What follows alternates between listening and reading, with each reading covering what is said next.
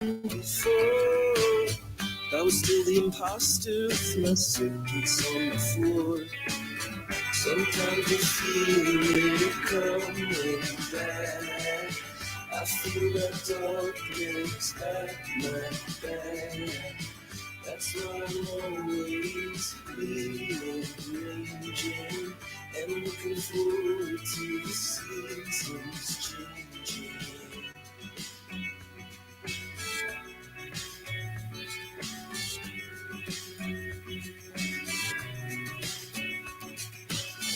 Outside the windows and canyons of buildings, read the sirens. Even when the room filled up again with sunbeams, still saw the curtains and sometimes I feel it coming back. I feel that darkness at my back. That's why I'm always rearranging and looking forward to the seasons changing. And I'm still looking forward. Oh, I'm still looking forward.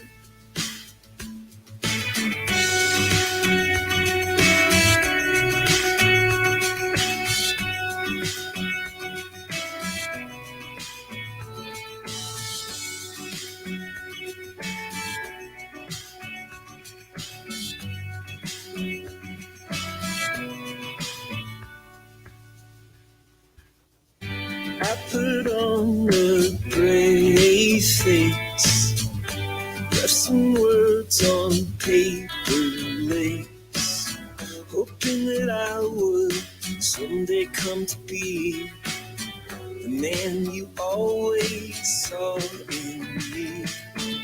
Sometimes I feel it coming back.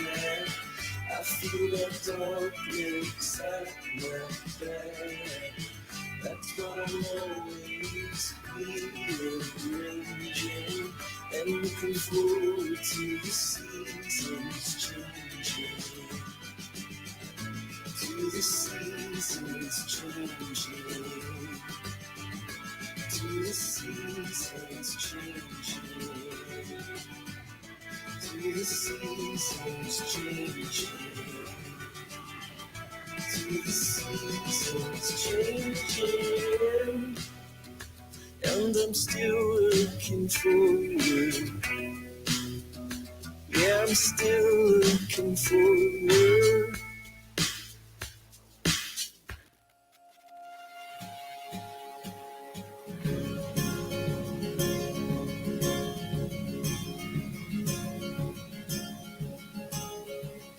If I could wake my crooked heart, if I was there right from the start, to feel what it was like to be turned on.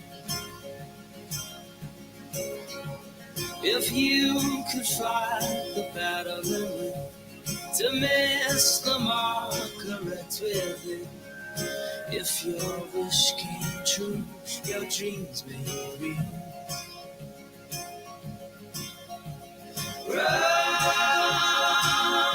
Running for cover,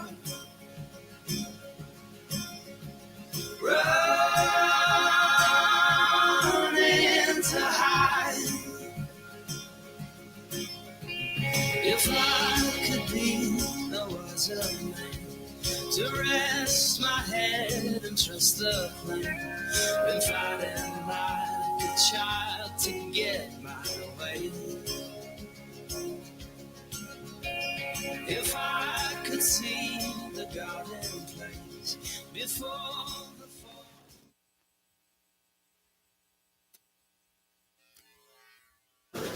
Good morning. Morning. One person. What up? Good morning. Yeah. Since, good morning online too. I forget there's people online. As the event organizer, which I absolutely hate that term. I know actual numbers, and I know that a lot of people have not yet entered the facility or the building yet because there's some empty chairs, which means they were playing too many games last night, which is a good thing, although bad because they're missing me speak right now. Although yesterday when we started, we kind of had the wrong emphasis on the wrong syllable. Getting a little better with that. Kind of funny? All right. I'm going to be doing an open space on comedic jokes on stage in front of large crowds and how you crash and burn. You gave me a little bit of trust yesterday, and I'm going to ask for it again. I'm going to have you all switch tables. And I'm going to have you sit with somebody that you ain't sitting with right now. So get up, get to another table, get with a different face, spread it out, come forward, and if I don't see you getting up, then I know you're not playing the game.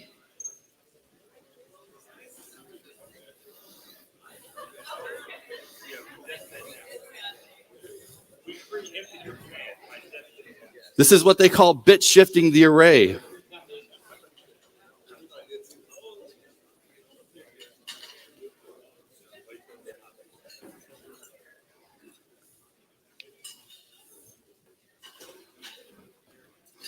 Part 2 of this exercise.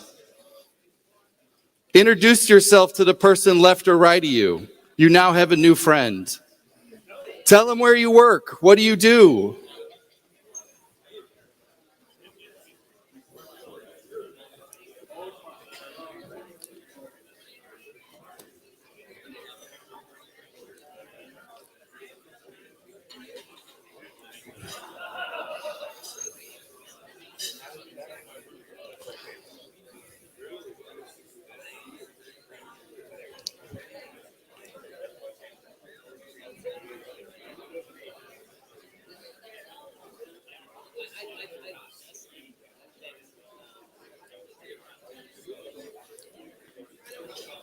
Okay, I'm going to invite you to come back to the stage.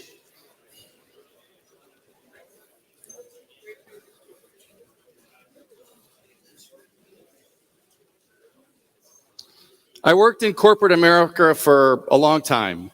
Allstate, Microsoft, and then it kind of went smaller and smaller until what I call micro company. I hated that. I hated when a VP would stand up or a president and give the little rah-rah, hey, let's do this, blah, blah, blah, team building. And I was like, nope, I'm out. I quit.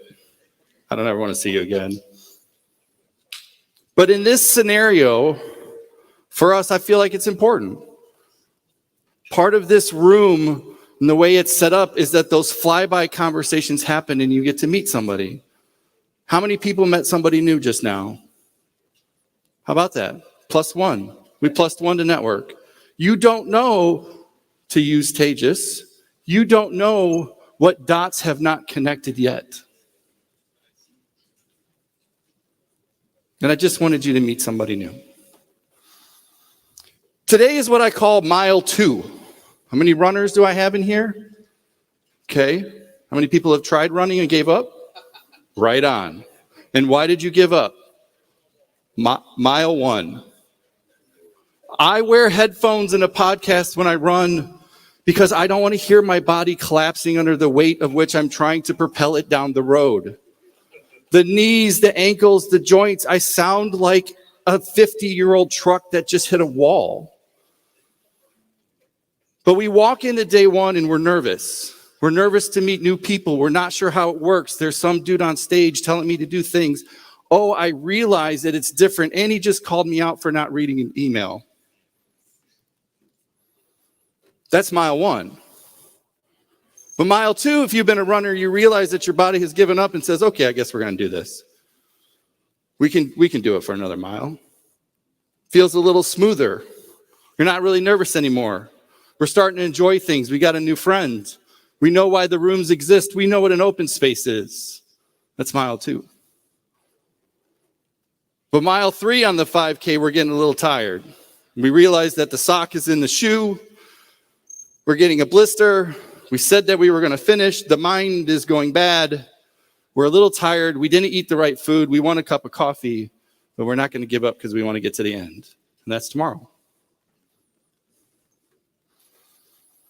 So you trusted in me yesterday with the open space, and many of you came to me with such positive feedback. And I thank you, because I was scared to do that.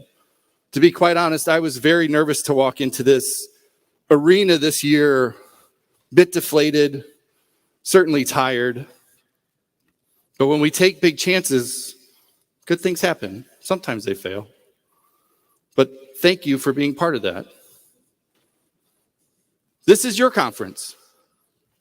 It's my stage. It's your conference.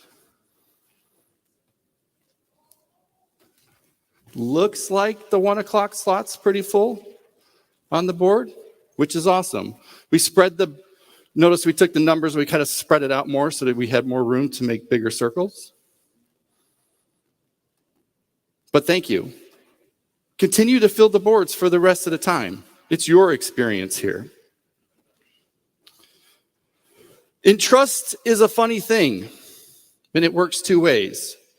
About a year ago, as part of this entrepreneurs chapter I'm in, we had another one of these corporate-like exercises of building and inward reflection and all that. And I was presented with this, an arrow. So it's all before you decide to. I'm filming. I'm to take this arrow and snap it in half with my neck.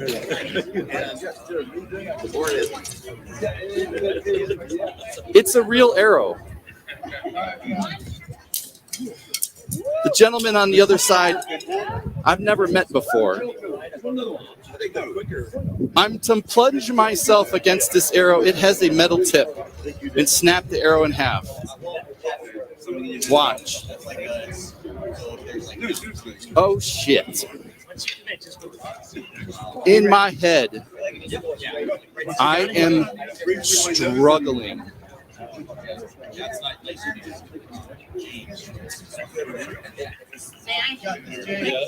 Now she comes in because she feels like I'm not going to get it quite through my trachea.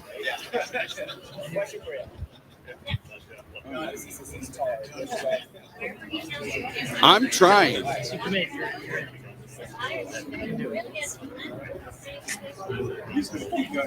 It's the spot right here, right above the bone.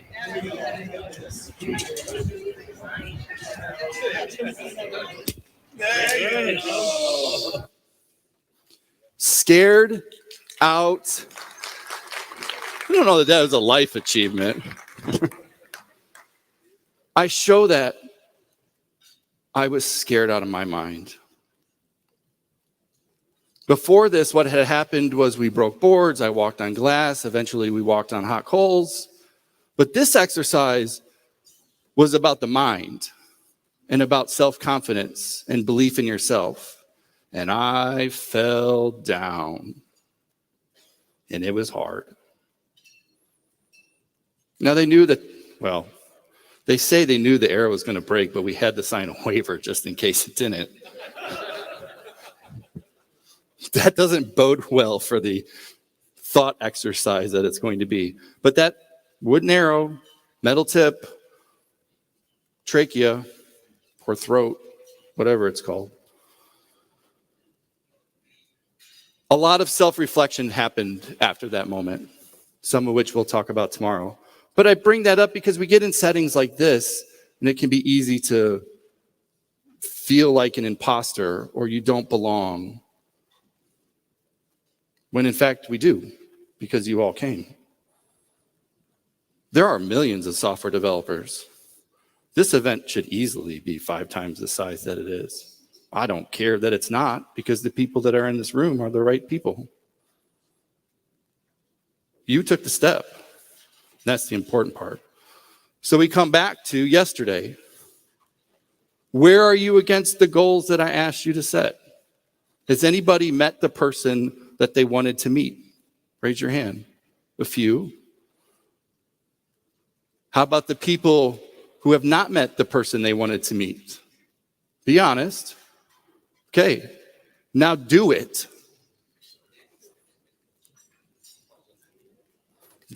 Stick the arrow.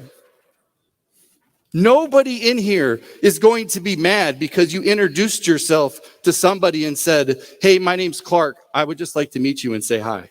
Nobody. Now, it might be weird if you followed them out to their car and then got in a back seat when they were leaving. That's where it gets awkward. Can't go that far. But take that step. Don't be scared. But check against your goals. We're on mile 2. Got another mile. We're going to have fun tonight. And we got a long day ahead of us. I'm a big fan of Ryan Holiday, Stoics. He left this quote, wisdom, even a tiny bit, is clarity, and clarity is freedom. I love that. The more we know about something, the less we're sitting there anxious about it. But it also makes us uncomfortable when we want to step on the other side into the unknown. And as developers, we live in a life of unknown. There's all these ways to do something. Can I pick on you, James, for a moment? All right. James got on stream and realized that he was accepting had a comma or a dash in the URL for subscription signups.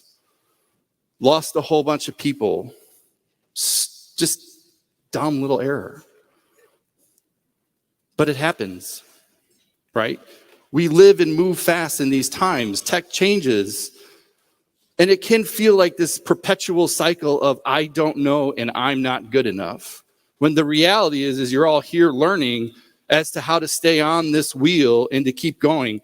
I've been doing this for 25 years. It's exactly the same and everything different. Nothing is new. When new people come on and say, hey, look at this. This is this new thing. You're like, yeah, we've been here before. We've seen that cycle. Hey, look, let's onshore, offshore, remote this. Yeah, history has repeated itself a number of times in tech. We just refuse to look at it.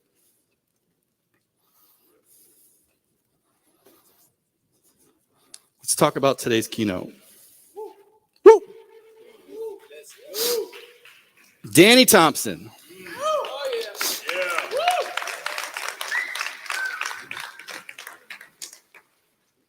Got the privilege of getting to know him this past year. Have watched him from afar. I'll say rise to the ranks of stardom. I am not anywhere near as cool on the internet as Danny is. But what I love about Danny is what he puts into the system. No different than me standing up here trying to lift you all up. I hope to have impact in your life in some way, as does Danny. And I think that that's special. I want to point out another side of this. Let me see if he's in the audience too. Wesley, are you in here? No, he's not. You know, you get to meet a lot of people over the years, and when people are in positions, I'll say, where they're trying to help others and influence, and they're public, there's another side that most of you don't see. I was talking with a good friend last night who's here, a guy named Wesley Faulkner. And I'm sure Danny gets this too. I know that I get it. Is that when you're in that place, there's a lot of times where you feel guilty because you can't respond to everything. You end up bearing the burden of others pouring their life out to you. Hey, I lost my job. I don't know how to feed my kids. Hey, my daughter is almost committed suicide. My mother had cancer. I'm in a really tough situation at work because my boss is whatever. That's not stuff that Danny signed up for. That's not stuff that Wesley did, or I did, or James, or Tage. I'm sure you got some of it. It's not that it's bad, and the reason I call it out is because we need to understand that there's a lot of things that happen in all of our lives that you don't necessarily see. Email's a horrible communication tool. Texting's a horrible communication tool. Sometimes things get lost in translation. I'm not a certified psychologist. So when somebody's asking me how to help about something like suicide, I'm like, you need to call somebody else. And those are deep things. But the beauty about that is that we, as a community, entrust in our peers something that's so critical. And I just want to say thank you to Danny and anybody else who's been on that end, who has sat. Sometimes when I get into this, I get a little, who has sat in the depths, wanted to use a different word, the depths of that. It can be hard. And it takes us all to be a better us. And that's why Danny's here. That's why I asked him to share his story. So with that, Mr. Thompson, hold on. Let's give Danny a big round of applause and welcome him to the stage.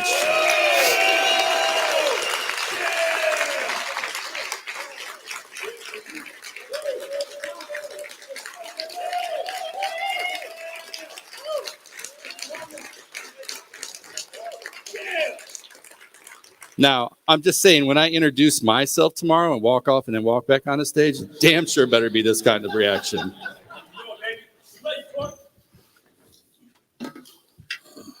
You know, we do provide water.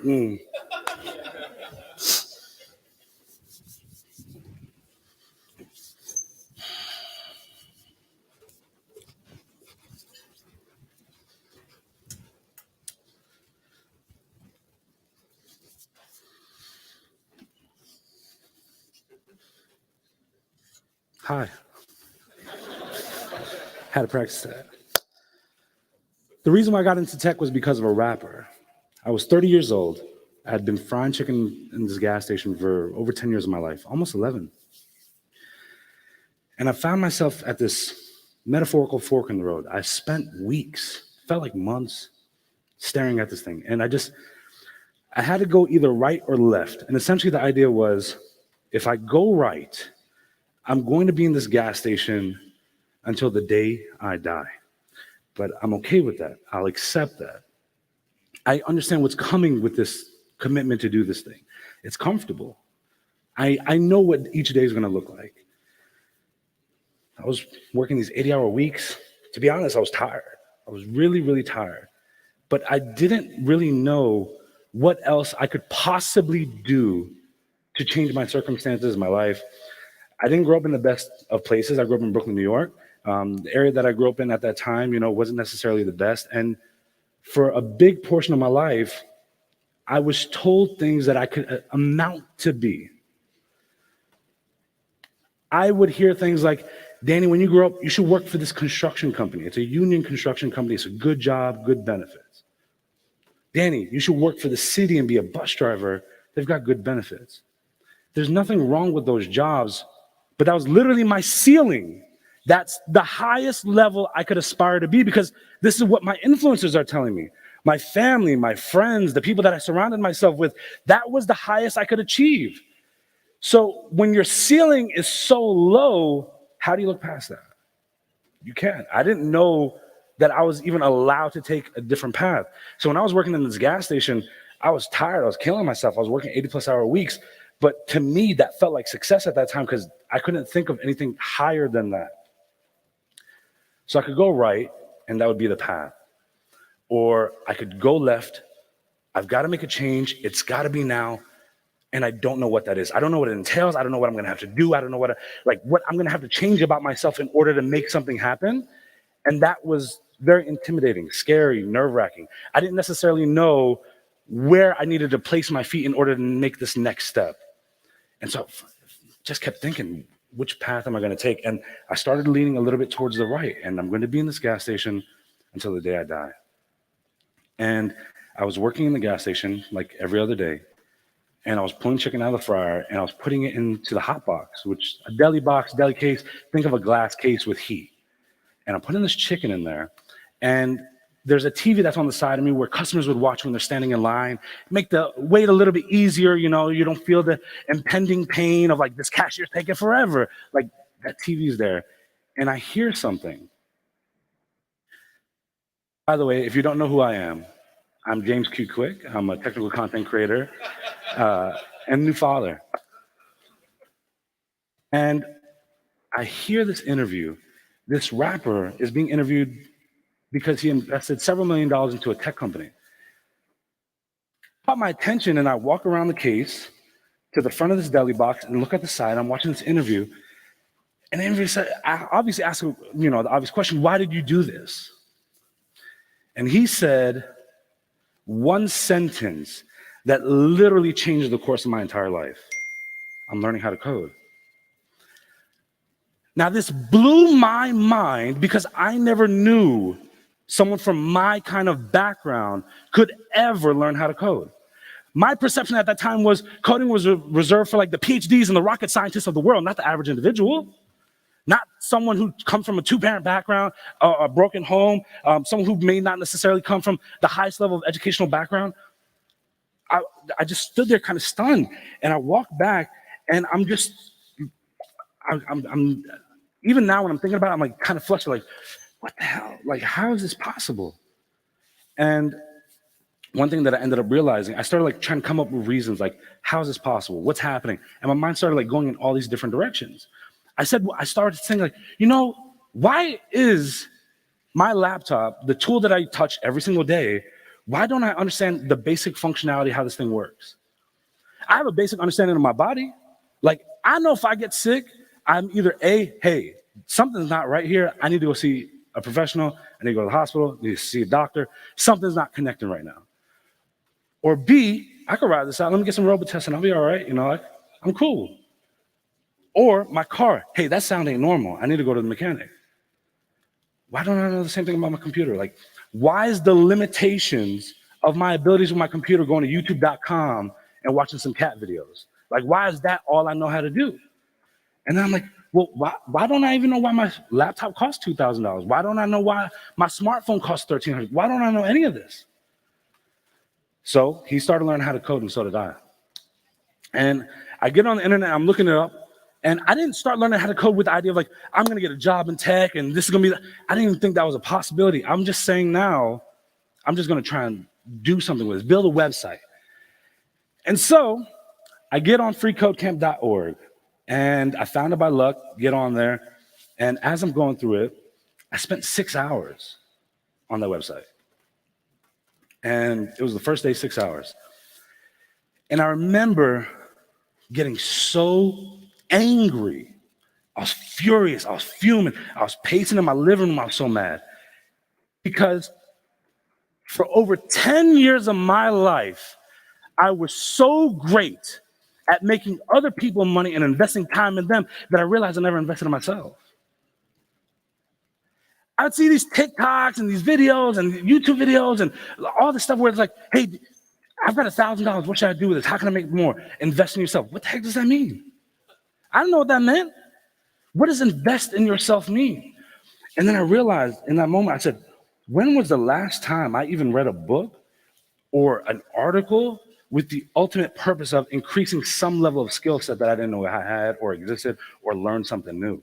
Everything that I was doing was, honestly, entertainment, make me laugh. I need to kill 3 minutes while I'm waiting in line. Something along those lines. It just never clicked for me. And it really made me angry. For over 10 years, I put all the effort, energy, everything into other people. And to be honest, that's when I kind of realized one big thing. And as I know, show of hands, are any parents in here? And so I'm talking about my people. Yeah, my people. So one thing as a parent, it's very, very easy to put, and not even just as a parent, as a spouse, as a partner, it's very easy to start putting everyone else in front of you. Is my kid taking okay? Did my partner eat food right now? I gotta cook dinner, I gotta do this. We're so good at thinking about the needs of every single other person in our life that we forget that we're allowed to be a priority within our own life. And that is when I started saying, at that moment, I need to start prioritizing myself. And the problem is, you almost feel like it's a selfish idea to do something like that. Like, by prioritizing myself, I'm neglecting others. But the reality is, You're really not. Hold on a second, I need to drink some water. I know some people see me drink water like you're slacking. Hold on now.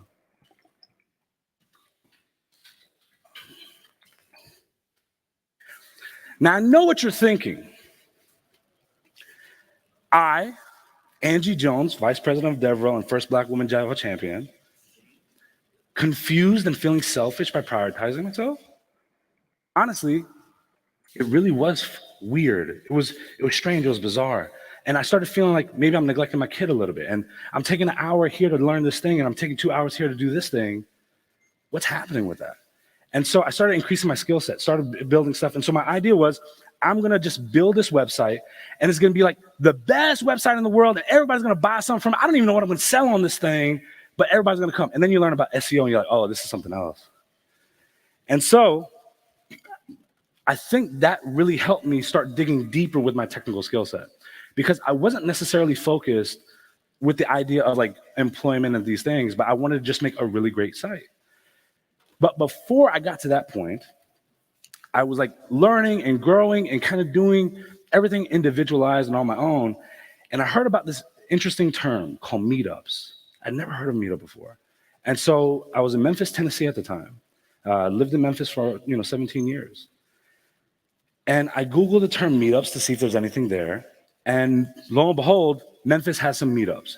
I'm hype, I'm excited. I need to go check this out. And so I find this post, it was on Facebook. I used Facebook at the time. And the post said, the post was from an amazing human being called Lawrence Lockhart. And he posted that he was going to this meetup. And I was like, bet, that's where I'm going. And so I get there. And at this time in my life, I knew HTML, CSS, maybe like barely any JavaScript. I felt like I knew everything about coding. Like I felt so confident in my skills. Like I made this application where you like enter the URL of an image and it returns the image like a bunch of colors on top. It's like a really bad filter. Like Instagram's worst nightmare is basically what I made. But I felt so good about it. I thought I could cure cancer with code. And I walk in that meetup and I instantly realized I don't know anything. Like I don't know. People are talking about terms, C# and Java. I don't know what any of that stuff meant. And now I feel isolated and I'm in the corner and I'm kind of hiding out because I don't even know what to talk about. All these geniuses are around me. I don't even know what they're talking about. I'm so confused. And finally, after a little while, I saw Lawrence Lockhart in the corner. He's sitting at this table, a bunch of people around him. He's talking because, Lawrence he's that dude, And so people are listening to him and, he's giving advice and stuff like that he does. And I finally mustered up the courage. And I said, hey, man, I saw that you posted online that you're going to be at this meetup. So I came over here to find you and meet you at this meetup, man. And he's like, what? What are you talking about? What's going on? Am I going to make it home? I realized how I came off. Definitely sounded weird. I did not have the courage to try and fix that misconception. I wasn't really good at speaking to others at that time. I was already nervous as heck. So I was like, hey, I need to back away from this. And the next subsequent meetup, we cleared it up. And next thing you know, I've known Lawrence now for over 6 years, of someone I consider a very good friend. And to be honest, if it wasn't for meetups, and to be honest, community, I don't think I'd probably have some of the lifelong relationships that I have now. And so it begged to the question, hold on, let me pull up this question right now. I'm referencing my notes to make sure I don't say anything wrong. Yeah. So it made me start asking myself the question, what am I doing now that I'm starting to prioritize myself? Am I actually using an efficient use of my time? But I kept going back to the default of, I feel guilty for doing this. I don't see, and the other problem too is, this is a very long path, right? These changes don't happen overnight. You don't grow instantly. So now I'm feeling guilty because I'm like, I'm doing this, I'm dedicating these hours, I'm dedicating these days, I'm dedicating all this time to myself with nothing that's come to fruition. Do something for me real fast. Mentally, tell yourself, I'm a priority, I deserve to be here, and I deserve to be a priority within my own life. Tell it to yourself. I think we need to take this a step further, though, because to be honest, we're our own best coaches, we're our own worst critics. So do me a favor, look to the person on each side of you and tell them you're a priority and you deserve to be here. Please.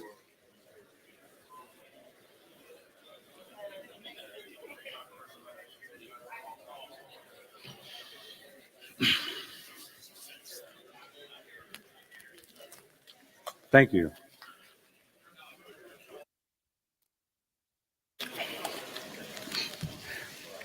If you're watching this online, please put that in the chat because maybe somebody needs to hear that as well.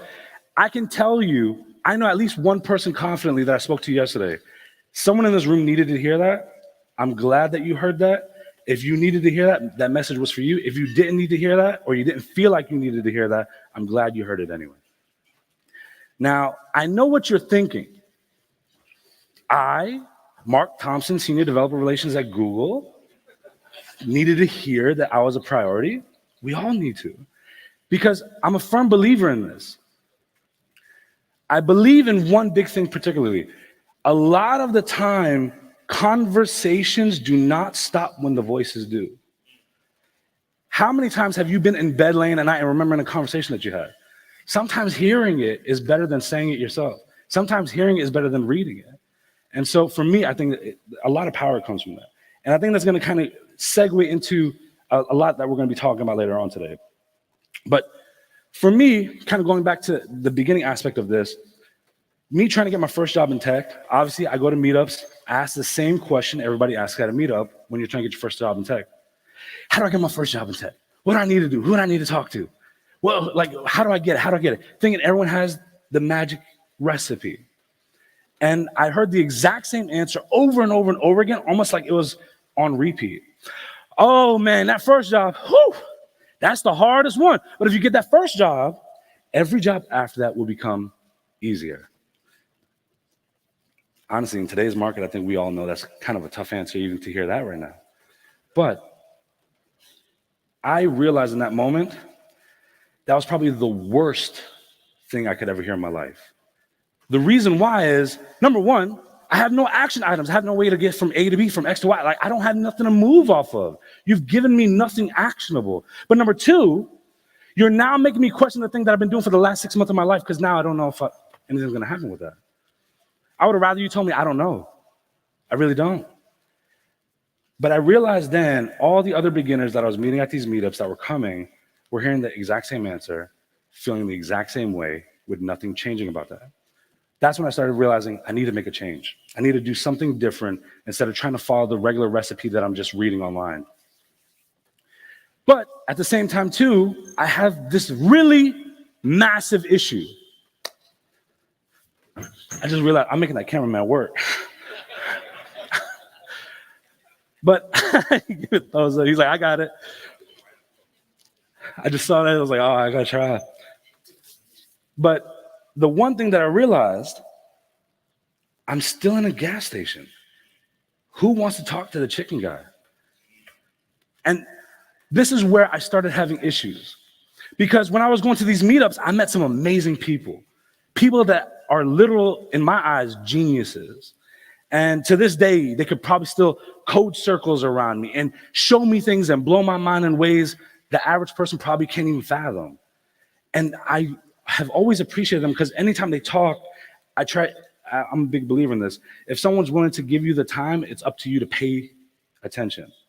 Since I'm not giving them money. But I felt extremely inadequate compared to a lot of these individuals. They come from educational backgrounds. When I was coming to the meetups, I was literally leaving the gas station, going there. And what would happen 10 minutes into the meetup? My nickname became Popeyes because the whole room would smell like fried chicken. And what's funny is, in that moment, yeah, I'm Popeyes. In reality, I'm like, damn, I'm Popeyes. How am I going to compete with these people? I don't have a degree, they have a degree. I've never even seen the inside of an office building. They work in them all the time.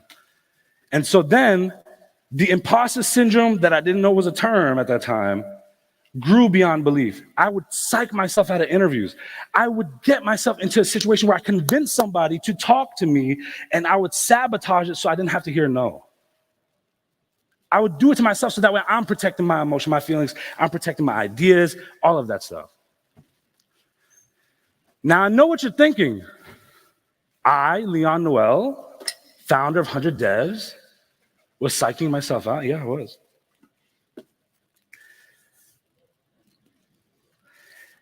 And so what I would start to do at that time I started saying, if I help other people feel more confident, maybe I'll start manufacturing that confidence. And that's what I did for a while. I would boost them up, I'd try to help them out, and bounce ideas off of each other. And over time, I started feeling a little bit more confident. But the reality was, I could have probably been in the industry far earlier if I didn't do that to myself.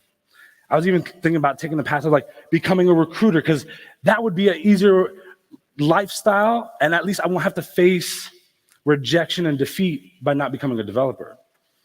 And I'm glad I didn't go through with that, because I like everything that I do now. But I'm just thinking about the time, like, when you're forming the speech, you're like thinking about it, like, it's okay. But now, like, really envisioning it as I go, I don't know what I was supposed to just do. I'm referencing something else, man. He heard the word time. No, the reality is, at that time in my life, I was extremely scared, extremely terrified, and I remember always feeling inadequate. The reality is, we're our own best coaches and our own worst critics. And the big issue is, if I'm being honest with you, I didn't know I was allowed to be in this industry. I didn't know I was deserving of attention, if I'm being completely honest with you. I come from a broken family. I did and messed with people and found warmth in the streets, because truth be told, there was no warmth at home. So I would always try to find a way to get out of it. And whenever I found some level of attention, I'd gravitate towards that, because I didn't feel like I deserved any of it.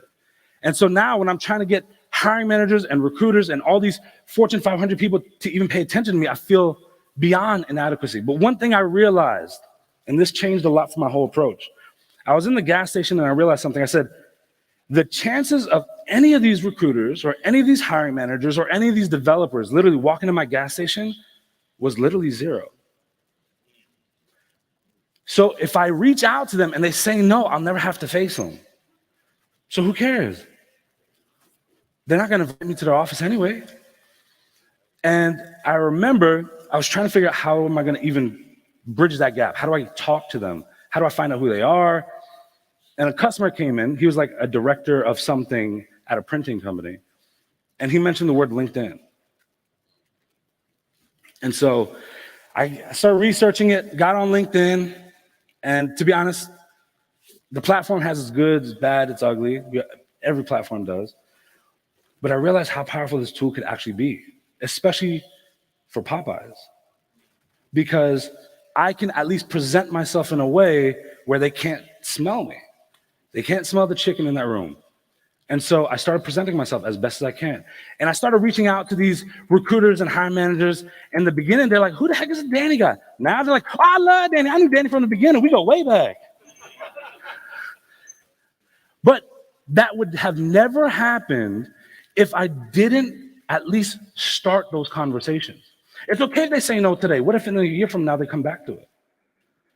And so I started utilizing that, and more and more and more. But I found myself questioning the methods, like, is this actually going to pay off in the end, et cetera, et cetera. Now, I know what you're thinking. I, Jesse Hall, Code Stacker YouTuber, was questioning the methods. Yes, I was. And there was a reason why, because I didn't know if the payoff was going to be there. But number two, I didn't know if anything would translate over to being something of value at that point. And so I started realizing I need to present myself in a way, but also give them something more that exists off of a resume. And so I started saying, how do I combat very obvious objections within the interview process? So I don't have a degree, so what can I do in that case? Build up projects, build up technical skills, showcase all this in ways that it showcases that technical side. But also, if I'm being completely honest, one thing that I really wanted to showcase, if I'm being real, is the fact that I'm a problem solver and I can solve problems. I'm not just regurgitating syntax. And I think that became a very interesting approach for a lot of people. But the other thing that I started doing is I would go to meetups and I would just start taking photos of me at those meetups, around my community, around other developers. And one interesting thing started happening. I didn't have any followers. To be honest, I had like 13 people that I was talking to. But over time, those posts kept circulating. And LinkedIn, unlike other platforms, is really good about pushing really old content, which I didn't know at the time. And so what happened is I would hear from other people at the meetups, hey, I was going for an interview, and they were like, oh, I know you. I've seen you on LinkedIn. They're like, I'm not popular on LinkedIn. And they would show the pictures of me at the meetup around them. And that's when I realized I can start utilizing all these tools, not only to help myself, but others as well. I started taking photos at those meetups, and I started sharing it online. I would showcase what we learned there and some of the things that we talked about. And I remember one thing from one meetup particularly, and this person probably doesn't even know, this like lit a fire under me unlike no other. And this person casually was talking about, oh, I took a week off of work. I was just feeling exhausted. Like, a week off of work? Where did they do that at? Not my job. Like, you felt exhausted? And I was so shocked. Like, show of hands. Have you ever felt tired? And I don't mean tired like we stayed up too late at game night last night. I mean like tired to where you feel like even smiling is disingenuous, but you force yourself to do it to be acceptable by others. I was tired. I was tired. Like, I can't even put into terms how exhausted I was. I was tired of going through this race. I was tired to my bones. That's the person that made that statement. You said that statement at a meetup, and I kid you not, James, and I don't think I've ever vocalized this to you. That statement flipped a switch in my mind that I can't put into words. That rocked me to my core because, number one, work-life balance, I never heard of that term before.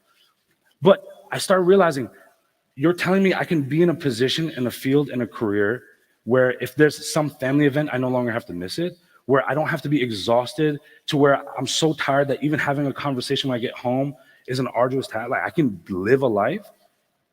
I said in that moment, I have to make a change. It's got to be now, but I do know what it is, and it's going to be this. And so I just focused on it. I put all the effort into it. And once I realized that this path existed, I said in that moment, nothing in the universe is going to stop me from pursuing this. And so I started doubling down on communities, meetups. I remember that first year, I made like a collage of every meetup I went to, and I was at 62 meetups that first year. Like, if it was an hour away, I was driving. I was going, it didn't matter. We were doing meetups, at that time, I was in Memphis, Tennessee. We were doing meetups in Memphis. I was doing meetups in Mississippi. I went to meetups in Arkansas. I was going everywhere. I was trying to cast the widest net humanly possible so that way I can honestly make this network. And one thing that I started realizing about communities in general is when you build a community, a lot of the people want to stay within that community, but they come back over and over and over again. So I started using that as a way to, number one, showcase my skill, but I want to show my skill progression over time. If you saw me in January, I'm not the same person in September anymore. And they can see my skill set increase. So I was utilizing it as best as I can. I was having as many 3-minute conversations as humanly possible because there's no way I can saturate a room and let them know how amazing I am. I know I'm amazing. You know you're amazing. But I got this task now to give this person on the other side of the conversation, a complete stranger, the same belief in myself that I have. It's almost impossible half the time. So I started working on that. How do I do that? How do I network efficiently? And next thing I know, I started getting invited to more things. I started getting invited to things that I couldn't find online. And I started meeting these new people. And slowly over time, my network started building up. It started compounding. And then I'd find myself saying, like, I'm having all these conversations. I'm having all this effort. But is it really paying off in the end? Now, I know what you're thinking. I, Tracy Lee, CEO of This.Labs, was questioning whether this is going to pay off or not. And the reality was I was questioning it. And the reason why is it cost a lot of money that I didn't have at that time to travel everywhere. It cost a lot of money to invest all this time where I could be working a second job or whatever. And to be honest, I was literally making 80-hour plus weeks. I was making just enough money to be dead broke. Like, dead broke. But I would always look at my family like, I'm doing everything that I can right now. And to be honest, a lot of their belief in me is what made this mentally possible. Forget physically. Mentally possible. Because to be honest, and it's a funny thing, in tech, we talk about burnout and exhaustion. And I remember when I first heard it, I'm like, man, I work 80+ hour weeks. I'm built different. I got this. There's a distinct difference between physical effort and mental effort. And there's a point where your mind just says, nope, and it's off. And so I would continue to push myself. I kept having all the conversations that I could, and I started seeing traction. I started seeing myself start getting interviews, and I was finding myself actually maintaining my composure within some of the interviews. But the reality is, it was like almost before every single interview, I was fighting with myself. It's like, Danny, you don't belong here. There's 50 people out there trying to interview for the same position. What are you doing? Danny doesn't want to talk to you. You know, you Popeyes, man. What are you doing? So I had to like almost combat myself before I combat objections within that interview process. It became a really, really tough thing. But honestly, one of the best things about that was the community aspect. I was fielding and trialing and testing answers to questions and common objections. And I would do interview practice with other developers. And I'd go over technical items with other people. And I'd even tell them, like, tell me right now, what about this code sucks? Tell me about what's great about it. How can I improve this practice? And over time, I realized one thing, and this is why I really dive deep into this. All the developers that were coming here were local developers. They worked around here.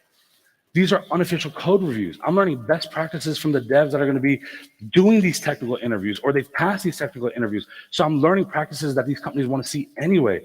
It leveled me up in a way to where when I started going for a lot of these technical interviews, I was crushing it. Like I was so confident on a lot of these whiteboard exams, and I would practice whiteboarding all the time. Honestly, I even at that time had like a cheap smartphone, but I was literally coding in the Notes app, and I would run it at home when I get off of work to see if it worked as like a whiteboarding exercise. It paid off in the end. And so by going to communities, I started realizing, and I actually ended up joining a community at that time called Code Connector, phenomenal human beings and group there. And I started realizing there are certain things that people see when they look at a community, but I'm seeing them a little different, and I don't necessarily know why. And so I started changing the meetups a little bit, and we started growing at a really cool pace with some really sizable meetups. And then I ended up starting a group called GDG Memphis. We ended up doing some massive, massive events. And one of the cool things about this was I started helping out with meetups before I worked in tech. Now, obviously, I'm not up there giving technical talks like you need to do this. No, but I was allowed to be a part of that community and help out and support and help others and like level up together, right? And so after I get in tech, I start this new group. We're having a great time. We're doing these big sizable events. Then, you know, as we're getting big traction, we did like one of our largest meetups, massive meetup in person, had almost 300 people there. It was great. And then the pandemic stole my thunder, man. Our entire in-person presence died. And I know I wasn't the only group to be affected by this. And so what I started doing then, I would talk to meetup groups in other cities and states, even countries, and they could not figure out how to get people to start attending these meetups. And in the beginning, I couldn't either. And so we're all talking, everyone's venting online, we don't know what to do. And then I start making some tweaks.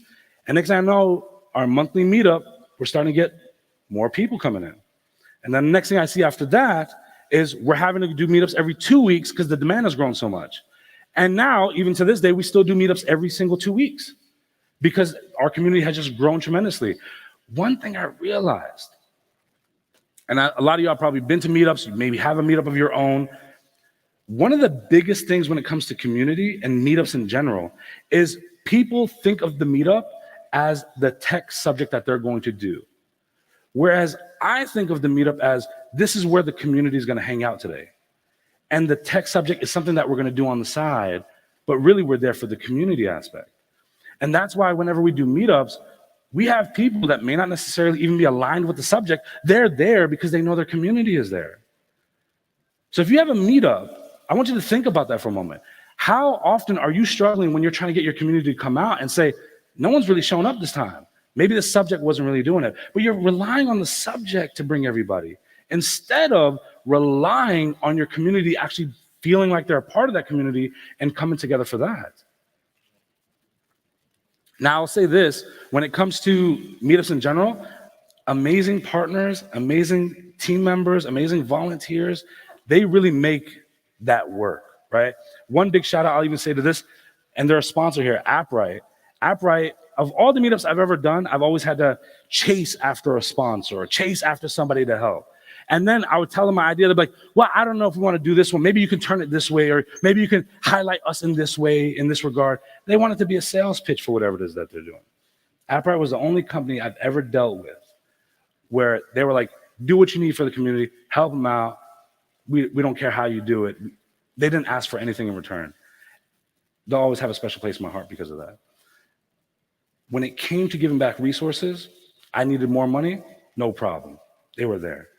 That's what partnerships, if your partnership aligns with you and allows you to do things that you want to do for your community, it works out at the end of the day, right? And so when it comes to communities, I'll kind of say this. I said one of the tips already, right? And that tip was a conversation lasts longer when the voices, a conversation lasts longer than just when the voices stop. And I think that's really, really important when you think about meetups in general, because I'm a firm believer that if you make a friend at that meetup, that's a meetup that you're returning to. So if you're having great conversations, of course you're going to want to be back. But if you're creating a meetup environment where you're existing for the tech subject and you're leaving, those conversations don't really happen organically. The other thing is, when it comes to meetups and communities in general, one big mistake a lot of people make, and I see this all the time, you punish the punctual. Hey, everybody, give me 5 minutes, 5 minutes. We're going to start everything over 5 minutes, all right? Just chill out for 5 minutes, hang out. 3 minutes, we're going to get started in 3 minutes. Why am I being punished because I came on time? Why is the person who's late given preferential treatment compared to me? I set my alarm. I came on time. I got through traffic. I knew there was going to be traffic, so I left 15 minutes early. Why am I bearing this where I have to sit there, twiddle my thumbs? Matter of fact, next time, I'm just going to come late. Then I continue to come later and later to where I'm like, do I really want to go all through this effort for this 45 minutes? I'm just going to skip it. Don't punish your punctual. Instead, you should embrace it. Like sometimes I'll even start meetups early. We're starting it early. And so if you're late, cool, you can catch up whatever way you can. This content will be there, but we're starting early. Now you got people showing up 15 minutes early. The other thing is we don't start our meetups with the tech subject at hand. That's not the beginning of the meetup. We're starting with the networking. We're starting with the mingling. We're starting with connections, which is why my next tip, if you're in any way, shape, or form at a meetup, be a connector for the unconnected. Even here, I've seen this, and I've tried my hardest to kind of help out in this regard. It's very easy to default to, I don't know anybody, I don't know what's happening right now. This corner of the room looks really safe. And I like the corner because nothing can come up behind me. I feel secure. I want to sit over here. And what ends up happening is the entire world happens in front of you. And then when you go home, you're like, man, if I had that conversation, it probably seemed cool. Maybe we would have been talking now. When I go to meetups, even if it's not my own meetup, I start talking to people, conversating, but I'm looking for certain key signals like, what tech stack are you utilizing? Or what are some of your interests? If I meet somebody with a similar interest, hey, why don't you come hang out with me? Now you got a bunch of people talking, hanging out, having a good time. Maybe they never knew each other, but I can tell you from firsthand experience, I've literally seen people create lifelong relationships after that. Like talking about friends over years. Even in our meetup community now, I'm now in Dallas, Texas, and me and a bunch of volunteers who run the group, Dallas Software Developers. I've literally seen people come in there and make friendships to the point where a year later, they're hanging out outside of the group. That's what it's all about. And then when we do a meetup, they're the first ones RSVPing. They're the first ones at the event. That's community. That's community. It's not about how many attendees I'm getting, or if I'm doing a conference, can I get 15,000 people to show up? Those are metrics at the end of the day. That doesn't really matter. But when you have a wedding and you're inviting people, are some of these people on your list? When you're having a friend's dinner, are you texting some of them in the group chat to say, hey, want to make sure you show up? That's community. For me, I genuinely believe this. And the reason I'm talking about community in general is that I genuinely do not believe I would be in tech if it wasn't for great meetups, great communities, and great developers. I owe every portion of my success to that. I'm a firm believer that you are a byproduct of the people that you choose to keep around you. You can't choose your family. You can't choose, some of your relatives, unfortunately, but you can choose your influences. And the example that I often give with this, if you hang out with a bunch of chefs, it's hard not to pick up a recipe. If you hang out with a bunch of developers, it's hard not to get excited about something and learn about it and implement it and do something new. So if you find yourself in that moment where you're maybe feeling down, discouraged, lack of motivation, matter of fact, I didn't even know this, I didn't even realize this in the moment, and I just talked myself into it. I spoke to somebody here the other day to where they were like, I don't think a lot of people realize this, but the last time I came to that conference, I was going to be completely done with the developer ecosystem. Like, I wasn't coming to no more events, no more meetups. I'm done. I'm going to isolate myself. And they came last year, and it was their first time ever coming.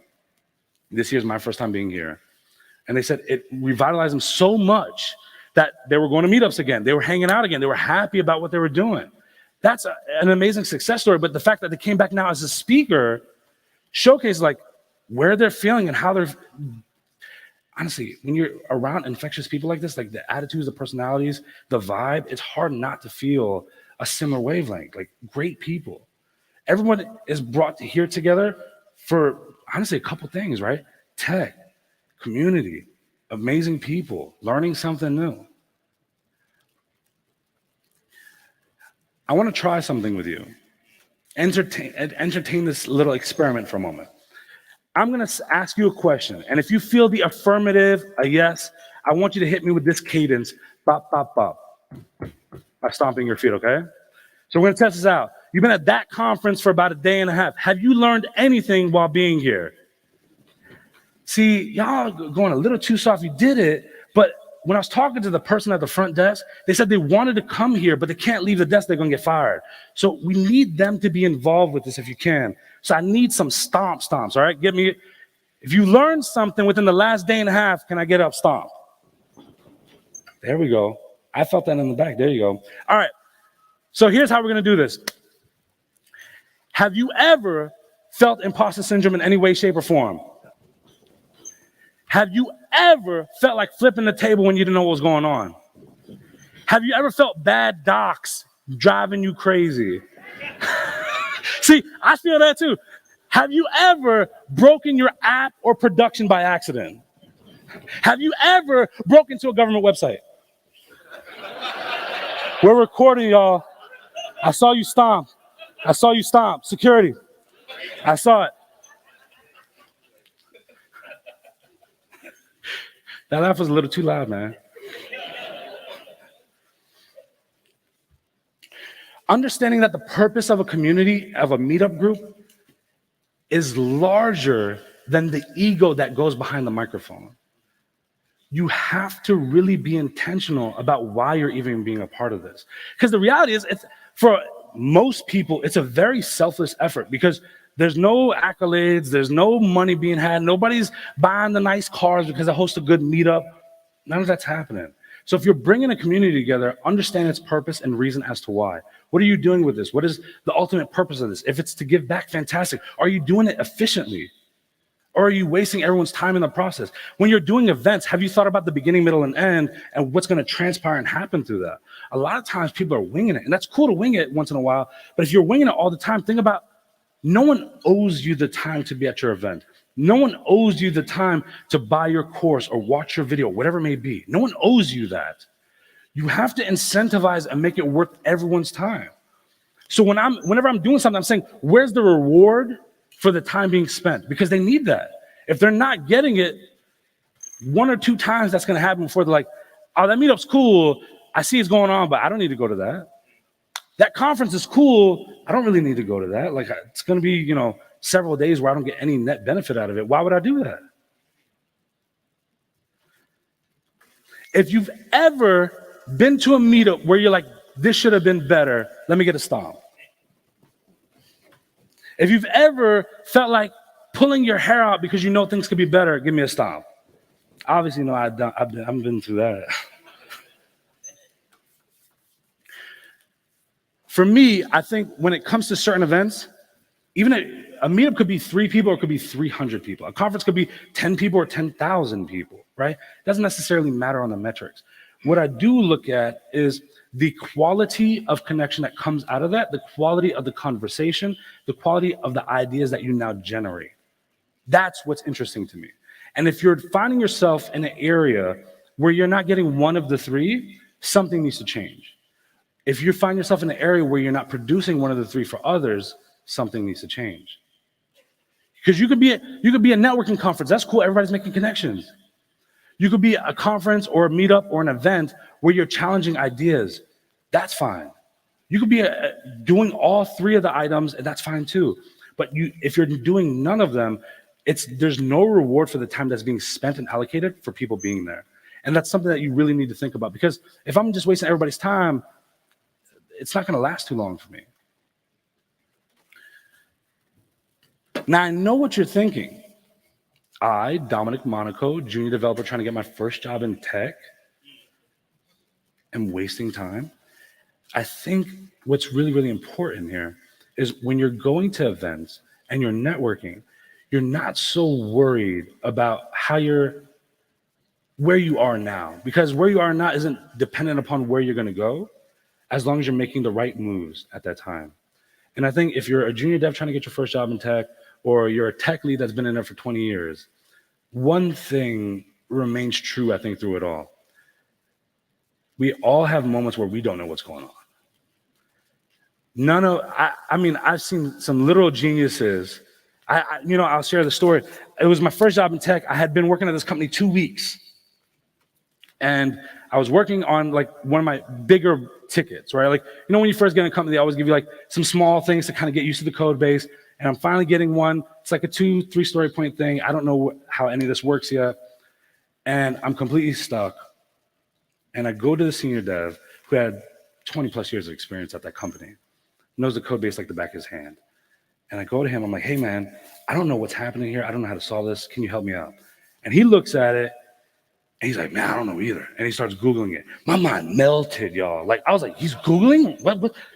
Because at that time, I believed that if you Google anything, you're inadequate. That's something that beginners do. But every dev in here knows, y'all search something. We don't have all the answers ready to go. So through that process, we learn, we explore, to be honest, there's this one technology I see all the time that people argue about it online. It creates God knows how many fights, but like some companies use it, some companies hate it, but it's always an argument. I wrote it down. JavaScript. That it changes all the time. So it's impossible that you're going to know everything tomorrow when today may be a new update, right? So we're constantly searching for new stuff. Don't feel inadequate because you're doing that. I think one big important thing that if you walk away today with anything, just understand that as long as you're on the pursuit of knowledge, you're doing the right thing. Simple as that. I don't think that there's anything wrong with any of that. Now, one thing, I feel very established in my career now. I'm very grateful for meetups in the communities and everything that I've been a part of and been able to experience thus far. Right now, I'm really focused on one thing. And throughout, not even right now, but even when I was trying to get my first job in tech, I had the same idea. I'm trying to do things now that Danny at 40 is very thankful for Danny at 35 for. I'm trying to do things now that Danny in the future is going to celebrate and Danny in the past is shocked by. That is my focus now.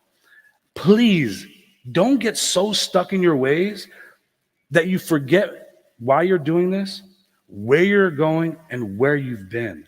Sometimes, especially for a lot of beginners, you're so go. You're so focused on where you're going, you forget to pause for a moment and even celebrate where you are right now. You're literally in the middle of what you used to look forward to and you don't even recognize it because we're constantly moving those goalposts. So you need to take moments here and there to really celebrate yourself. If you've done anything within the last year worth celebrating, please clap your hands.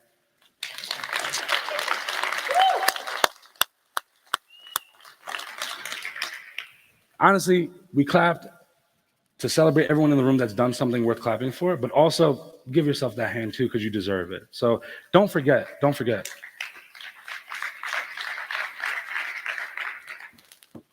me drink some water fast.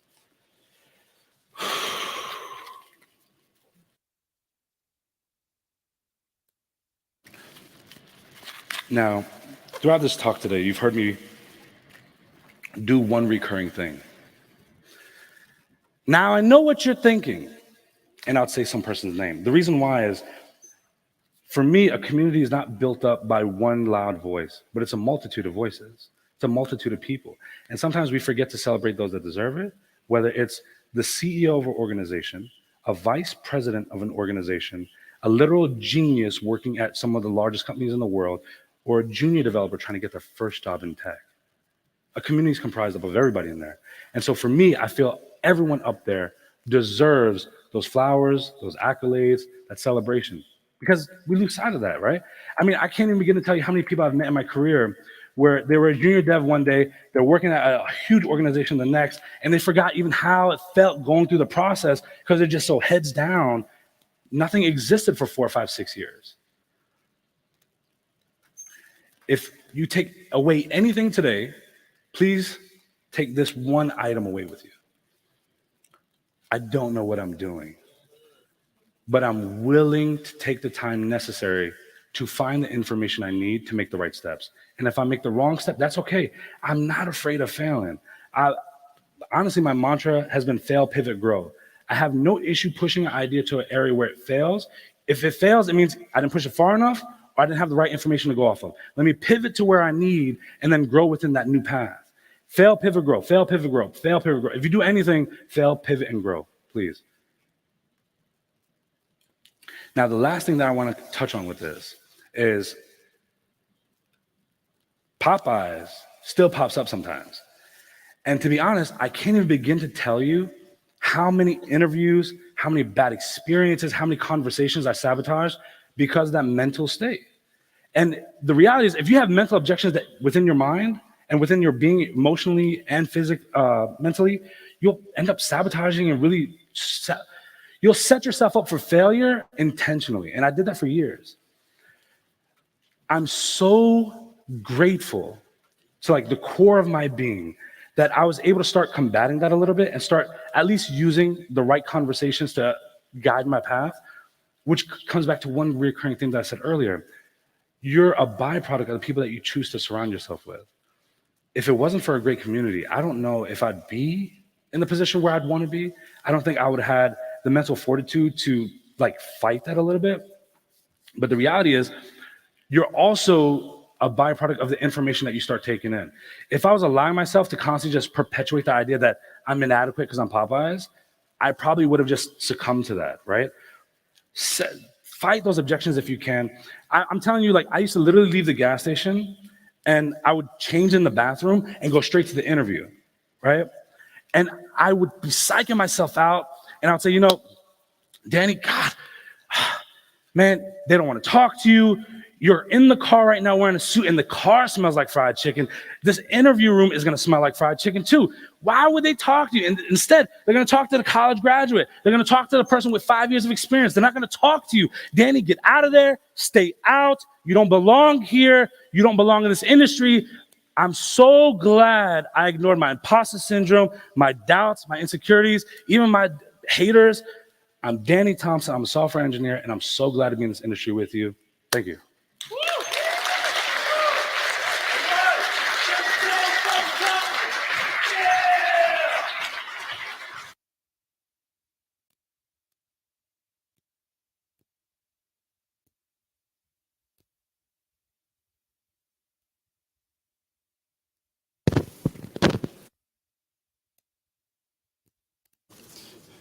25 years.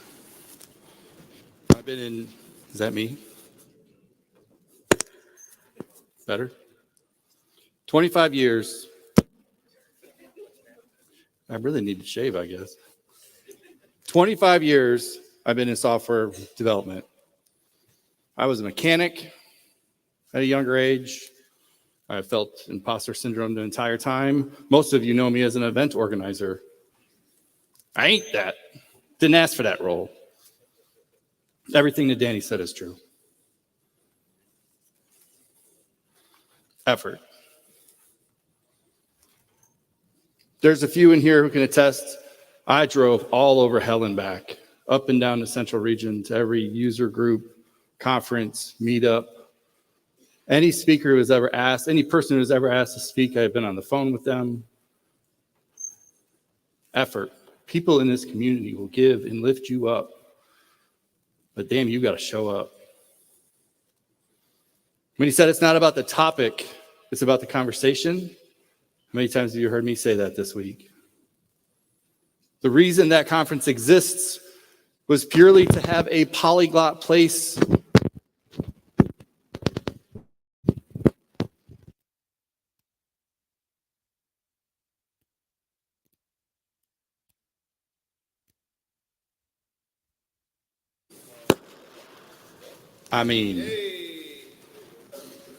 the facial hair is growing real fast on the face right now. I've done this a lot. The popping and banging is new.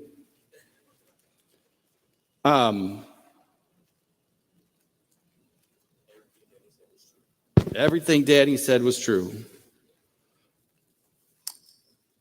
But you got to do it.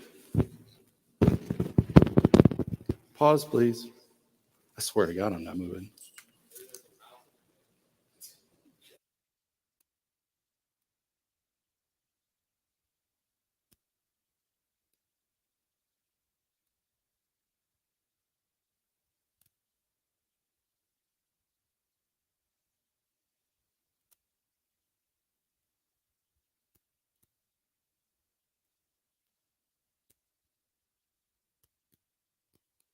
Go. All right. The best achievement is me using a microphone. I used to go to these meetups, and it was always the stuff that happened afterwards. It's never the topic. The topic is the thing that just kind of brings us together. It's the conversation that propels us. Always has been. It's the conversations that happen afterwards.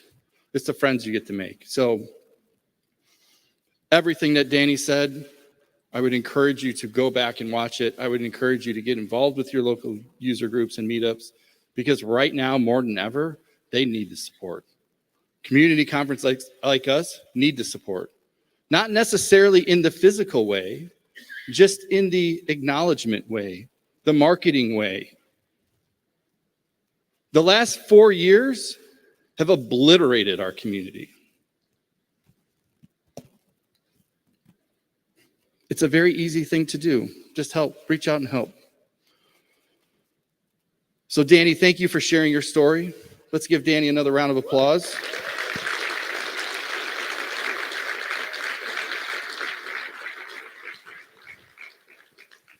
I get to do something a little special this year before I get into housekeeping. Never had this opportunity, where one of the individuals who will be keynoting the next conference happens to be in the audience. The thing is, when I pick the keynotes, my own team doesn't even know who's keynoting. Now, it would only be right if Danny's brother, Mark Thompson, was going to keynote that conference, Wisconsin, and Kent Dobbs. So I'm super excited to have both. Mark actually lives not too far away from me, finally got out of that one state and moved to the Holy Land. But I'm super excited to have them part of this. So thank you. Let's give them a round of applause.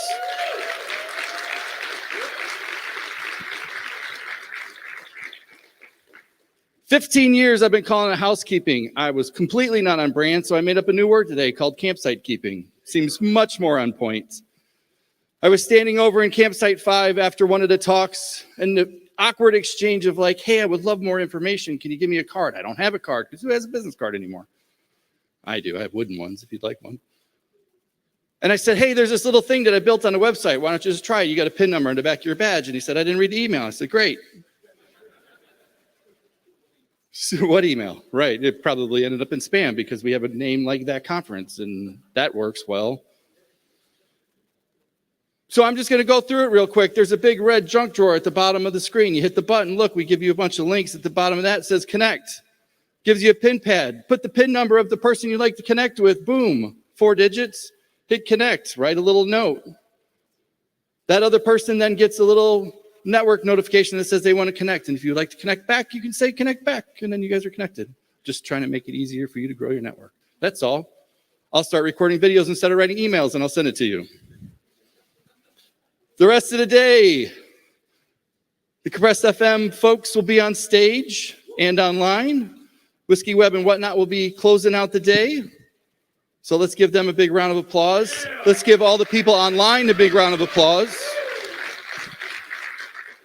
I have a funny thing about online conferences. I think they suck. Use the medium for what you can do it best with. Here, high fidelity conversations, interactive, that works really well. Online, record something, like shoot it out at mass. So we're trying something kind of in the middle, which is a little bit more entertaining, a conversation where there can be comments and interaction back and forth. So for all of you who are online, thank you for the comments. And the chatter's been going crazy out there. Hell, Danny's been getting into it while he's sitting in the audience. Or there's two of him, and one of them's in chat and one of them's on stage. But thank you for everybody who's online and what they're doing. Who's got kids here? There's more. I know the numbers.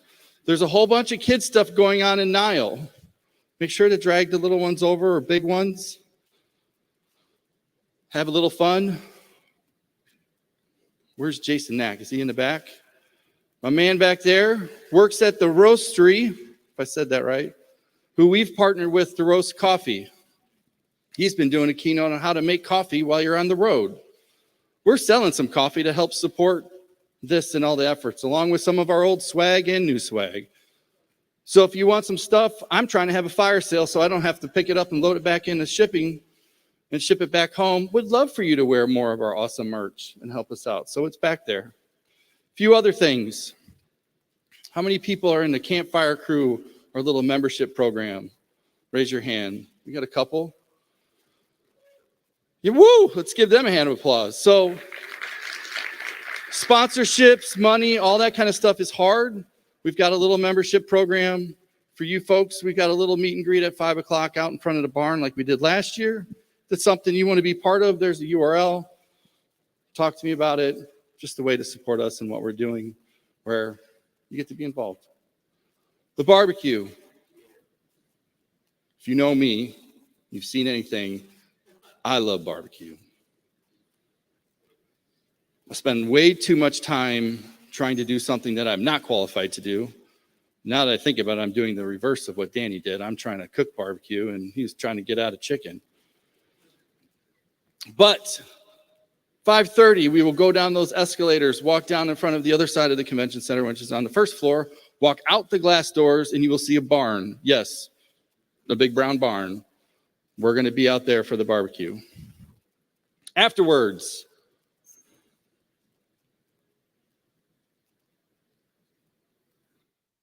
I messed that up. Afterwards, if you follow that sidewalk around, there's fire pits down in front of a place called Baobab. If you want to hang out and be out there, that's where everybody will be. Yesterday, I mentioned making sure that there's space for others. Please continue to do that. It's a pretty cool thing. If you're speaking, stand up.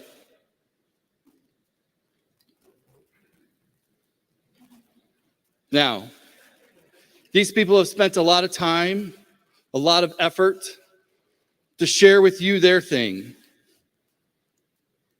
And for that, I thank you. Let's all give them a round of applause.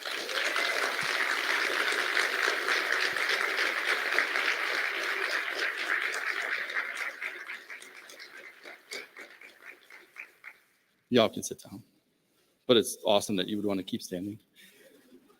Call for speakers for Wisconsin's open. I don't care where you want to speak. If you'd like some help, just ask. I'd be happy to help you. I'm sure a whole bunch of people in here would be happy to help you. But you got to ask. Let's give a big round of applause for our sponsors.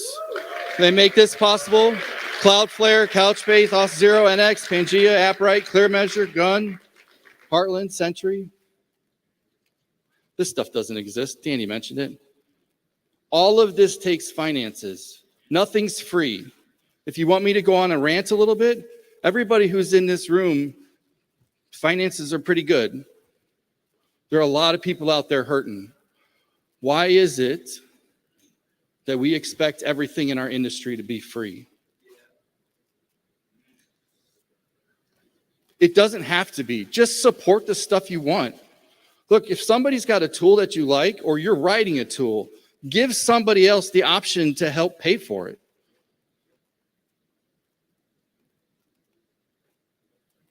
Unfortunately, we have to feed kids and spouses and buy clothes and all that. Just think about it. I still want to see all this through your lens. If you do not take all, well, hold on. These cameras, you take a click and you wind it, and there's like 27 or so pictures. You have to click it to get to the end of the film. If I return them and we have not done all the clicking, then the price per picture is now exponentially more expensive because we haven't used what's inside said little box. So take the pictures, please, because I really want to see this, and I'm sure others do want to see this through your eyes. With that, Danny's going to come back in the front of the stage, answer any questions. I want to thank you for being here. This is mile 2. There's a long day ahead of us. Let's have a good time. Thank you.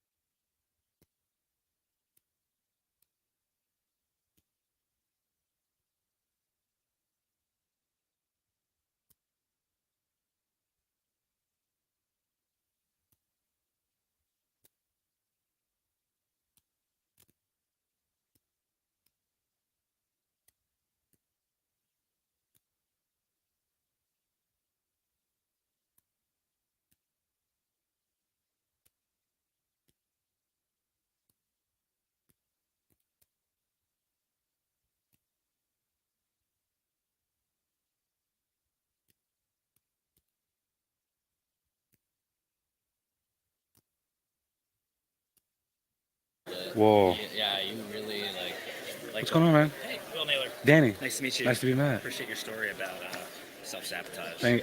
Yeah. I still do it time to time, but I try to really be on top of it now. Like I recognize where some of those cues come from, and so I think that's part of the battle, recognizing that you're even doing it. And so that was the biggest thing. I didn't realize my side job, I do sports psychology. Okay. I was very well versed in human behavior, and I realized one of the things I did was when I was a kid, set really high goals because it gives if you fail, it's like you're like, well, I was because I was shooting for the moon, and people say, hey, still good job. And I just realized that's not self-serving. Yeah, I care my whole life. So I've said to myself, and it took me a long time to realize this, that sometimes my high goals and high levels of critique of myself, it's not really that it's a high goal. It's I'm seeking perfection, but humans are imperfect. And so I'm holding myself to a standard. Yeah. Even if you got it, you wouldn't even notice. Yep. I can talk about this for hours. Yeah. But I'm so glad I recognize it. Adjusting to change everything. So I'm kind of happy. So are you a developer trying to bring it in? No, or? actually, I have a team of developers. Okay, nice. I was actually looking for your help. Okay. It's in the right vehicle. My company's called Dyer's Dev. Okay. On my notes, it said that we used to talk to you all. So we have a team of developers in Latin America. Okay. And I think there's 80 roles open at your org. Was wondering if you could connect me with maybe the right person in the organization. What org? Software development. Oh, I mean, I could see, but honestly, I have no connection to any of that. Oh, you don't? Yeah, no. Okay. To be honest, especially every company I work for, they're usually on the larger side. So we get a lot of people doing that. I really don't have a clue. Okay. Yeah. not sometimes even. it's an easy fit. Sometimes Yeah. it's very siloed. I'll try and keep it in mind though for sure. If I Okay. yeah. Do you have an email? I could just send you a one pager, and if it makes sense. Yeah, you can send it to well honestly like LinkedIn's probably the best. Send it to me on LinkedIn. Okay. But send it to Danny Thompson. My DMs are always open. Hey, Hi, Linda. Danny. I had to say hi because Thank you. I didn't realize you were in Dallas. I'm up in the Denton area, Okay. so I'm not very far. Yeah. We do meetups like every 2 weeks in Plano. I'll have to look into that because Yeah. yeah, I haven't really done any local meetups because I started learning and like I think my first ones I started going to were in like 2019, so it was Yeah. similar. I mean, he's an active part of the community. He's in Fort Worth. Then we have Sarah Shook. She's at that table. She's also from Fort Worth. We have a bunch of people, not a bunch, but a decent amount of people that came from Dallas. But we have some phenomenal developers, but we have some like really empathetic and passionate people that are part of the community. So I'm kind of happy about that. Yeah, We'd love to have you. I would love to. Yeah. Come. I'm gonna have to look into it. And see What is your tech if stack? it'll work. So I've mostly done front end. I've Okay. kind of done almost everything JavaScript. My first job, I was there for about 2 years, and it was at this dot. But I was part of the layoffs in August. Oh so, yeah.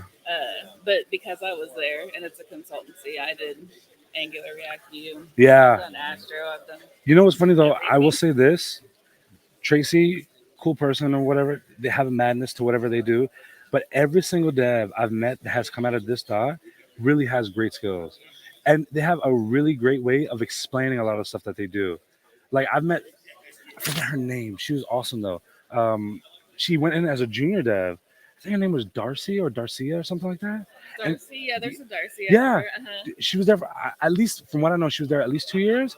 She was killing it when she was giving talks, like little Zoom calls and stuff, killing it. So this labs that already shows me like you can do some stuff. Thank you. Mark said that too. And I was There you like, go. Okay.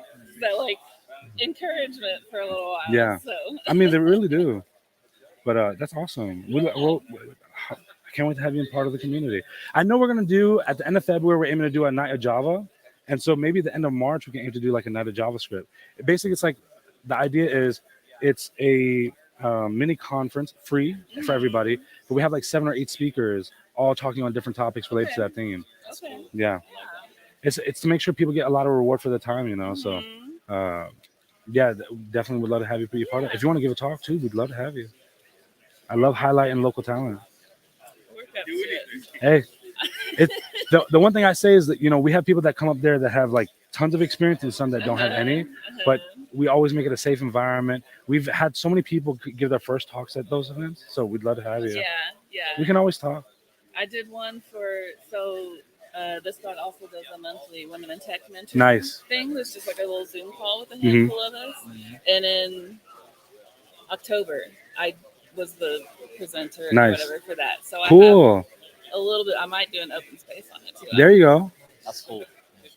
It's my goal. My whole thing is like I don't have the friends in the industry, and like that's the thing I'm trying to build right now. So if you want, we have a Discord for the Dallas area. Awesome. Join it. We'd love to have you. Is it under the Dallas software? Yeah. Whatever? I think if you go to DallasSoftwareDevelopers.org, you can get all the links. Okay, awesome.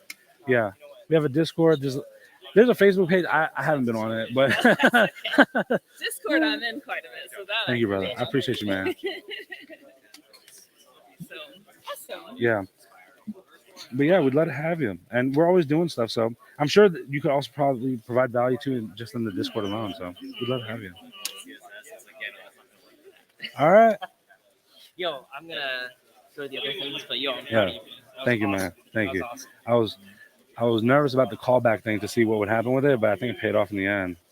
I think you filled the time really well. Yeah. I was engaged throughout the whole thing. So That's what I was really like paying attention to. But I was really engaged. yeah, because that was one thing like Clark was kind of commenting yesterday was like it didn't feel like people were in sync. So I was trying really hard to get them in sync before the little campsite talk. So I was like, When you started talking about like this mental block, I started thinking, like, I really like your story. Yeah. I also don't have the same background, but like there's similarities. So I like really like thinking back to like how I grew up and like stuff that I struggled with. It's like, yeah, now like I'm like I have a good job, but still like I'm just like mentally like not allowing myself to like do some of the stuff that I want to do. It's like, I need to start working on that, man. It's like, especially with like the little entrepreneurial stuff on the side. It's like I'm not allowing myself to like be great at it. Yeah. Like, I'm actually sabotaging and like subconsciously and sometimes consciously like realizing that and still not doing anything about it. It's like I need to get out of that space. Honestly, we can be our own like worst, most punishing individuals. Like I can't believe. I am that. When I think back all the time, I'm like, man, why did I do that to myself? Like I just treat myself so bad, just because. So tough on myself. I really hate that I did that for so many years, but I'm glad now that at least. I think the biggest thing is identifying that you're even doing it, because sometimes you don't even realize it and you're just torturing yourself. I think I'm gonna, I don't know, like see some coaching or whatever to help with that. On camera. I was about to say, Hey, come on. Let's do a selfie. Let's do it. Hold on. Let's move this way. Is this way? Yeah. Yeah. Let's do it. Wait, which way are we looking? Oh, yeah.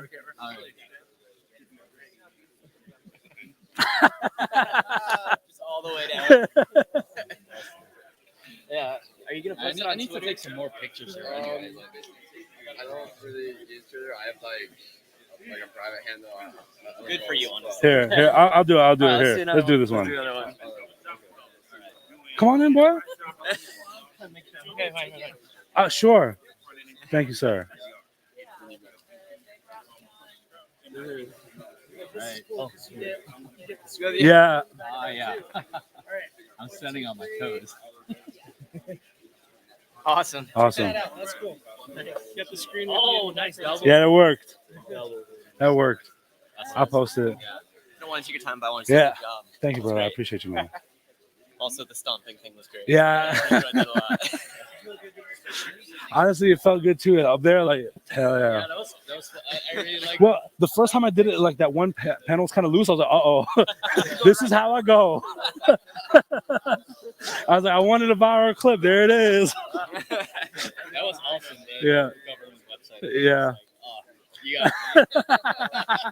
I almost did it. That was good. Yeah. I'm Danny. Welcome down the list. Nice to meet you, brother. Did I see you in the gym this morning? Yes, sir. Was that you? Oh, yeah. My gym bro. There you go. Yeah, I love your speech, man. Thank you. You're really passionate, and I could tell it came from the heart. You know, like that. It was inspiring. So. That you have no idea how much that means to me, man. I appreciate that, sir. Thank you, sir. Thank you. Appreciate it, man. I was nervous, but I'm glad it went the way that I want. I was doing things that I've never done in a talk before, so I was like, I don't know if this is gonna pay off or not. I don't know if it. I was gauging reactions too, because I'm like, if this is not working, I'm pivoting somewhere else with this. But like a year and a half. Okay. Yeah. Okay, very cool. How do you like it? So to that question, I love it. But I was working at Google at the time, and so I was in Memphis, Tennessee. Okay. And so I was remote, and so I loved it. And they're like, "Hey, we're doing return to office. We need you to move." I was like, "Oh, that sucks for you. I'm not moving. I'm remote." And they're like, "No, you're remote, but we changed it to remote until we return to office." And I was like, "When did that happen?" And so I was in Mountain View area for about 3 weeks trying to find a place, and we had sold our house and all this and that because we were like, we're gonna move. And I was like, am I really about to move my whole life, my family? My wife has to quit her job just so I can have it on my resume. I'm like, but it's already on my resume. I'm like, I don't need it anymore. And so, and the other thing too was California money was amazing in Memphis, right? Like our cost of living is so low. Yeah. But now I'm like, I'm making California money in California. Right. This is not that nice anymore. Yeah. I'm like, what's the point of making six figures if I have to live in a tiny box? Yep. And I was like, you know what? I'm done with this. And so I quit the job, found a new job. And then I was like, well, whenever am I going to have everything already packed up, our house sold, everything's untied. We already kind of got the itch to move. I don't think I'll ever have a more perfect moment to move somewhere besides this. And so my wife and I toyed with the idea, and we're like, let's do it. And so I had a couple criteria when I was searching for places. One was, I was like, I'm tired of taking 2 connecting flights to go anywhere. Yep. So Anywhere I move, I want direct flights. The other thing is, I'm like, my wife is Korean, so I was like, we want someplace with like a Korean population because Memphis is like 50-50. I'm like, everybody knows everybody. It's not really huge when it comes to diversity metrics in that regard. So it's like, it would be great for them. And then I was like, I want stuff for all of us to do, not just stuff for the kid or stuff for me and my wife, but everyone has something to do. Dallas kept checking that off. And I was like, that's kind of weird. Like, I wouldn't think Dallas came down to visit, fell in love, and next thing you know, we moved. So my wife and I grew up an hour north of San Diego. So Nice. Southern California. Okay. When he was 18 months old, okay, we were like, let's try someplace different. And my criteria was someplace I'd never been. Okay. And my wife was like, well, my brother lives in James, Oklahoma. Perfect. I've never been to Oklahoma in my life. Let's move there. Oh, wow. Okay. And I called him up and said, hey, Mark, we're going to move out there. And I'm sure he was thinking, like, who did my sister marry? Are you in trouble with the law? Right? I'm sure. Like, and he was like, do you want to visit first? Nah, we're just going to move. And he goes, the duplex next door to us just became available. Whoa. That's awesome. Tell him we'll take it. He's like, do you want me to send you pictures? Is it nice? He goes, yeah, it's right next door. I was like, no, it's perfect. Like, we're done. And so we lived in Tulsa for like 4 years. Wow. And then we moved to basically Keller, so Fort Worth. Okay. And we've been there ever since. Nice. So basically the last like 18 years. Braden and all them, they're from Fort Worth. Sarah Shook, she's also from Fort Worth. Yeah. We need to connect. Yeah, man, for sure. You killed it. It was Appreciate that. So anyways, it's been fun, and now, here he is. There you go. Still hanging out. But Here you are don't hanging carry out. him anymore. That's awesome. I'm Danny. I'm Noah. Pleasure. Nice to meet you, brother. I really appreciate your story. So last year I was actually working at just a service desk, and I came to this conference, and basically after I'm like, man, I could probably get into like more tech. And I say this because I love you. This guy tried to teach me HTML when I was 12, and I did not grasp it. No. So I just assumed my entire career. To be fair, I started with the OSI model. Mhm. That's not. Yeah. So I way just assumed too like I would brutal. never learn to code. Scripting was beyond me, bro. I went to that conference last year, and it's like, hey, maybe I can start learning this. So I did some Microsoft search. One of them was for databases, and seeing SQL pop up. I should try it. I realized, SQL's English, select X from Y, what A equals B. And then a buddy of mine said, hey, you should learn Python. It's also like English. And then I did a Python course, fell in love with that. Learned also HTML finally after 11 years, CSS. Now I actually work on our security team. I'm doing some automation projects with them. Awesome. Yeah, That's cool, Yeah, man. thank Yeah, you. nice. So I very much appreciate it. It's like Yeah. HTML is a lot easier than you made it sound. All right, I suck as a Do teacher. you do like pen testing? Not yet. That is on my list of things to learn this year. Dallas has a phenomenal cybersecurity community. Like Mm-hmm. their meetups are on another level though. Like they rent out not rent out, but they do their meetups in a karaoke bar, and each room is like a separate meetup. Oh, how cool. And so they have the main stage and they have like 15 side stages, like a which is small crazy. Yeah. But the thing is, you go in there, you're not allowed to take photos. You're not obviously cybersecurity do the hackers and whatnot. But they give a disclaimer as soon as the meetup starts, do not hack the meetup. They're warning other hackers, don't do this. We want to protect this place. It was cool. I didn't know what they were talking about. I'm not gonna lie. It was way over my head. Nothing like DEF CON. Like people think it's still okay to use cellular at DEF CON. Oh, everybody has stingers there. Yeah. They'll still get your cellular stuff. When you said who's hacked a government website, one person in the restroom was like, they're like, I didn't stump, but Yeah, you know what's crazy? So I have an interview for the NSA the next week. Wow. To get into that. you know what the first rule of the NSA is, right? Yeah. Come on, It's like Fight Club, bro. IT liaison, nothing crazy, but it's even getting that. They say, thank you for your application. You can find out more about this position here. And they literally want you to pen test the link they sent you. Interesting. They don't give you any information. If you don't do that, then you don't hear back from them. That's But they're looking for people who are That's different than what I expected. I like Thank you for I the like that. application. We already know who you are. You don't have to say We know anything everything else. about I'm Danny, by the way. Nick. Nick, nice to meet you, brother. That's cool. I would think NSA would be the easiest application to fill out because they're just like you show up and they're like, yeah, we got you. Yeah. We already know. we know everything. Dang it. Wasn't there that funny news article like a year or two ago where someone in the news was like, oh, they hacked the website and really all they did was inspect the elements. Like they had stuffed all of the social security numbers and everything into the HTML. Yeah. And then the news had gotten all over like this hacker like got in and got everyone's information. Hacker with like the hidden news source. Yeah. I believe. But people don't earlier know. Last year there was, I believe the Indian government, they had like leaked all their like secret credentials, God. like AWS secret keys, and all that kind of stuff is like public. Yeah. A couple Dude. of years Like- ago, there was like a PDF document that like came out as all the stuff is. Huh? Only it was basically like redacted in the PDF. So it was like someone had like put bars of that's Well, what I'm saying. the other thing too is, black and someone like, well- highlight, copy paste done. well, we had a city government here in America. I remember they had like a WordPress page, but I guess they hid the element, but it was all admin credentials and information on the hidden element. And the big joke was like, oh, I guess I'm a hacker now, and it's like Right. gifs of people just right-clicking. And Yeah. my favorite one is just like removing the disabled property from buttons. Yeah. That's never so really good. Cybersecurity, cyber range. I can't remember the company that puts it on. Our company participates in that like every October, and it's essentially a training event where you get a website in a sandbox, and there's all kinds of like vulnerabilities in it, and everybody gets their own sandbox to try to hack all that. But it's fun because you're in the sandbox. Like the first time you successfully, let's say, SQL injection, or you find a cross-site scripting vulnerability, you get like this audible thing, like, first kill. What was that? What is this? Anyways, it's actually a lot of fun. They do that both on like if you're the first to like solve a CTF, they say like first blood. It's just like Danny, what are you excited about for 2024? Hopefully keep my job, I guess. That would be nice. Yeah, it would be nice. Yes. What do you do for others? Software engineer. I work on the e-commerce team. So my specialty for pretty much every company I've worked for now has been sales funnels and websites. And so, but I also like that, to be honest. I like really working on stuff that affects customers and we improve their life, like at least their experience. So I like that. And so, like, I'm over, AutoZone.com, AutoZonePro.com, all the good stuff. Not just me, but my team.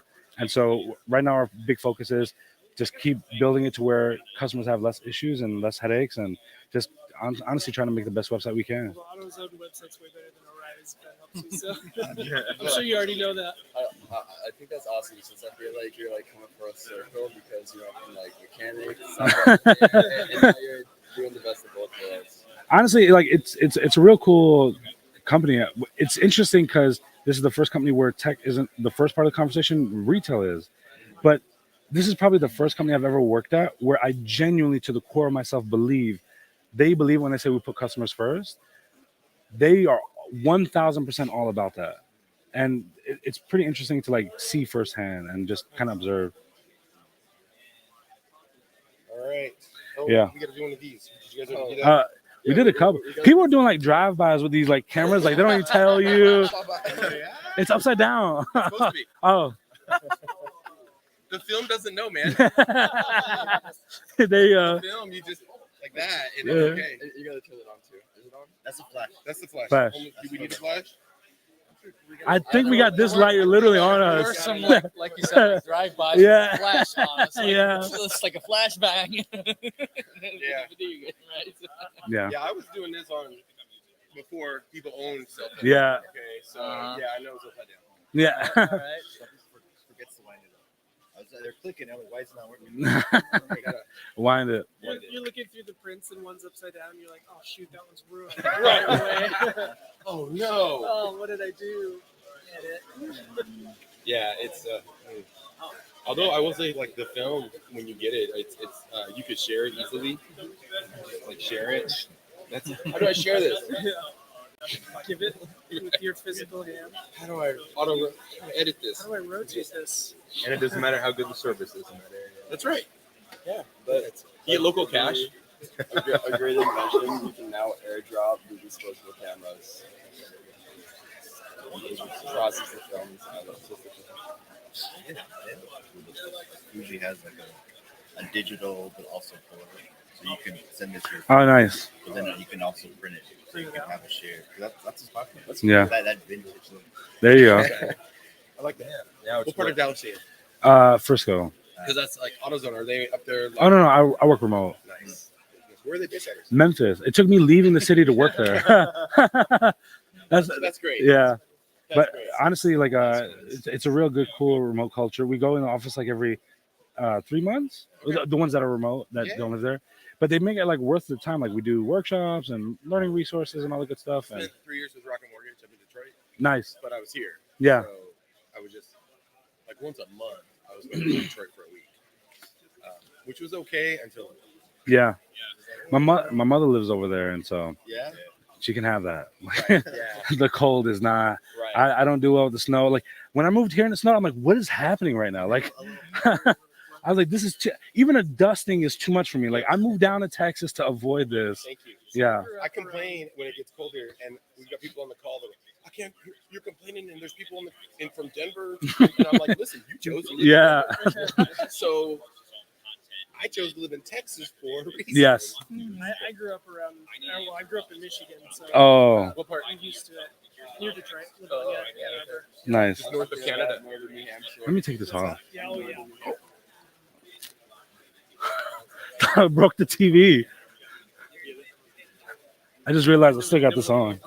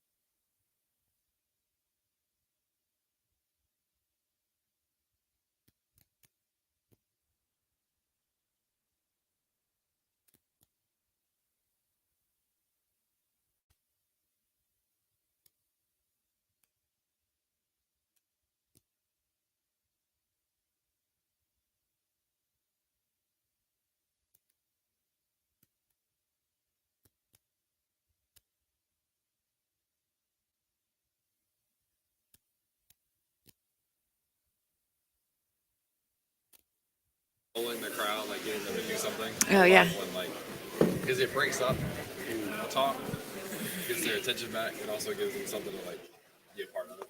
Honestly, the thing for me was, Clark was kind of saying like, man, sick, and then it felt like it came to the campsite, so like, we got to get them going before we send them to the smaller room. Yeah. Yeah. James, you did a good job in your talk last year of incorporating movement where it felt like it was integrated, but it wasn't like super cheesy. Yeah. Like I hate the turn to your neighbor. The what? I hate the turn to your neighbor and say this, but like you embraced it when you did stuff like that.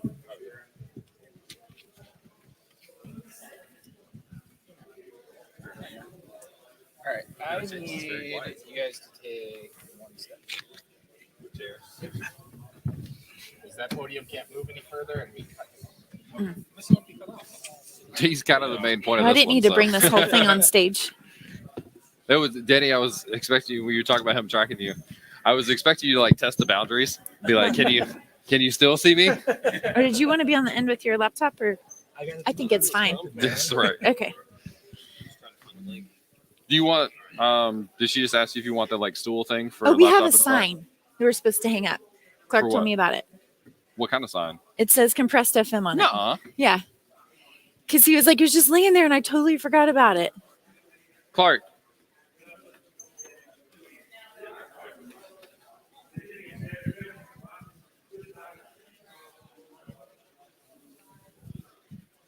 She said there's a sign. We're just normal conversation, almost as if we're recording a podcast. Okay. So even though we're up, oh, they are streaming. So people do. It is live.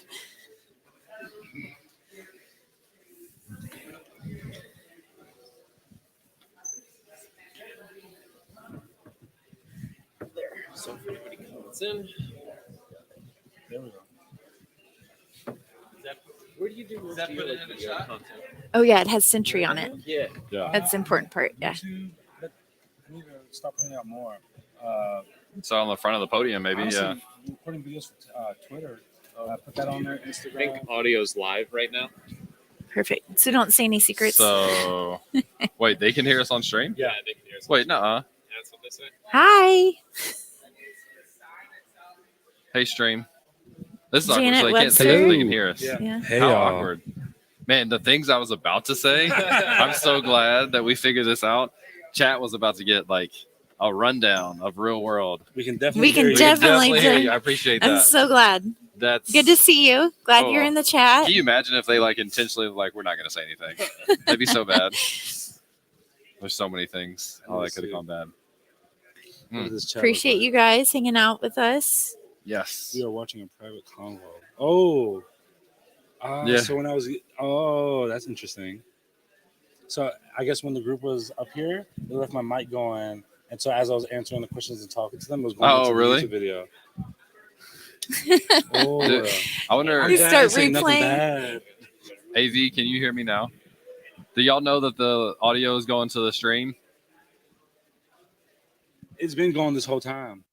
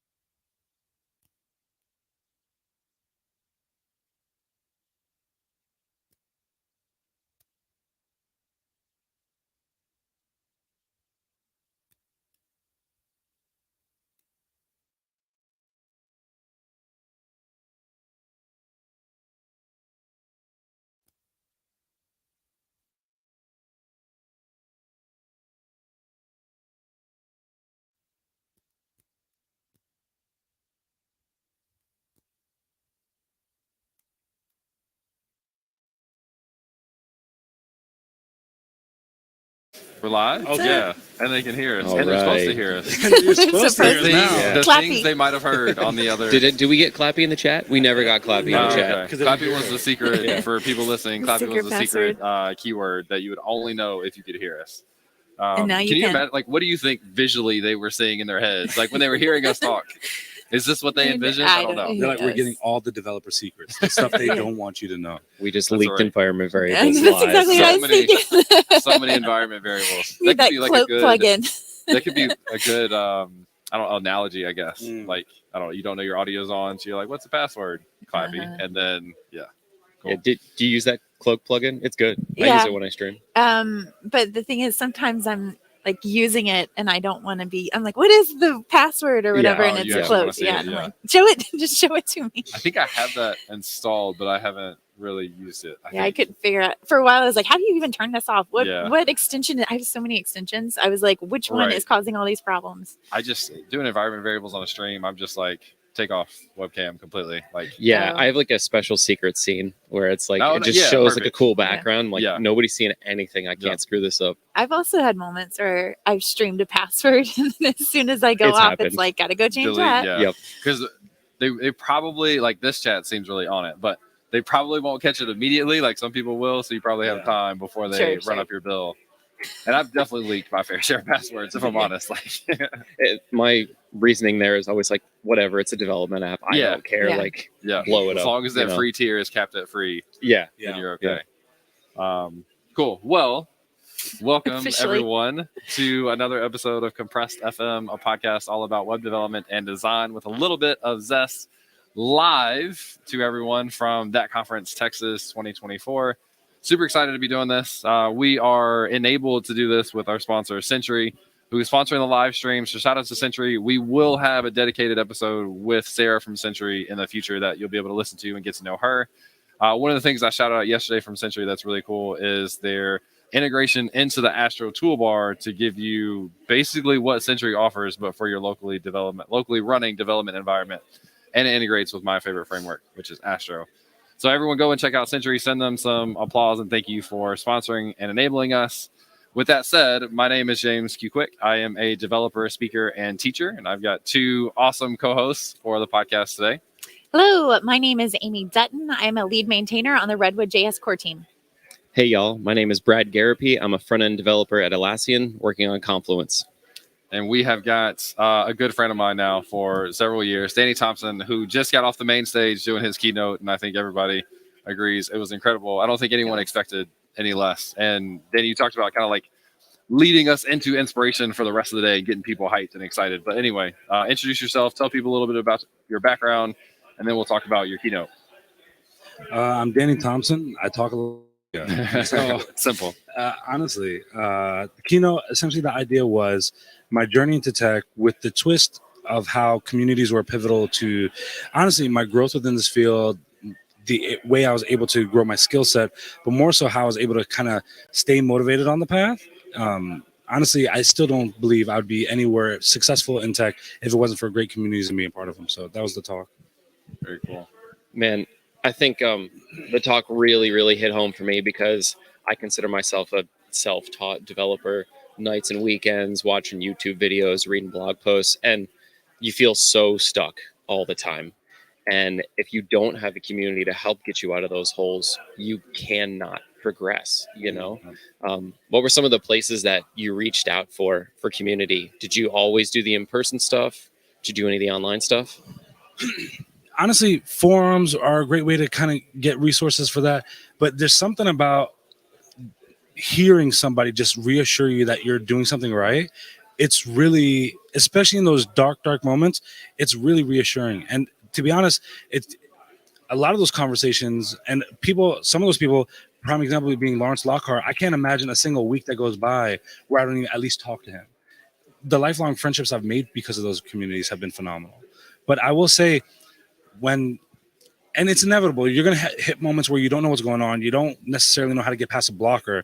So having a great community to kind of default back to kind of get that support, beyond phenomenal. And I think the other thing too is you learn by osmosis whether you realize it or not. And so you have all these great devs talking about these new concepts that they learned, maybe something that they implemented at work, and you're like, oh, I've never heard of this. And I never heard of Astro before I heard James talk about it. I was like, oh, let me check this out. It's not in my professional toolkit, so why would I have that exploration? But now, because a random conversation we had over a year ago, boom, I now know about this tool. And so you kind of, that's one big reason why I think it's pivotal for anyone to be active, whether it's international, online, virtually, or in-person events. The tech stuff is definitely one reason to go to communities, to get you out of those, or to help you understand or to learn a concept. But there's also just the personal motivation or the sense of belonging. You talked a lot about that in your talk. Can you elaborate a little bit there and talk about the interpersonal or the soft skills that you got out of communities? I mean, me being honest with you, if you met me earlier on when I started to go to meetups, I was beyond terrified. I didn't know how to communicate to developers. I didn't know how to at least take the ideas that I had and explain them thoroughly in a technical way to another developer. And so I think we can all agree to a certain extent, being a software developer in a professional organization, communicating those problems and issues is pivotal to your, not only being a great team member, but growth within that organization. Having other developers to talk to at a meetup gives you that practice early on. And so they'll be like, that doesn't make sense, or I don't understand what you're doing. And then you start taking for granted of they don't have the background context. And actually, one of the first lessons I got from him at a meetup, someone asked him some random question about Java. He's like, I don't have the answer for that. And I was like, that's fantastic. I'll try and do some research. That taught me early on, okay, I can use that and at least figure that out. But then there were times where I was trying to explain problems to him. Joe Ferguson, another human being, who, what's funny is he's in the Memphis area. I approached him with a Java problem. I haven't written Java in 9 years. I don't know what's happening here. But he took the time, but given enough background context, they can start trying to formulate ideas. And so in the beginning, I lacked that, and that gave me that repertoire and practice to utilize that. But also even using those communities as a soundboard for practice for future interview questions. So I have a technical interview coming up. I need to be able to explain this, not just give them the right answer. So that way, at least they see that I have foundational elements they can work with. And, hopefully, even when you're going through those interviews, even if the right answer doesn't come out ultimately, and they see that you made progress to get there or your thought process, hopefully that's the kind of skills that they're looking for that'll get you in the door anyways. We heard from Shonda yesterday. One of the things that she talked about was transferable skills. And in your talk, you talked some about your past jobs and things that you were going through. What were some of those transferable skills that even though weren't in tech, you can translate into the work that you do now?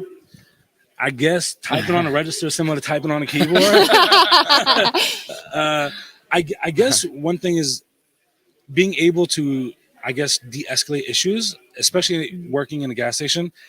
Tempers can flare on the simplest things. So being able to translate customer requests into business requirements is probably a transferable skill in that regard. But I would say communication is probably one that probably also transfers to a certain degree. But I think overall is just adaptability. Mm-hmm. And so maybe, you have a slow day. Now you have a catering order that comes in out of nowhere. And now, frying 500 pieces of chicken that you weren't planning on. So that could definitely be something that helps you adapt when you have, a prod break that you got to deal with right away. Yeah. I think that's so important for people to hear because just like Shonda said, just like you said, you're going from something that is seemingly completely unrelated to tech, but you have to be able to bring something to the table and you have to be able to communicate that, and twisting that story, creating that narrative to turn that into something that's valuable for the next job is super important. I was curious about the idea of you kind of nervous early on to talk to people, which I knew you fairly early on and I never sensed that. So I don't know if you'd kind of already made progress or what, but I never sensed it. And I think that's one thing for other people to keep in mind too, is sometimes you put on a front, you just come off with some confidence, and that works. Fake it till you make, not lie to people, but act like you be there or act like you belong there. Did that help? Did you have to force yourself to believe that to feel more comfortable? I still remember our first more than 10-second conversation. And it was related to even what I called out earlier. You had mentioned that you were working at FedEx at this time and you felt tired and you needed to take a couple days off. And that blew my mind. And I'd never heard of that. That was not something that I was ever accustomed to or used to. But all those times I said, if I don't push myself a little bit to talk, they're not going to know what I'm about, why I exist, nothing. So if I don't start at least trying to be part of the community, it's not going to work out. And so at least then it was like, well, I'm only talking to 2 people. I can kind of muster up the courage for 2. But then it goes like, hey, you're talking to 40 people. I'm like, whoa. Like even up here, I came up, I was nervous as heck the first 5 minutes. Like I was shaking, trying to calm myself down. And that's why I kept like, pausing a little bit here and there. But I'll tell you this, it's okay to be nervous. It's okay to be intimidated by something. But I would rather be nervous and intimidated than be the person. And this is honestly, I wish I said this during the talk. I'm thinking about it. I don't want to be the person that's like, dang, I could have been really, really good at this if I just pushed myself to that level. Like, I don't want the lack of attempt and the regret from that lack to be the thing that I live by. Out of curiosity, was this your first keynote? No. Okay. And you still get a little jittery before going on stage? Oh, I'm always nervous going on stage. But the other thing, too, is I try not to do the exact same talk over and over and over again. So every time I'm trying to do something different and new. So now I'm like, man, is this idea going to work? Are they going to hate it? So I'm in my head the whole time. Even for this one, like I was adjusting ideas as I was sitting back there. So like, I don't know if it's going to work anymore. I'm freaking out. I'm glad it kind of came off the way I wanted, though. Yeah, I've heard that like jitters or being nervous is actually just misplaced excitement. No. You're excited for what you're about to do. You just don't know how to contain it. And honestly, it came out great. I just stole that catchphrase, but I stole it from Coach Bennett. Oh. Yeah. I'm not nervous. I'm excited. There you go. What do you mean? Is somebody in the audience? I don't feel like you could see that at all. No. But someone that's spoken at conferences before and been around other speakers, it's amazed me how many speakers that I admire and look up to that talk about that just, oh man, I'm so nervous for the public speaking thing. And it normalizes it, but you don't always see that or feel that when you're in the audience. It's funny because I was standing like right here and I felt my heel, look, the first 2 minutes, I felt my heel shake. I'm like, oh my God, I'm trembling up here and they're going to be able to see that. So I started like moving a little bit to try and get the jitters out. But yeah. Well, that goes back to a lot of what you were talking about of being self-conscious in your head of like, I mean, your example is people are going to smell the fried chicken on me, but you're thinking about that way more than they are. And I think this is something you have learned to do really well. And I'll start with like the piece of advice that people usually give is to be comfortable with being uncomfortable or to do the things that make you uncomfortable. And just that by itself, I think is bullshit. And I'll clarify why. I think you should do the things that make you uncomfortable that you know give you a benefit later on. Like you don't just make yourself uncomfortable That's a good point. just to be uncomfortable. You see the things that you need to do, or you see the things that can get you to the place that you want to be. And those are the things that are worth being uncomfortable to do. One of the things that I was really impressed by throughout your journey was that, you knew you had something to prove to yourself and others along the way. But it always seemed like you had a pretty clear idea of what the next steps were. Did you ever struggle with that, or did you kind of know what you had to do to move forward? I had no clue. I honestly was constantly iterating, asking for feedback. And so it's weird that when I talk to junior devs sometimes, they don't really feel like they're doing research. Like prime example, I was on a call with somebody not so long ago, and like I've been trying to get my first job in tech for 3 years.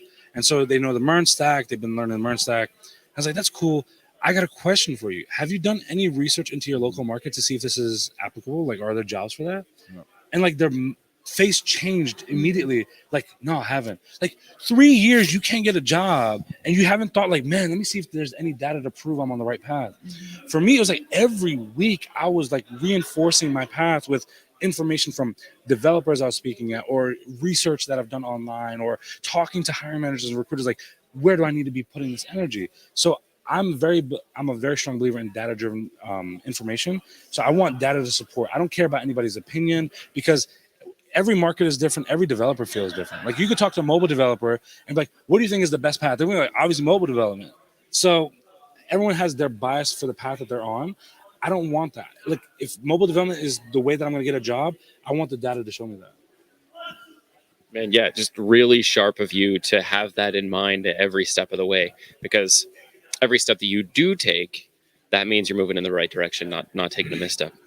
Well, and it kind of goes back to my mantra of fail, pivot, grow. I have no problem failing if it means I got new information along that path. Like if I was going down the wrong path, but I failed, boom, I can pivot to where I need to be and grow there, and at least now I'm back on the right path. But if I fail and I'm too stubborn to take that information in to move somewhere else, I'm just going to be digging in the same spot, and it's not going to be fruitful for anybody. I think that's the key, though, is redefining what failure looks like, because we all need that feedback. And failure doesn't have to mean just falling on your face and staying there. It's taking that feedback. And I mean, as a developer, you fail multiple times in a day because you're trying to fix a bug or implement a feature. And I don't think anybody would say, well, I failed 50 times trying to solve this problem. It's I tried 50 different things or tweaked things or, whatnot, but you have to have that feedback in order to succeed. Absolutely. Was there ever a point thinking about taking feedback that it was hard for you? Like, were you ever defensive about feedback? Mm-hmm. Did you have to take a step back and be like, okay, I know this person, I know I trust this person. I know that they have my best interests, and maybe I need to take a little bit of a leap of faith to them to know, like, all right, just take a step back. Maybe that is something I need to pay more attention to. Yeah, this one in particular, I talked with like college students and bootcamp students. My biggest issue for a long time was any feedback on my code. Mm-hmm. I literally took it like a personal attack. Like, you're telling me I don't know how to code? Like, you telling me like I'm terrible at this? It's like, hey, if you do this, it's a better practice. Oh, I don't know what I'm talking about. I would take it so personally. And that's when it took me a while to actually realize this. I'm not my code. My code is an extension of what I can create with the abilities I have at this moment. And as I continue to progress and get better, it will continue to excel. But for a long time, that disconnect was there. I just couldn't figure that part out. Yeah, and I think it's because for a more junior type engineer, it takes so much effort to just complete the task that there's like a lot of blood, sweat, and tears put into this specific task that any feedback is like, but I worked so hard on this, and I think as you get more experienced, you can sling code a whole lot faster. And then you're like, you're right. I totally missed this, or I was moving too quickly and I wasn't thinking about these other requirements. Thanks for letting me know. I would have done something dumb otherwise, Do you have a line where now, as somebody that's senior and knows code, where you say, thank you for that feedback, but I'm pretty sure what I did was right? And like, how do you know when to accept that feedback? And how do you know to say, no, this is right. This is the direction we need to go in. So for me, I'm very big on like team collaboration. I'm very big on just having general conversations. And so I will be more than happy to showcase my thought process, showcase the information and the data that I have to support XYZ. If it comes out in the conversation that I was inaccurate, cool, no problem. If it comes out that I'm accurate, I need them to now do the same to say why their method is better. Mm-hmm. And so if they can do that, obviously we're going to keep going back and forth until we realize which way was correct and just iterate off of that. Yep. Like I no longer have emotion tied to this. So it's like, that's whatever's the key. Whatever's the best solution, let's do it. Simple as that. Like, especially now, I work on the e-commerce team. And so for me, everything that we touch has a direct bottom line, number one, on the business, but number two, on the customer experience. If something that we build is improving the customer experience, I want to do that. I don't care who's right, who's wrong. Let's make a better product. Mm-hmm. How do you approach learning new things now? And I ask because I feel like I've gotten to a point technically where I don't write production software anymore, but I've learned enough in my career that I know I'm capable of learning anything else. Like I have that level of confidence that I think comes with having been in the industry for a few years. Do you feel like have you reached that? Like, are you confident in the ability to learn any next thing that you need to? Mm-hmm. I've talked about this before where I say, I don't really have, like some people, it's almost like they're overprotective of their tech stack to where they're like, I'm never going to write code if it's not in this exact tech. For me, I don't have any like strong ties to any tool or language. I'll learn whatever's required to do the job. If you tell me Golang is the way to write this software and solution, boom, we're doing it. If it's Java, doing it. If it's PHP, I'm cracking it open. It doesn't really bother me. So I'll learn whatever's required. I don't have a real issue with that. I think now I feel very confident in picking up like the design patterns and the architecture, whatever it is that is required. I do think though, there's going to be a learning curve with pretty much anything. And that's not even languages anymore, man. It's like the next update, you're cracking it open for a while. So I'm pretty much open to anything. what was that technology that you mentioned earlier that people debate about all the time? And when you were it was JavaScript. When you were leading up to that, in my head, I was like, it's JavaScript. It's got to be. And it was so well done because you went back to check your notes. I'm doing air quotes because I was like, it's got to be. And it was so perfect. I laughed so hard at that. You know, a lot of your talk was focused on the journey to get to where you are today.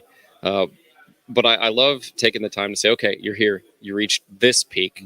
What are you aspiring to do next, right? What do you got your goals set to? I have some big, scary goals. And one thing I'll tell you, I'm very big about not talking about my goals. The reason why is, haven't you met that person that talks about next year I'm doing this? And they did the exact same thing that they're doing anyway. And so I like my actions to shake people. And so Wednesday, last week, I released that new LinkedIn course. 90% of the world had no clue I was even working on it. So when it came out, they're like, yeah, I had no idea. Same. And so when they see it come to life, that's when they get excited. And so for me, I've got some big, scary goals right now. Like, it scares me. But that's what gets me up in the morning. That gets me excited. And that gets me through the long, stressful moments. And so I'm a very big believer my goals should scare me and intimidate me. And I'm kind of happy about that. Some goals that, you know, obviously I want to keep growing the meetups. I have a very big goal of doing a free tech conference for our community. So I want to do that. That's in the works right now. We're doing a program. Never tried this before in this way. We're doing a kids program to help them out. So we're partnering with some schools and some activities right now as we speak to kind of make that happen. That's so awesome. Excited for that one. Working on obviously professional growth. I want to do great at my job. I want to keep growing there. So I have big goals within the org that I kind of want to achieve as well. Man, yeah, that's awesome. That's funny. I'm the opposite. I'm like, I need to write my goals down. I need to put them out there because that's what holds me personally accountable, you know?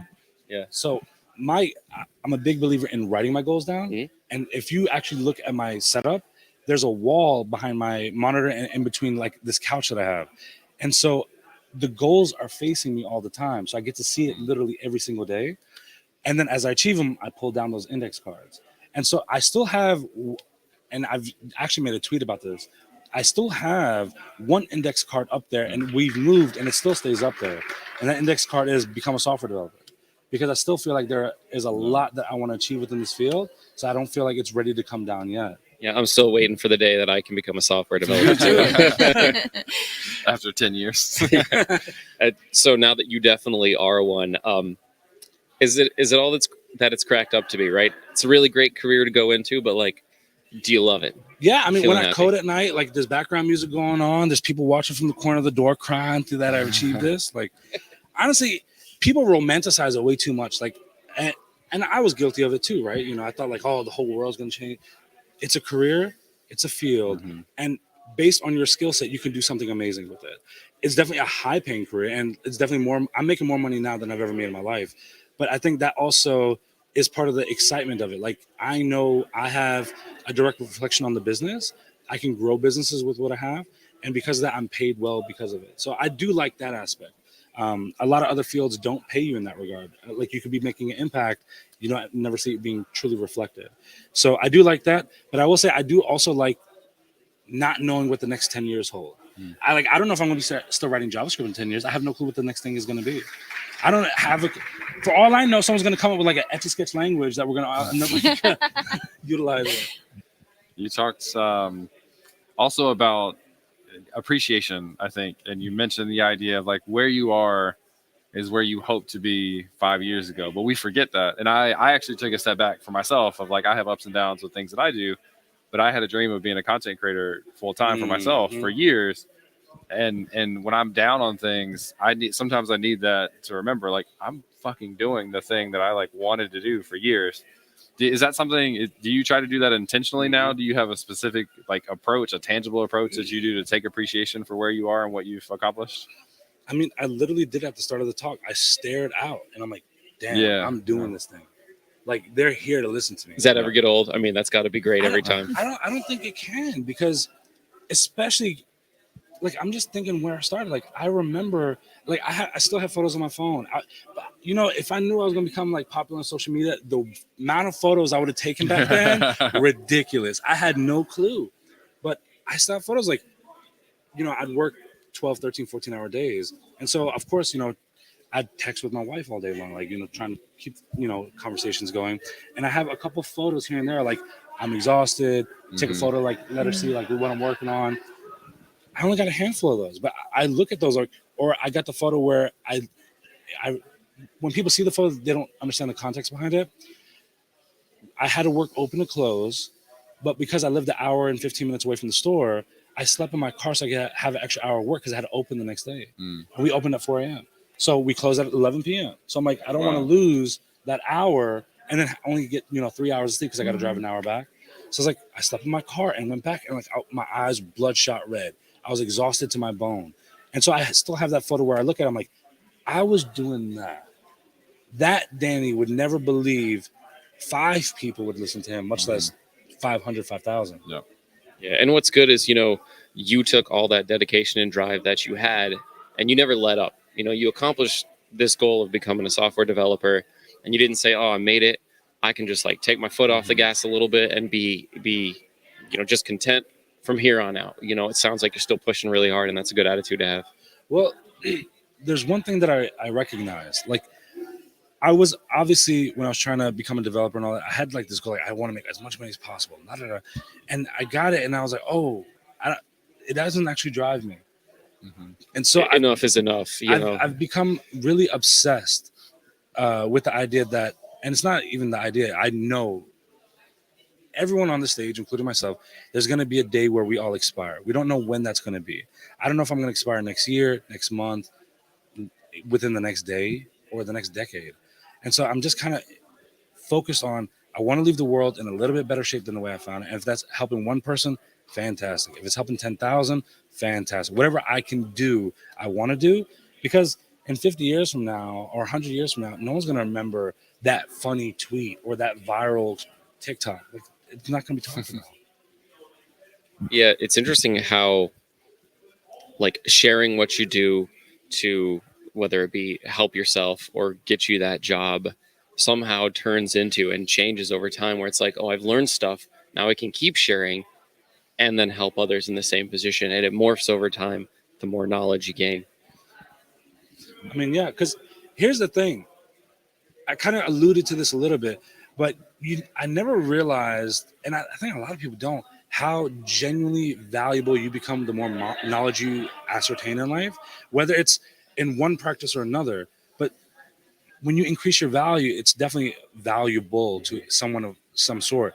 But when you're coming from low income background, honestly, if I'm being real about it, it's never really talked about. And by having that knowledge, you can literally make not just a change in your life, we're talking generational shifts to where when my son was born, I was like, okay, we need to live in an area where, if the school was a 1 out of 10, at least a 4, right? I could afford to live in that area. Now it's like, if it's below a 9, we're making an issue here. We need to figure that out. I couldn't even fathom that kind of income before, or even those changes. But now I know my son, and I've been explaining been explaining this to him, that whether he recognizes it or not, he's starting at a line that's way further than I ever could or many others can. It's up to him whether he takes advantage of that or he decides to push himself back to where I started from, but that would be on him, And I think you instill all these values in your child to where this right now has been my favorite stage of him. He's about to be 11. And so it's like all these years of building these foundational moments, now seeing him starting to utilize it. And so it's like, is he making now I pull back a little bit. If he fails, I want him to fail, experience it, but we'll catch him. But at least experience it and be like, okay, this didn't work. What do I need to do now? But I feel like he's going to be in a great position. And the thing about that is I didn't think that was going to happen in the future. But now what happens with his kid? What happens to his, it's just a big shift. Yeah. I think we'll go ahead and wrap up, but I love the idea you talked about this at the beginning of your keynote. It's been a theme. It kind of touches on what you just said, the idea of seeing people around you and what they've done and thinking of that as your ceiling. And now your son gets to be around a different ceiling than what you experienced growing up. So on a closing note, kind of last thought, if people look at Danny Thompson and they're like, I want to be Danny Thompson, I want to do something, I want to make a shift. Let's just say I want to make a shift and I'm inspired by Danny. What's your advice for people looking to make a change, whatever that is in their life or career? Here's the one thing that I'm going to say, and we can end on this, right? It doesn't matter if the thing that you're inspired in now is not even the thing that it ends up being that you end up doing in the future. I think so many people are determined that one choice must be the definitive choice for the rest of their life. I didn't make the shift till I was 30. You don't have to have it all figured out. Go through it and experience it, grow and go through and grow through each moment with the open mind of saying, okay, I may not necessarily achieve success with this, but let me figure this out along the way. Because think about it. Maybe you try to become a software developer, you fail at it. Maybe you find out, oh, I like tech sales instead. You could thrive within that market. Or maybe you realize, you know what? I don't really like coding this stuff, but I got an amazing eye for design. Boom, you found your niche. Like, just experience it and just take whatever information you need from it and become phenomenal at it. Love it. Danny, thank you. Thank Appreciate it. Amazing keynote this morning. For everybody watching online, we're going to take 20-minute break and we'll be back with a panel on accessibility. And so it'll be fun. So we'll take a few minute break. But thank you everyone for listening in. Danny, thank you for being here. We appreciate it. It's always good to see you. You killed it on the stage earlier. And thank you again. Thank you very much, y'all. Appreciate y'all.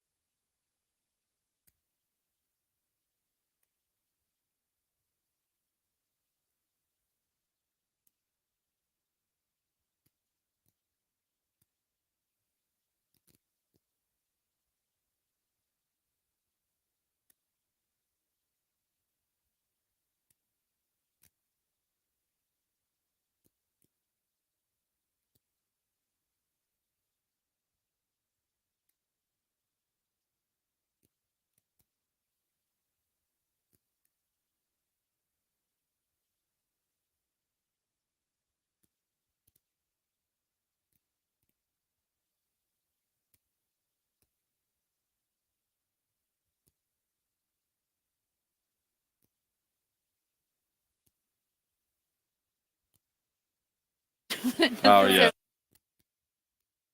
We are live. Welcome back, everyone, to another live episode of Compressed FM at That Conference Texas 2024. Another shout out, we did this earlier, but another shout out for Century, who is sponsoring the live portion of that conference, which I think has gone well so far. There's things we can do better, but we'll continue to do this hopefully more and more. Thank you. I appreciate that. So shout out to Century for supporting us, supporting developer communities. I've gotten to work with Century kind of outside of this relationship specifically. I'm a big fan. So go and check out Century, and thank you one more time for sponsoring. We are going to talk about accessibility. We had kind of like a title of accessibility tips, but I really kind of want to cue you both up and just kind of let you run with it, and we'll see where the conversation goes. So first, we'll do quick intros. Amara, do you want to introduce yourself and tell people quickly your background? Amara. I'm a software engineer that specializes in front-end technologies. I'm also a girl mom. Yeah. Well, I pointed at myself. I'm girl a girl dad. mom all day long. Also, I am an autism awareness advocate, and so the accessibility that makes me most interested are accessibilities that creating accessible interfaces and things like that for those neurodivergent users and users that might have different cognitive differences. And so, yeah, that's really where I kind of focus. Awesome. Cool. And I think we'll have a good combo because your background or focus is a little bit different. But Rachel, do you want to introduce yourself? Yeah, I'm Rachel Yamtube. I'm a developer advocate at DQ. So DQ Systems, we do everything digital accessibility essentially. And so my background there, I've been at the company for about 5 years, actually as a web developer on our mobile team. So I helped build the web dashboard for viewing results of automated accessibility testing for mobile apps. So I got to learn a whole bunch about both web accessibility and mobile app accessibility at the same time, which was super cool. And so now I get to go and do things like this and share about it. Yeah, that's actually the perfect way I feel like to get experience on two different technologies is build the tool that tests another like whole ecosystem of tooling. Exactly. That's really cool. Well, let's start off, Amara, with kind of going a little bit more into your interest. And you mentioned the cognitive differences or limitations, and you can help me with the phrasing. What does that mean? Like, what does that look like for people? What are the things that we need to consider? So we have to consider that everybody's brain just functions differently, right? And it doesn't actually mean that like there's something wrong or there's a disorder involved. It just means that your brain just processes information differently. And so when you pay attention to how things are presented on your like on a website or the taking consideration on things that are moving and making and how those things make someone feel, especially if they have if they're neurodivergent and they can have adverse reactions to things, right? So when we take that into consideration, we might not use certain elements like those carousels or auto playing or graphics that are flashing and things like that. And so I think it's important to pay attention just to those small things. And when you remove those things, it creates a better experience for those users. And so, yeah, that's kind of like where I lean. Yeah, if there was like maybe one tip you could give us for like making interfaces that work very well for neurodivergent users, what would it be? Does it focus more on color, placement, motion? All of those things, but my favorite is probably motion. I think that especially now when people develop, when you go to the different applications, there's always something moving, right? Like people like to use hovers and graphics and things like that. And I believe that if we start with no motion and make sure that everything is stop and give users the option to turn something on, I think that's the best way to go. So that's my favorite. Like no motion, and if I want something to move, I'll move it. Like give me the option to move it. We have several friends that also specialize in accessibility, and most of them have a story that makes accessibility super personal to them. Do you have a story? Oh my God. Yeah. I don't want to cry for y'all, but like I do have a story. So the whole reason why I even got interested or got more interested into accessibility, especially as it pertains to cognitive differences, is because of my youngest daughter. My youngest daughter is autistic. She has sensory processing disorder, and she's also nonverbal. And everything I do, and I do have older daughters, so don't get me wrong, I'm not leaving them out, but everything I do, I literally overlook. I mean, I look more into it to make sure that she's comfortable. Yep. And she is a pro on an iPad. I mean, she's nonverbal, but she can read really well and she can spell. And so when I watch her maneuver through like YouTube or type in things, it just blows my mind, because there's things that I underestimated because of my lack of awareness, and I didn't give her enough credit. And now I'm realizing that there's nothing wrong with her. There's nothing wrong with people that are neurodivergent. It's just understanding that there's a difference. How can we pay attention to that? And then how can we make that better? So my personal experience, my personal story is my daughter. I love that. Yeah, that's exactly like you said. The people that we've had several episodes on the podcast with guests, and Amy's done a lot with accessibility as well. A lot of that came from that story.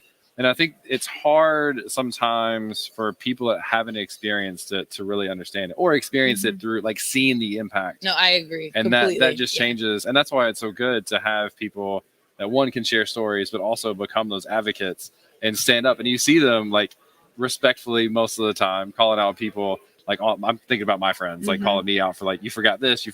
And I appreciate it because it's things that I just didn't know to look for. Yeah, definitely. I think that's the best part, like being able to tell someone respectfully, like, hey, you know what, I see what you're trying to do there, but if you did it this way, or how about you don't do that?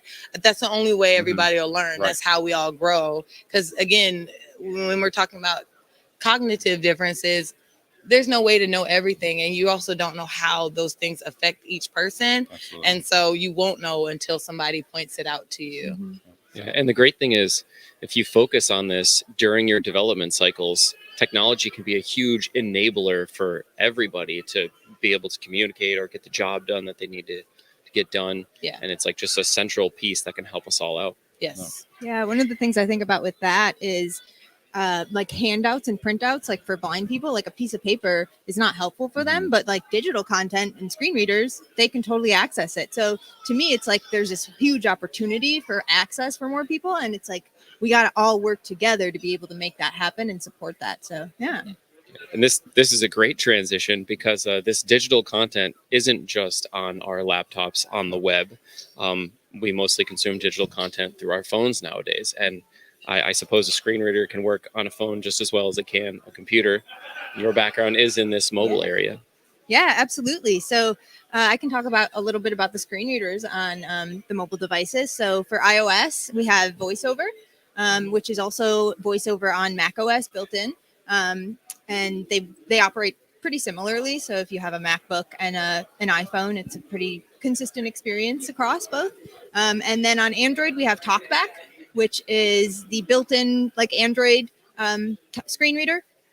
However, Android is a lot more open ecosystem, a lot more. And so they have what's called an accessibility service, which is an open API that anyone can build an accessibility service. So anyone can build accessibility technologies, like assistive technologies, like other screen readers. So for a while, actually, Samsung had their own separate screen reader. But then they joined forces with Google and Android to unify on TalkBack, which has been, I think, good for the ecosystem, because when you have this disparate ecosystem of the assistive technologies working differently, it made it a lot harder to make an accessible experience across those different platforms. So yeah, that's a little bit about screen readers on mobile devices. Yeah, that's interesting. On like web browsers, you've got the screen reader built into the browser. Is that correct? No, actually, on desktop. So for Mac, like I said, VoiceOver is built into macOS, so that you get that for free. And then on Windows, there's two different pretty popular programs. One is called NVDA, and one is called JAWS. Okay. And one of them is free, and one of them is paid. I can't remember which one is which. But those are like third-party applications that you install on your Windows operating system. Awesome. Other than like screen readers, how does mobile accessibility differ from web accessibility? Yeah. So the biggest thing is like underlying mobile technologies are a lot different. And so there's a lot of guidance out there on how to build web apps accessibly, but there's not as much about how to like actually do the code for mobile apps in an accessible way.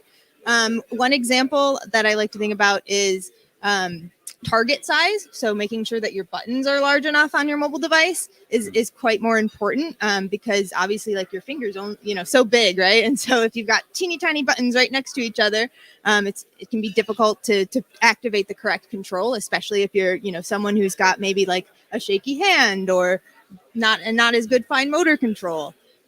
That's one example. And another would be screen orientation. So when you think about your laptop or your computer, it's always in the same orientation, but your mobile device, you can flip it around, portrait mode, landscape, and you probably have noticed that not all apps support both of those formats. But however, it's pretty important to support both of those formats because there's people who will have a tablet mounted like to a wheelchair.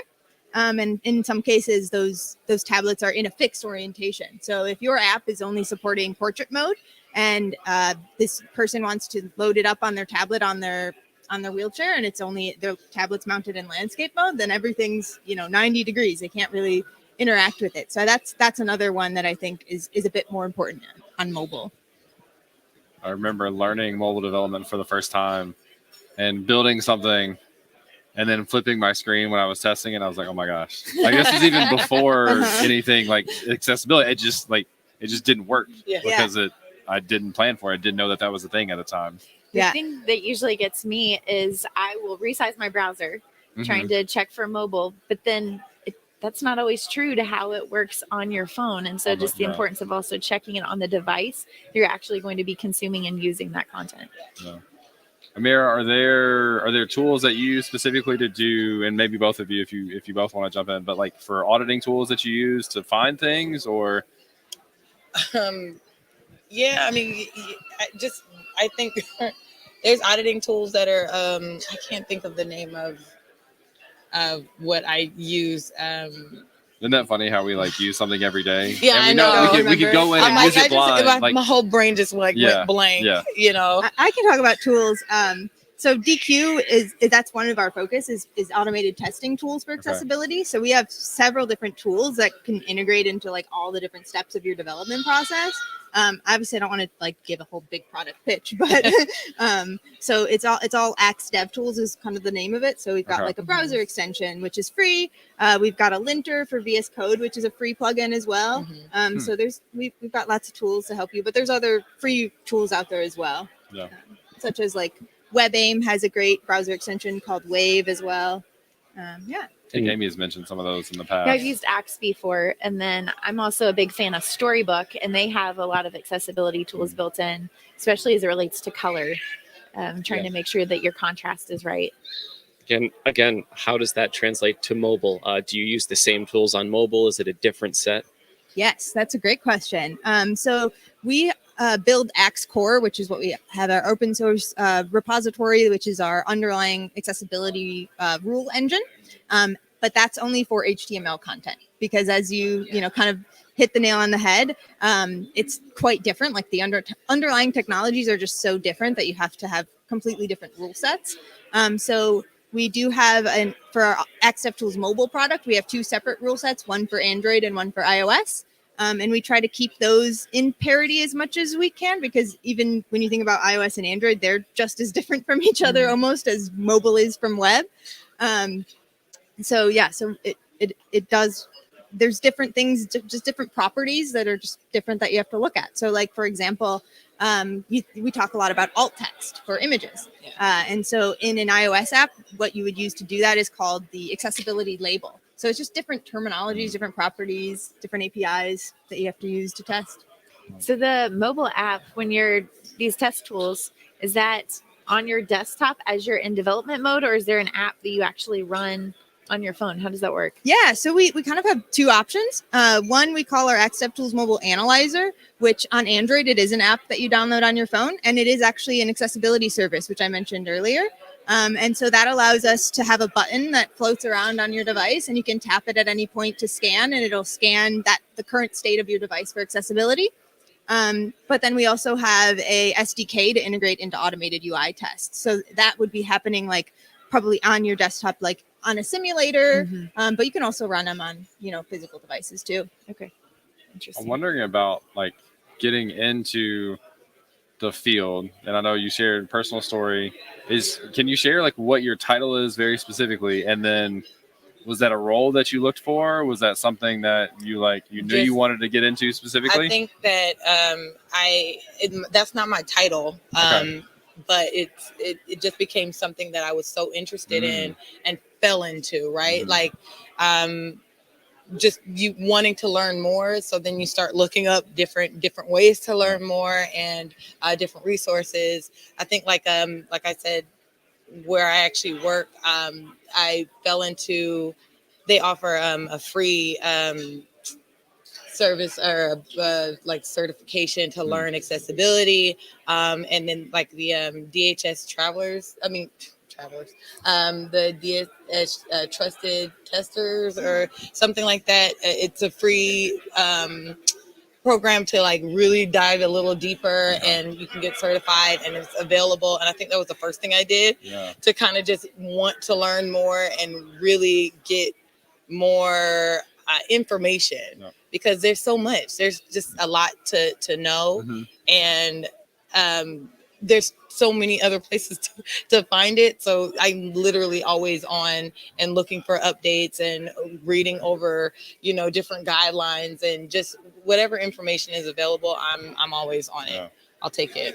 So your title does not include accessibility. My title is as just a front end engineer. Okay, yeah. Yeah, so you do have to know, be aware of accessibility, but I don't actually, I'm not an accessible tester. Does that make sense? Yeah. So, well, I think that's a cool thing to call out. Sorry, because I think we can use that as an example of accessibility matters for everyone that's developing, and not just like an accessibility. And that's the thing that pulled me in the most, because when you are doing like front end development and things like that, you don't always, you want to get done, right? And you don't always pay attention to accessibility the way that you should until it is brought to your attention the way that it was brought to mine, where I'm like, this doesn't really work for everyone. And now I have to figure out, well, how can I help make it work for everyone? So it pushed me to dive deeper. So yeah, this really gets me thinking, like, there isn't as much of a focus on accessibility across front-end engineers in the industry. Do you think maybe we should make individually titled roles to focus on accessibility, or do you think the general education and the general responsibility of all front-end developers should include accessibility? I definitely think it should just be included, just in general, and it should be included first, right? Like accessibility first. If we talk about, even when you go through the process of learning front-end development, and I know that you touch on like semantics and things like that, but if it was really taught first and really drove, people really drive it in, then it just becomes regular. It's part of the job. It's just a part of the job. And if we took that approach by obviously accessibility first and really taught engineers what to pay attention to, how to test for this, and just made it a regular part of the process, then it would just come naturally. Yeah, I like to think accessibility is like one of those foundational skills that front-end developers need to have. We're not quite there yet, but I do liken accessibility, the industry, a lot to like the security industry, right? So like all developers need a baseline understanding of accessibility, but you still need those experts there to like really ensure everything's tight and good to go. So at DQ, we work with a lot of like large enterprises, and what we see often is a central accessibility team. And often that will be comprised of accessibility experts, but not necessarily developers. And so there's kind of this gap almost between the accessibility experts and the developers. And so I think working to like bridge that gap more is important. But I do feel like right now where we're at, there's room for a role of like accessibility engineer on the central team, so that like the front end developers can like reach out to that person for advice and learn. Yeah, and I think to be really effective, that accessibility engineer should be placed directly onto product development teams, because otherwise what happens is if you have a central accessibility team, they become like people who have to nag to get things done. Hey, we audited your stuff. We found some areas of improvement. Here's a bunch of tickets. And so instead of, that just kind of positions accessibility in a negative light where it should be included into the development process or even into the core, design system or component library from the beginning.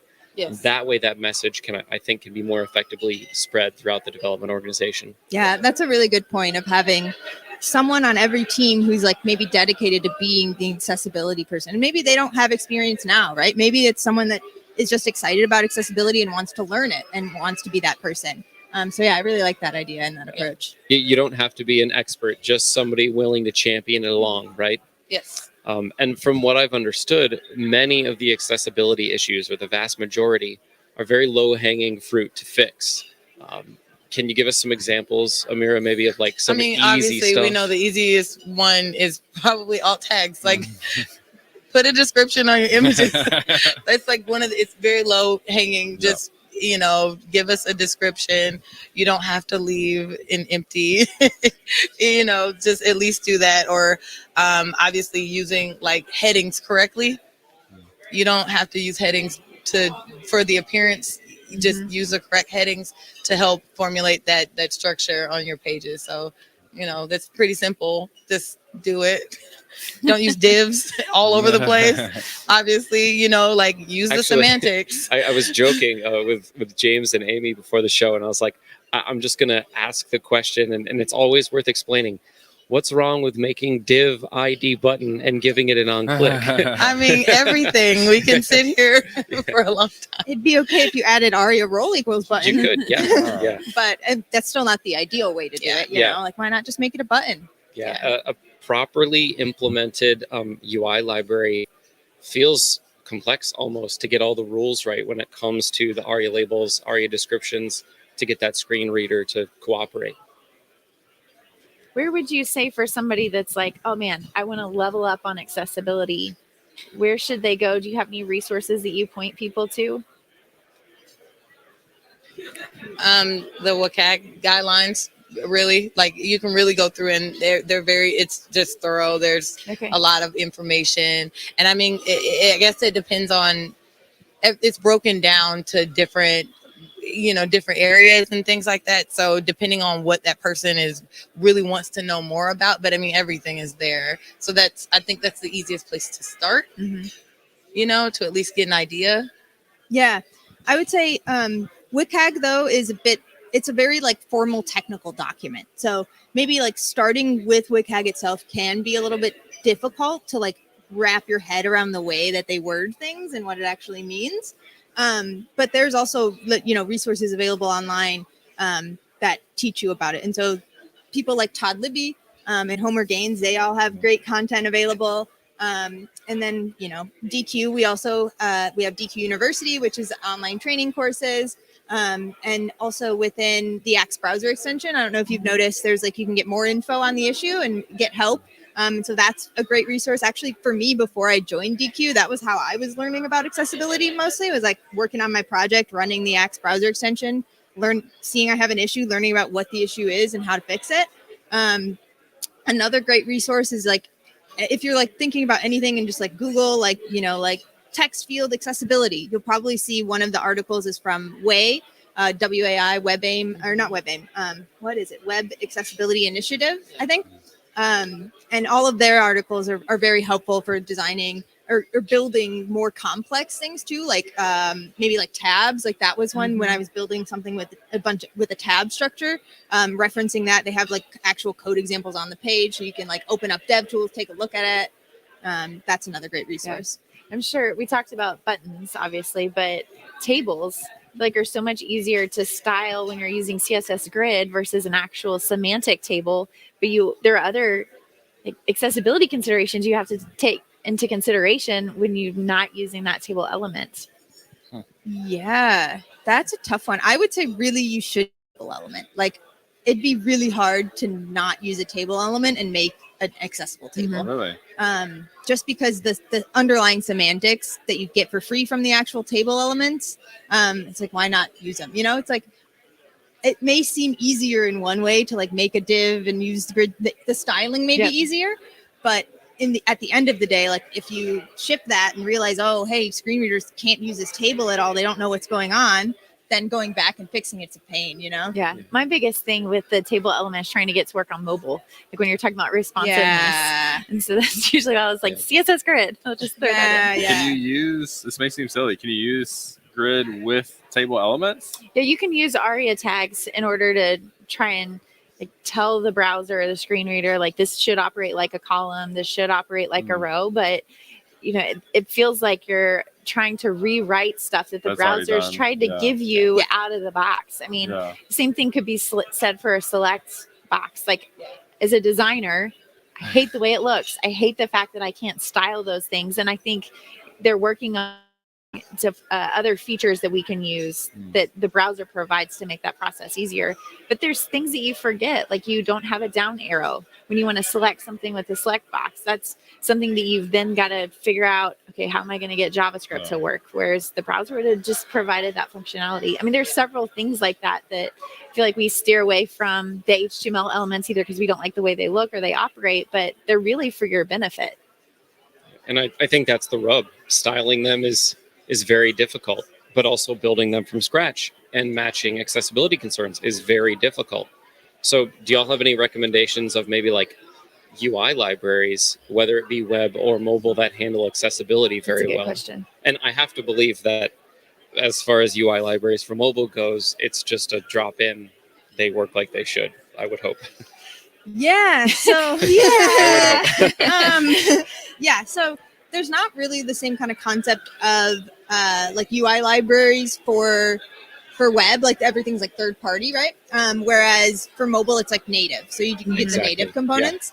And like you said, as you would hope, it would be out of the box accessible if you use it the right way and you're not doing anything crazy. It should be accessible. And that's mostly the case, I would say now. So since maybe it was like 2021 and 2020, iOS came out with Swift UI and Android came out with Jetpack Compose, which were the new UI frameworks there. And they've both done a really good job about incorporating accessibility.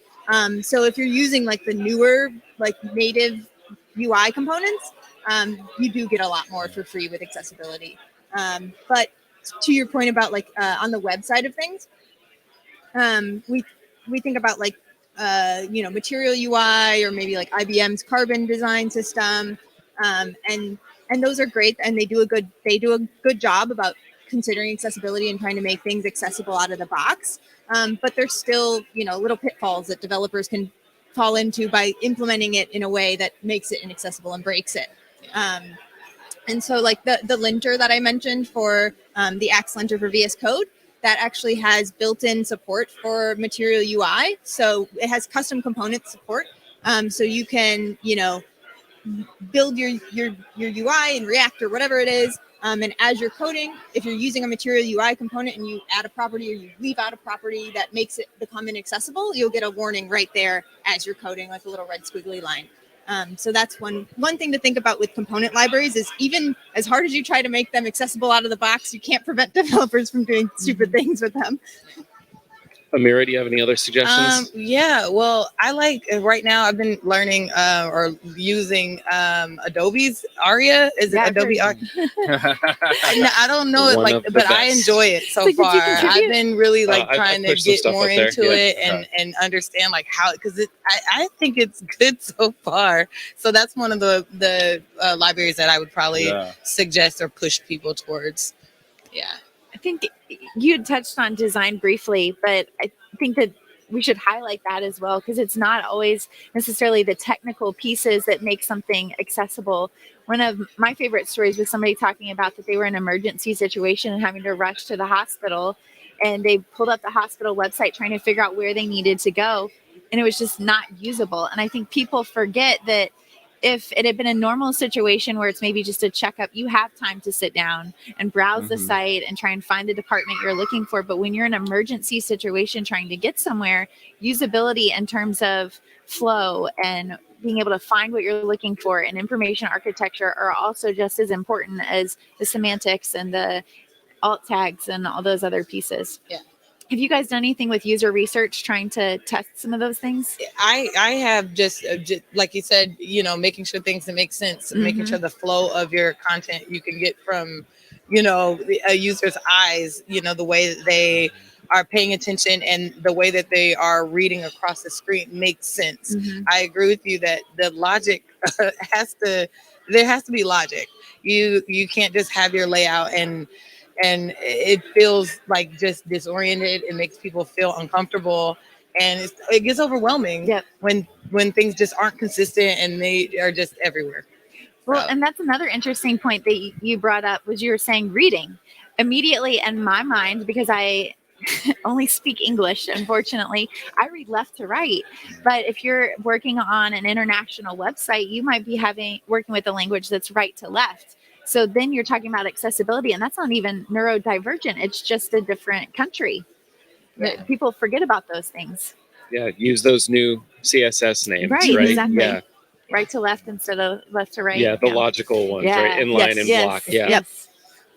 We should probably go ahead and wrap up, but we'll go like one apiece. Samir, if you want to go first, what's just a piece of advice for someone that is looking to get started, or maybe an encouragement, either piece of advice or encouragement for like this is something. Don't you be should care scared. I think that don't be scared to not know more. Like don't be scared to not ask questions. Don't be scared to get to know or understand an area that you might not be familiar with, right? Even if you don't perceive yourself as having a disability or a cognitive difference or anything like that, we are around people that are different. Everybody on this stage is different. We all are going to look at one thing and take something different from it.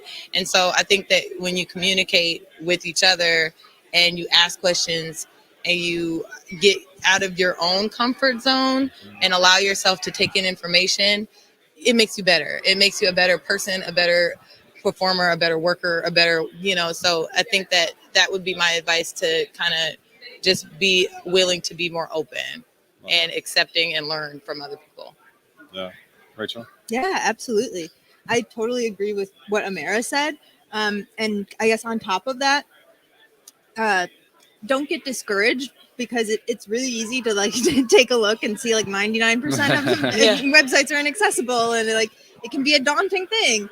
But it's grown so much, like even in the 5 years that I've been doing accessibility, like so much awareness has like grown from that, and so many people think about it more and care about it more.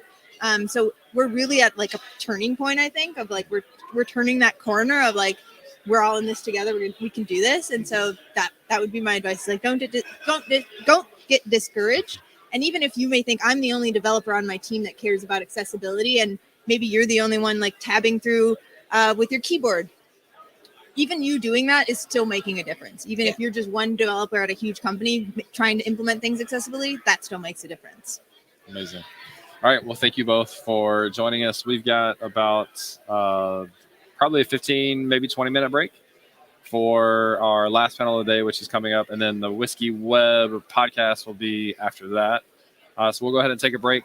Thanks, everyone, for hanging with us. We'll be back in about 15 to 20 minutes.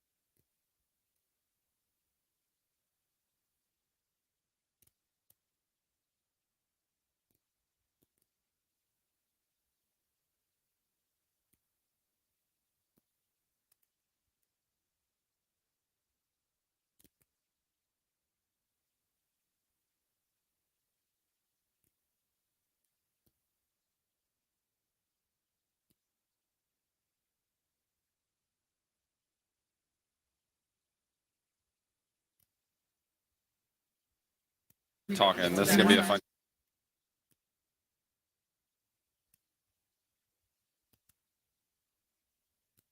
Are we? Oh, we're Can they hear live? us in the room too?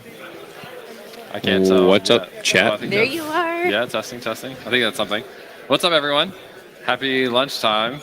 And also for people that are watching virtually, welcome back. We've got another live episode of Compressed FM today, live at That Conference Texas 2024. We've got a baby in the background. She might cry, she might not. We'll see. But we're going to get into, I almost said VR, AR, AI, any of the acronyms that might be fun to talk about. We've got Tessa and Mark that are joining us, and we'll just kind of let them run with it. But Mark, you want to introduce yourself and tell people about you? Sure. Hey, my name is Mark Thompson, also known as Mark Texon, Techson. I'm a senior DevRel engineer at Google, working on Angular open source projects, and I love to have a good time meeting people. And he just gave, I'm sorry, I got to interrupt. He just gave the formal presentation a second ago. He was like, I shake hands and hang out. And now he's like all formal. Yeah, I do. I thought I'd have a good time meeting people by shaking hands and kissing babies. Just like, hey, what's up, y'all? I literally just told you I work at Snapchat, and you're like, "Oh, famous people." You're And at then he's Google. like, Google, yeah, casual. I didn't Really? say I wasn't famous. I just said you are. Oh, okay, I got you. I got You said you. you are also famous. It's nice to meet a fellow famous person. I love that. Okay. Well, my name is Tessa Kriesel. I am head of platform developer relations over at Snapchat, as y'all know it, but I'm on the Snap AR team, specifically working with augmented reality. Awesome. And y'all both just gave talks today, huh? Mine's tomorrow. Tomorrow. Okay. We Yeah, got I did a talk insights today. too. Yeah. How did it go? Yeah. Great. I don't want to steal his shine. Go ahead. No, I was going to ask you the same thing. How'd it go? What'd you talk about? Introduce yourself and then I'll come back. Oh, we are already famous. We've done, this is our third of the day. So we do an intro for ourselves at the beginning. We'll also do some post editing when we publish the podcast. So it's all on YouTube now. You are the Oh, highlight I now. didn't know. I People mean, should already know. Look at We're us. co-hosts. You need no introduction. yeah, they already know me. So today I'm going to talk about AI, and it's about helping developers be prepared for the future and what's coming next, versus just being scared, because it's really scary to think about the advancements in AI and how they're impacting our workflows, what we do, what our expectations are. And now I'm just like, you know what, you need a plan. And today, so I went over that plan. I helped them to understand what AI is, what is ML, what is unsupervised learning, what is supervised learning, what is a pre-trained transformer, like what is all that stuff, right? You need to be able to know that. I missed out. Yeah, you did. That sounds so interesting. It was very, very good, if I had to say so myself. I gave myself a high five after this. You should have. There you go. So I would love to start by asking you, like, AI versus ML. What are the differences there? Oh, that's a good question. Oh, AI versus ML. So here's what's wild about that. People don't know the difference. I didn't even know the difference. I thought they were the same thing for the longest time. So AI is a parent of the whole field is AI. And that's just the idea that there are applications or software algorithms that can do things that were reserved for human intelligence. That's AI in general. Now, machine learning is to have a program or an algorithm that can learn without being programmed to learn. Bum, bum, bum. I know, which So makes it really cool. special. Yeah. Sweet. So it's that's where reinforcement learning comes into play, right? Where if it gives the correct answer, there's a feedback cycle into the system. That's one of the ways that machine learning works. Another thing is it can work through what's called unsupervised learning. And then unsupervised is when you just don't pay attention to it. Okay, dad joke. Anyway. That's how it's like you just let the robots run free. Like that's how it works. That's unsupervised. They're playing in the bathroom. You're like, get out of there. What's going on? No. Unsupervised learning is this idea that there's a bunch of data with no labels on it. And then the algorithms are able to extract patterns and pattern recognition from the data. And so that's one way where you can use unsupervised learning. You got supervised learning, where you put labels on things. And that's for categorization. You've been helping contribute to supervised learning for the last 20 years. Because if you get an email and it's spam, what did you do? You put a label on it that it's spam. And so now your email knows how to do what? Say, oh, this looks like spam. Is this spam? And it'll even filter things out for you because of that. Yeah, and it's crazy because all the information that we've been posting online over the past years is just, setting the training data for everything that's going on now. Did you see the thing I posted on Twitter where somebody was writing code with Copilot on their thing, and they were I think they were doing like an array of social fields for like their personal website. And so they did like conts, socials, equals, and then it listed out all of my socials from like, I saw that. yeah, it was kind of a weird, cool, but scary moment of like not thinking about the fact that that was code that was in my code base at some point. And GitHub Copilot was like, yeah, this is who you want to be. You've had that happen with an NPM package, right? Oh yeah, a lot of Yeah. times when people scaffold NPM packages, it's Mhm. like half of my information. Yeah. I'll take credit for it, no problem. Heck yeah. As long as it's a good one. Otherwise, it's right, weird. right. Mark, so what are the things you think that people? I love the bottle is like front and center and That's the incredible. camera up there. We Thank can you do for it that. all, right? Yes, we can. The fear. I've talked a lot about this. I've thought a lot about this. People are fearful of like jobs being replaced, et cetera. Is that kind of where you were approaching it? Is that the fear that you think developers have, or is it another take on it?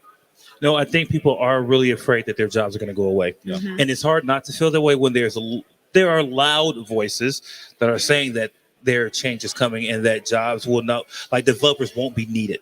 And so when you have lots of loud voices saying that type of stuff, it's just hard not to be afraid. But what I was trying to get people to see was that if you prepare, you'll be ready for the next wave. Right. Right. So what are some of the things you're talking about to encourage people to prepare? Oh, first and foremost, you gotta embrace the existing tools right now. Mm-hmm. You just gotta embrace it. Like, don't fight it. I know that you think you're smarter than AI. You probably are. You're more special. You are special. Right? Seriously, you are special. There are things that make you unique in the way you solve problems. However, I think the tools now are for an increase in output. Mm-hmm. Yeah. So embrace that. Yeah. Versus saying, like, I told this in the talk. I was like, look, I tried to generate this talk with AI. And I was like, and it was horrible because it wasn't me. Yeah. You see what I'm saying? It wasn't me. It didn't have the jokes. It didn't have the cadence. It didn't have the handsome person standing in the front. Like, it didn't have any of that stuff. It wasn't me. So like, I would never use that as my like representation of my work. But what I would do is what can I learn from the data that it output? Mm-hmm. Yeah, I think AI does two things really well. Number one, it gets you to first draft immediately, right? Because writers always say, oh, you got to get something on the page before you can start shaping it and editing it into what you want. Mm-hmm. And then maybe number two, the next thing that it does is if you're trying to learn something new, if you can have AI explain to you what's going on or give it your errors. And so those tools are just going to make you move and learn a whole lot faster. Is there any class of jobs or categories of things we do in tech that actually might go away where AI will come and say like, yeah, it's just not something we have to worry about anymore? Think about the same things that no code editors can replace. I think those things are probably up for being optimized through AI, to be honest with you. So think about it like that. But I do think that here's the thing that I gave an example of. I was like, we've had calculators for decades now, Mm-hmm. but people still need to know how to add and multiply and subtract. You know why? That's a great point. Because if you get an answer from a calculator that is not right, you're like, this cannot be right. But how do you know that it can't be right? How do you know that? Because you know how math works. So if you're trying to calculate your salary increase and it's 300%, you're like, that ain't right. Let me check the math the same way you need to learn how to steal code, because when the code output is like, yeah, no, that ain't right. That don't look right. Something ain't right. And so you still need those skills. But I think just like the lower level things that can be automated through things, like I said, like no code tools right now, I think those jobs will just be, I don't want to say replaced. This is such a scary word. I think they will be using tools to do that work. And then those people in those jobs will need to know how to do other things now. Here's the thing that people forget is even if you go back 10, 20 years, a lot of the jobs that we have now that probably a lot of the people in the room fill did not exist then. And so it's like we're scared of AI taking over our jobs, but it's going to open up a whole new avenue of jobs that we didn't even know existed, that we just can't even comprehend. That's right. Right. What's your take on, like, let's say as a developer, you master some of these tools, your output's higher, you're embracing this new change that AI is bringing on. Do you think that every developer needs to learn how to work with, like, let's say the ChatGPT API, or like be able to really leverage language models for themselves? Or is that kind of like a niche, just like working with video is or working with audio is? Is that just like a path to go down? I'll say something short, but I'd love to hear Tessa's feedback on this too. I'll say you should learn how to build what I call AI-enabled apps. There are going to be different avenues. So artificial intelligence is so wide, right? Like there's like machine learning, there's deep learning, there's neural networks. There's just so many different like facets. So you should 100% learn how to do things. GPT models like generative pre-trained transformer models that can produce output, right? Or generative AI, that is only one subset of all the cool things you can do. Right. And I think you should figure out what's next. The same way with like web development. Yeah, I can be really good at React, but maybe I need to be good at API development. And there are other things that go with it. But I would love to hear more about what you think. Yeah, I mean, I fully agree. I think that, I'm more on the VR, like AR side of the space. So I'm not actually working in AI, but like a lot of use cases that we see in that ecosystem actually have a lot of machine learning and like AI type of, components to them. One super great example, and like y'all will probably go check this out right away. It's called Brickit. And so you essentially like scan a table of bricks, right? Like of Legos. So you're like, here's the Legos I have to work with. And then it tells you what you can build. So through machine learning and through AI, it's starting to scan all those Legos and start to understand, cool, how do we build something cool? I mean, right? Like imagine that. Your kids are like, I can't think of anything. Well, here you go. Try this. And, so I think, similar to what he said is like, it's really just about where are you going? What do you want to do? Where does that passion fall? And then finding, I think, all the right sort of skill sets and the different pieces that are going to like bring you the passion that you're looking for in your work. So we've talked a little bit about, AI is going to take our jobs. Is AR, VR going to take away our personal connections with people? Especially like we were talking earlier about Apple Vision. You have goggles. There's a layer in between me and you now. Yeah. Like how does that relationship get affected? Yeah, it's actually funny that you say that. So when I first got recruited into my role, I was like, I don't know about this whole like extended reality sort of situation. And I really had to sort of dive in before I wanted to do it because I'm outdoorsy. Like, I'm like, get outside, kids. Like, we don't need to be sitting behind VR, goggles or whatever. Like, let's go play outside. And I have since obviously changed my sentiment being at Snap almost 2 years now. And I think that there's a space for it to like augment it, right? To like truly augment our reality. So VR, I see that more as like a video gaming, sort of a gaming sentiment. You can do a lot more with VR than that, but you're wearing a headset. And so when you think about like AR, so there are a few different like AR products out there. Snap has spectacles. They're an older version, but they're continually improving those, and a future there with spectacles. And I think that's where it's going to be slightly different, where like VR, yes, will sort of take you into this kind of video game sort of sentiment. You're by yourself, but you're still with people, right? So like in VR, there's all these different communities that they've created where it's like, instead of going to your local bar, you're in this like VR community and you're hanging out with your friends in like a fictitious bar. And then you're not drinking, right? Unless you're choosing to drink at home. And so I do think that there's a sentiment on both sides, right? About it can actually bring people together if it's done in the right way. But I do feel that there are definitely like, use cases of it where it's very independent and very, siloed in that. And I think AR glasses will change that. And I think that's exciting in my opinion. Yeah, it's like a really great natural extension of like online gaming. Like if you ever used online games to keep up with your friends, now I just think it's your own lobby. It's a little bit more personal. There's that spatial aspect to it a little bit that brings that connection. Yeah. And people get to be raw, right? Because it's similar to like when we all saw like, the internet's here. We can go in chat rooms and like maybe we're super introverted and we're techie and nerdy and like no one has to know that we're techie and nerdy because we're behind a screen, right? And so similar to that, if like you struggle with that social side of it, it's just a great like entry into, community building in a different way. So one thing I just want to say, what I think could be really interesting is always think about what can we use technology for to serve people, right? And do service. And I just think about like AR and VR as a space that think about people who may be not able to travel to a place. It could be through disability, it could be through lack of resources, that you can create experiences that would otherwise just not be available to them. I think that's so interesting. Yes. Right? As an option. Actually, a fun little side story. We have a Quest headset and we had put the National Geographic game app on there, and my mom was using VR for the first time, and she was on the top of Mount Machu Picchu, and she was backing up against the stove in the kitchen, like, oh goodness. And I was like trying to move her away, and she was like, I was pushing her off the mountain. So talk about, giving somebody an experience that they wouldn't get in real life, right? Yeah, and I think it has the power to transform like a very small place. Let's say you live in a small apartment, and now you can have like an infinitely large screen or landscape in front of you that opens up your virtual workspace. Right. Are there any other like really great practical work or software development applications that you know of as far as AR goes? Oh gosh, let me think. I'm like trying to like go through all. So I was just at MIT Reality Hack, which is a very cool event. A lot of college students, a lot of people in the industry that come together and build stuff. I think, to speak to, maybe not necessarily, I'm trying to think of like the software.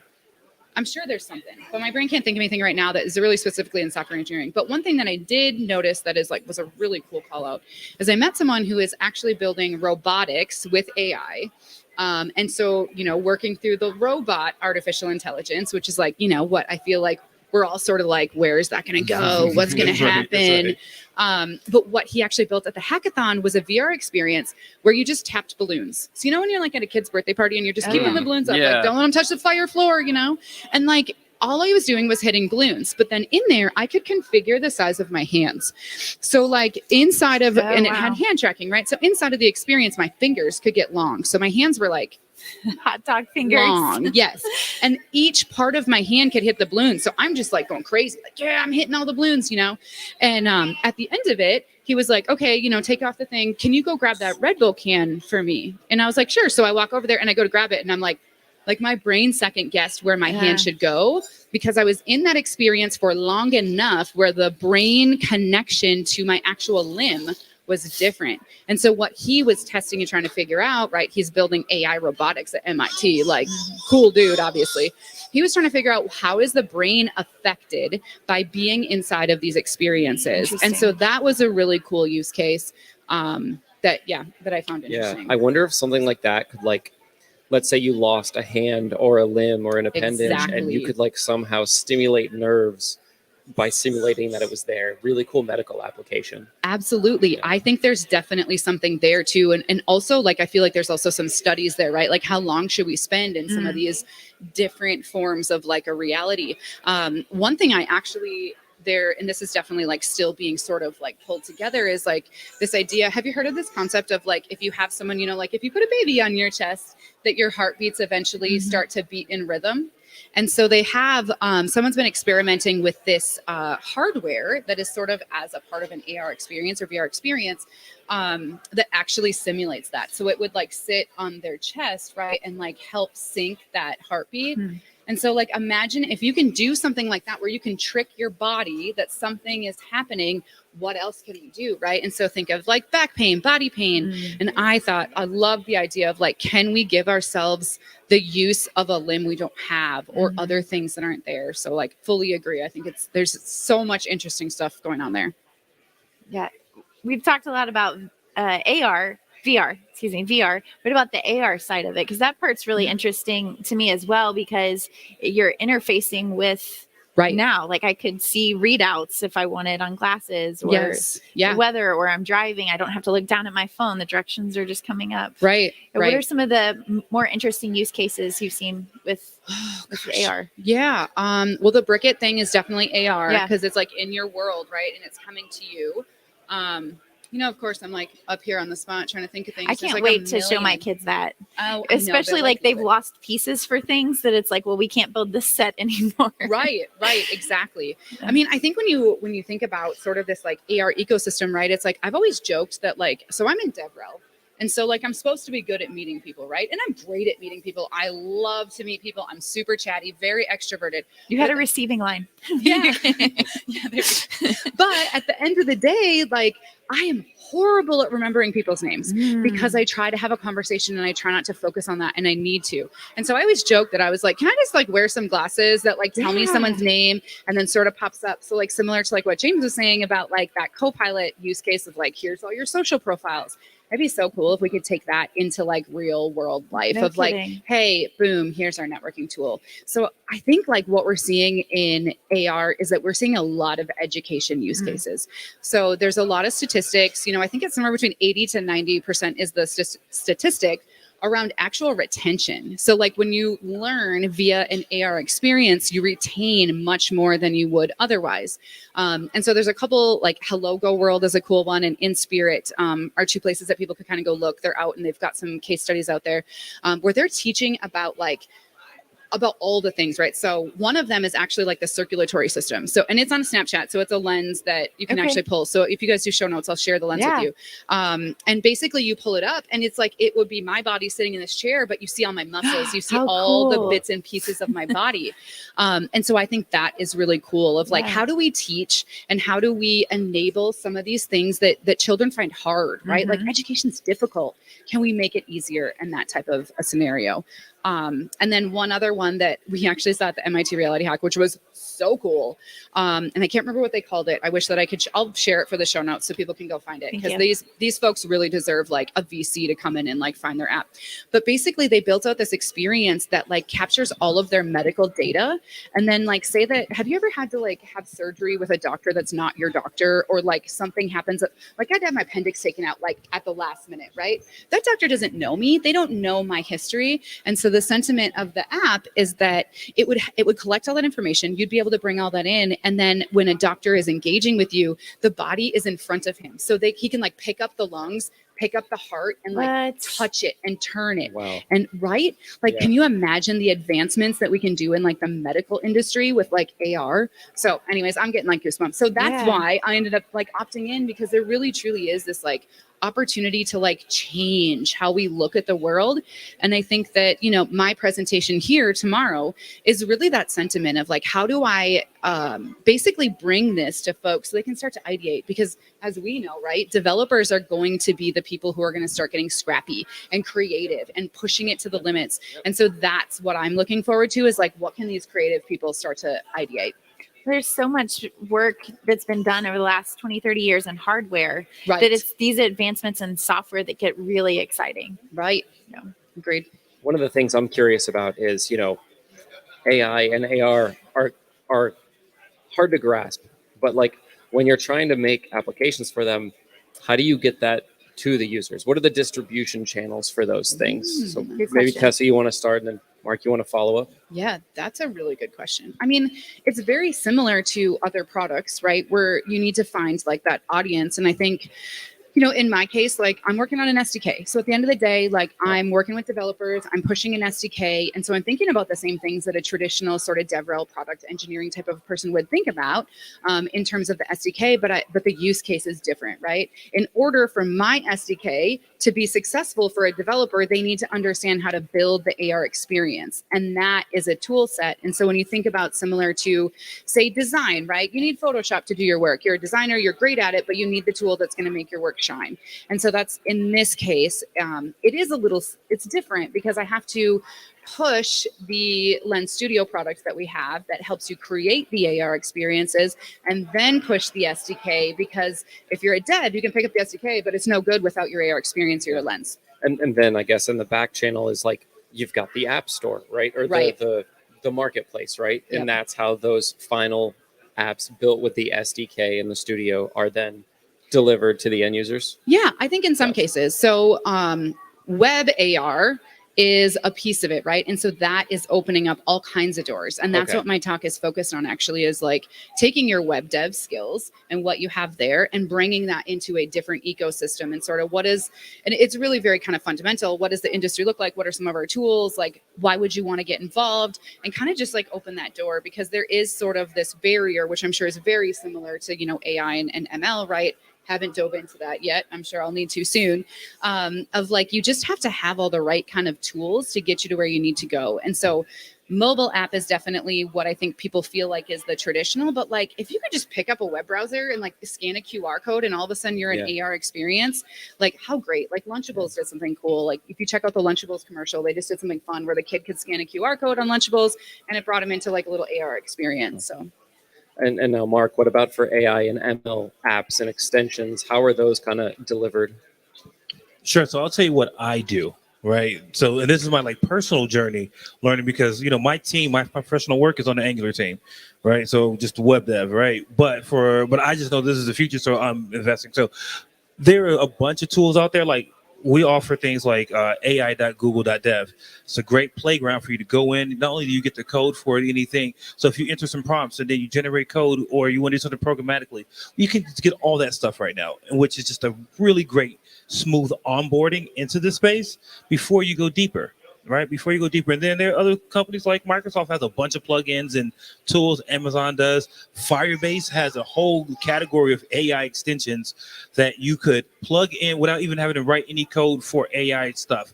You don't have to even touch AI directly. Just install the extension onto your Firebase project, and then it will interact, right, and give you like AI-driven responses, which is really fantastic because again, the barrier to entry is so low at that point. So right? valid. And it opens up what you can play with as a developer. Like install some extensions, install some apps or lenses, and then boom, you've got get an AI, API key and get to anything. work. Yeah. See, we need that in AR. Like I think that AI was, and it still is, right, was a major hype this last year. I feel like 2023 was like the year of AI. I think everyone in the AR ecosystem was like, it's our year, and then realized it wasn't our year. This is our year. We'll see. But we're not there yet, right? We don't have folks connecting. I mean, you've got all these different these different great companies that are building all these different solutions for AR and VR, but there isn't that connectivity, right? So like even right now, if you come into like the Snap network to use our platforms, roll out to our hardware, it's still very siloed in those products. And so we don't have those connected bridges, and we really do truly need those. And that is why I want developers to start to dive in, because they're the ones that's going to say, hey, this is a problem, here's my hurdle, and they're going to get creative. And we need that creativity this year to really connect that together. And you wonder if Apple Vision Pro is going to be, now that Apple's got one, and then you've got the Meta Quest. Now that a couple players are in there having these big headsets, maybe that's the kick in the pants that we all needed to be like, let's try to start making these things work together, I think when Apple does anything, I think it's sort of like a, hey, what's going on over there? There's a lot of conversation in the ecosystem around that, a lot of positivity, some negativity. And I think, there's always like the problem right now with the Apple Vision Pro is like, what is the future, right? What is the future for developers? And currently it feels like there's not a future yet. We all know that there's going to be, right? Like they coined the App Store. I mean, like it's going to be a thing. But currently it's like, what is that going to look like? And that's my like kind of question. I'm like, okay, are people going to start building for that? Like, how are they going to build for that? What's that going to look like? And that is still sort of a secret. And so it'll be interesting to see where that goes this year. I feel like you guys are set up for success with the like real looking glasses that I would wear in public. Ray-Bans are my favorite glasses ever, and they've got the Snap thing built in, I think. I agree. I think AR glasses are going to be the future, because when you think about it, and like Apple knows what they're doing, right? So this is sort of their first rollout. Obviously the price is super steep. So when you think about it, it really truly is sort of, hey, here's V1, right? Let's go experiment. Let's see what we can build. And again, they're doing the same thing that I'm thinking about. What are our use cases, right? How do we get creative? How do we innovate? How do we sell this to enterprise? How do we make this a thing? And so I think, this is sort of that first version, but I imagine that their next version is going to be different, right? Sure. And so I don't want to walk around with an Apple Vision Pro like headset on my face. Like that's not really AR, honestly. You are augmenting your reality, but you're not in your reality because you're inside of a headset. And so the glasses that you actually can wear and walk around with and maybe do the networking thing that I said, right? It's something that's like, it's aiding you instantly right in your experience. I think that's where we're going to see a really cool future of AR. I think so. Even with the like AR experience, like how can we support neurodivergent folks? Yes. Like what can we do? Like as soon as I think of tools like this, what can we do to support other communities? Because I think if we could only focus on entertainment, you know what I mean? That's just such a narrow space. But like I think about this one app for like low vision and blind users called Be My Eyes, right? And then you could like connect to see if something in your house is like, did I turn the stove off, or is this thing, expired or not? Right. Imagine like the type of tools with AI for computer vision, right? And then AR, you know what I mean? Just mix all that together. That's Something really you wear in your face. Super interesting. Could be like, okay, rotate the can to the left, rotate the can to right. Give me directions so that I can know what to do, so I can support myself and get autonomy and control back. Yeah. Right. Like all of that is so interesting with the tools that are emerging right now. Well, I mean, like we're seeing, like I said, a lot of use cases like in education, right? So when you think about like putting on some glasses and you walk up to something, if we're just like constantly teaching people how to do stuff, like imagine the education gaps that we can fill, especially like I'm from a town of 300 people, like little podunk town in Minnesota. Like I never would have imagined in my entire life as a child that I would end up like working at Snapchat, talking on this stage right now about like AR, right? And that's something that I had to bust my butt to get here. Like if I can get into an experience that's approachable, that accommodates someone who is neurodiverse, which I myself am as well, like, wow, really, like the opportunities are not about who's got the money, who's got the connections, who's got whatever. It's about who's got the like desire to actually do it. And when that opens up, like, that's going to be a great world. I think we're getting a little bit close to the end here, but I think it would be a fun way to like maybe close this down by giving like a spicy take or like a really cool maybe idea or projection for the future. Like, what do you think is going to change maybe in your like around your talk of AI, you and AR, Tessa, and like just predict the future in a year or two. What do you think is going to happen in your space? Mark, you want to start? In a year or two, I think that so this is not even a spicy take, so much I think it's the honest truth. I just think in a year or two, the models that we are using now will be just unimaginably better than they are now. And I just think that the rate of improvement is just going to like blow people's minds, but we'll see it in a year or two. Think about between Palm and Gemini, right? Like Palm was okay, and then Gemini's like, look at all the amazing things you can do. And that was a short loop.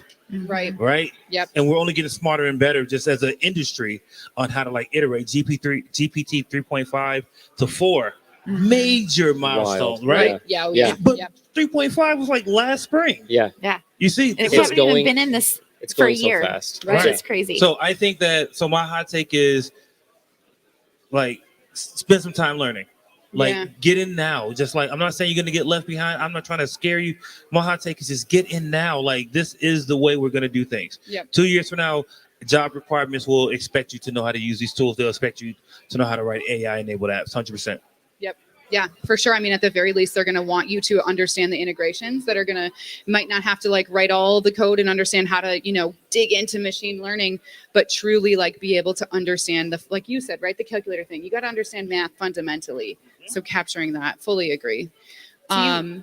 Before you answer, do you have any resources or suggestions? Because a lot of it just feels like new technology. It's like, where do I even start? Excellent question. I love this. So here's where you start. Yes, I work at Google. Yeah, whatever. Okay, fine. But we offer so much good information for free and training for free on our like AI portal, right? You just go to ai.google.dev. You can learn so much about like even breaking down. So I went on just from my own understanding because I think I know a lot, but I'm like, what don't I know? Right? What don't I know? What else can I learn? So I started learning about like exactly how a prompt actually works. Right. And it's like, all I have to do is just click on these links. So check out ai.google.dev. Like you want to get started today, just check that out. Start reading resources, watch a couple of videos and just that way you can at least know what's happening. Right. Yeah. Right. Get over that initial fear of like putting your head in the sand, which I think a lot of people are doing because it's overwhelming. It is overwhelming. Yeah. So just kind of like do a little baby step, right? Just jump in there. We had Chris Sev on the podcast last week, and he's, remind me what company, it's like SourceForge, or they write code. SourceGraph. I can't remember the name of the parent company. But he was saying like even with prompt engineering, it's simple things. Like ask the question at the end and not at the beginning. And it was like, oh, I can do that.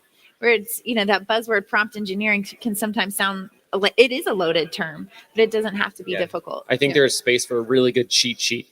Prompt engineering, top 10 tips. Boom. To get the best out of it. Get on that thread. That's right. Well, like when you think about like, I don't know how long you've been in tech. I assume, a hot minute. But like Googling, right? Like you had to learn how to, so becoming a developer, you had to learn how to Google the right terms. And I think it's very similar to that, right? It's like, you got to start to learn just enough to understand how to engage appropriately. Yeah. Which isn't a difficult barrier, right? Like just pick up a little bit. It doesn't have to mean you're fully learning how to be an AI and ML engineer. Yeah, and you don't have to go to Georgia Tech, right? And get a master's. Right. For real. Like that's what 5 years ago you did. Right. Yeah. Valid. Right? Like the barrier of entry was so high, you had to go back to grad school to like learn everything. And now it's literally just typing text into a box. Like that's what it's boiled down to. That's right. You know, with finesse, but you know, that's it. Right. Yeah. Do you want to know something funny about that? What's that? So we have a farm. And so my husband is learning, this is like getting into like my whole farm life. My husband is learning how to artificially inseminate cows because we are raising mini cattle. So I'll digress on this story, but what we were talking about is I was like, we need a business plan for our farm. And I'm very capable at doing that. It's something I love to do is being strategic and thinking about long-term vision. And so I'm like, hey, we got to work on the business plan. And he's like, well, where should I start? Right. Because he's a stay-at-home dad, but he is very used to be in telecommunications. So like business plans are not his forte.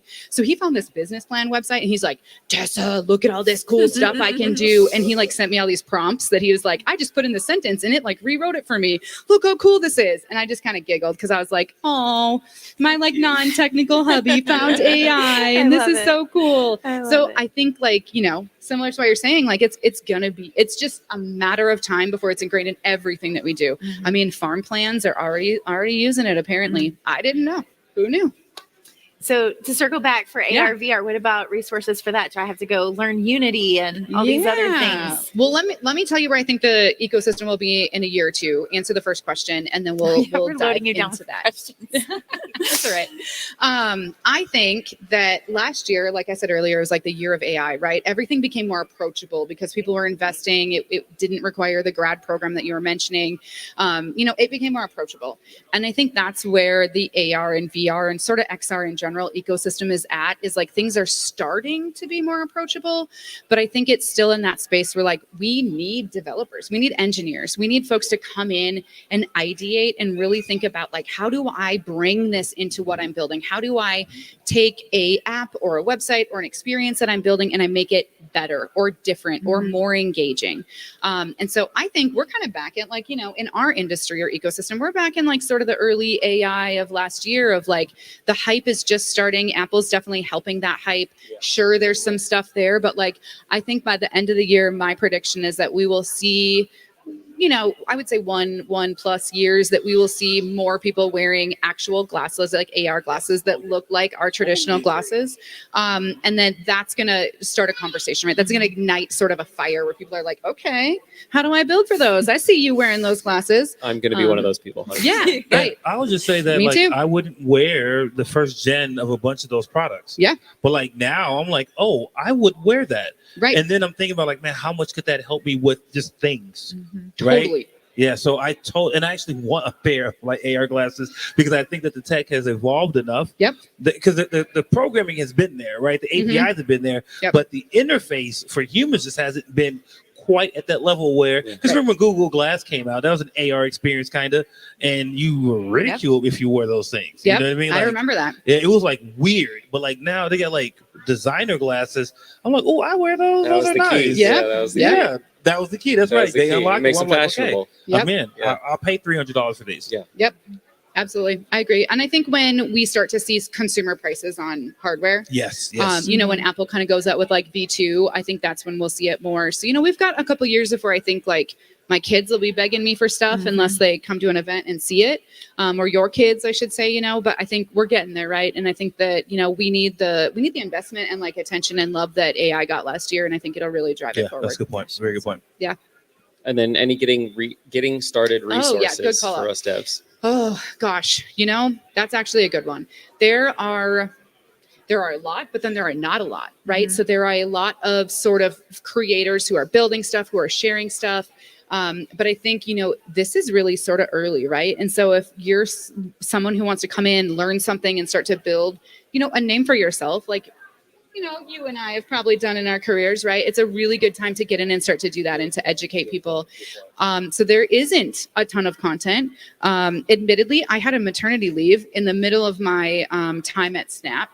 So I haven't actually had the chance to like truly build something cool yet. Like I've been like, go, do this. I've been improving experience because our product was in beta and now we're going to GA. And so now it's about driving awareness. And so now I'm hitting the point where I'm like, I might just start like a live stream where it's like Tessa learns AR.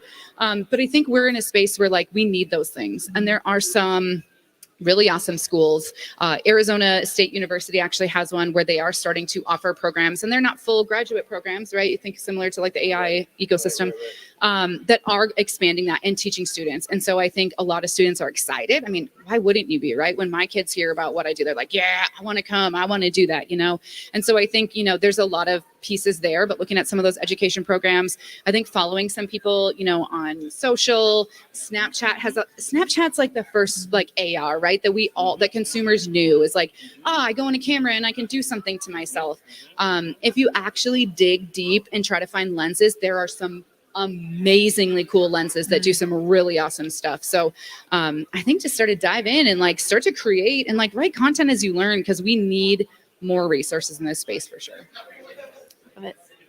Good to know. Well, thank y'all for Yep. sharing your tips about AI and Of course. AR. Yeah. Thanks for having joining us. us on Of stage. course. And thanks everybody out there for listening. I think Whiskey Dev. Whiskey Web and Whatnot's That's right. coming up at 2 or 2:30. Ooh. So y'all stay tuned. Keep an eye on the stage. Thanks.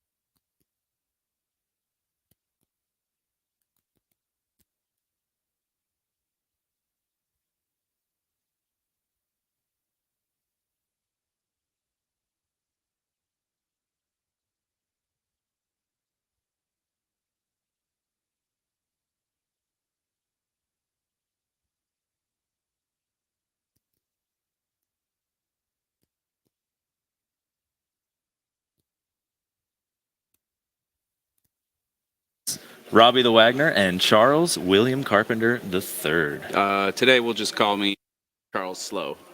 All right. I don't know. It's the best joke I've got offhand. Because our guest is quick. That's right. Okay. Sometimes I rhyme slow. Sometimes I rhyme quick. There Yeah. it is. Nailed it. Yeah. So yeah, our guest today is James Quick. How's it going, James? Doing good. Good to be here. Thanks for having me. Yeah. Thanks for coming on.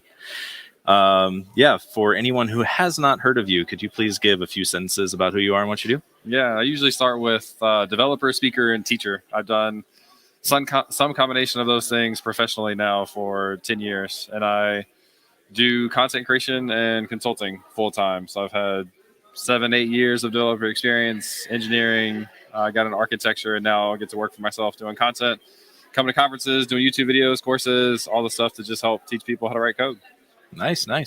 Yeah, I was listening to a couple of your podcasts earlier where you were changing your title up. Yeah. You going to make a random generator for that, maybe? Yeah, I have no idea what to call myself. And it seems so lame when I fill out a bio for a conference or something, and they're like, what's your title? And I'm like, I don't really know. So I have an LLC, so sometimes I'll say founder of the LLC. Right. And content creator. I don't know. Yeah. Anyway. Yeah, who knows? Titles are hard. I know. You teach people how to code and get better at code and learn different things about code. You show exciting things in code that you like. Those are actually some of my favorite videos of yours where you're just like, Astro 4 just came out and it's awesome. Let me tell you why. Yeah, Astro overwhelms me. I don't know if we're ready to go down that rabbit hole yet, but they release new versions so quickly, and I have a course. Yeah. And so right before I released the course, they're like, hey, we have this new version coming out. I'm like, thanks for the heads up. But, I was kind of working on this. Yeah. And then I'm like 3 months later or whatever, they released 4.0, which is very exciting, but with mixed feelings. I'm like, stop. Let me just sit on the content that I have for a little bit. Yeah. And then you can go and update stuff. But whatever. Yeah, we should definitely get deeper into that because we do love Astro too. But before we do, let's start with the whiskey, Chuck. Okay. So first of all, I'm going to refuse to pronounce the whiskey until... This is Akintoshin. Is that right? Yeah, pretty much. You got to say it like Akintoshin. it's kind. Well, no, that doesn't sound Scottish to me at all. So I this can't is do a Scottish accent. Akintoshin. That's what it's called.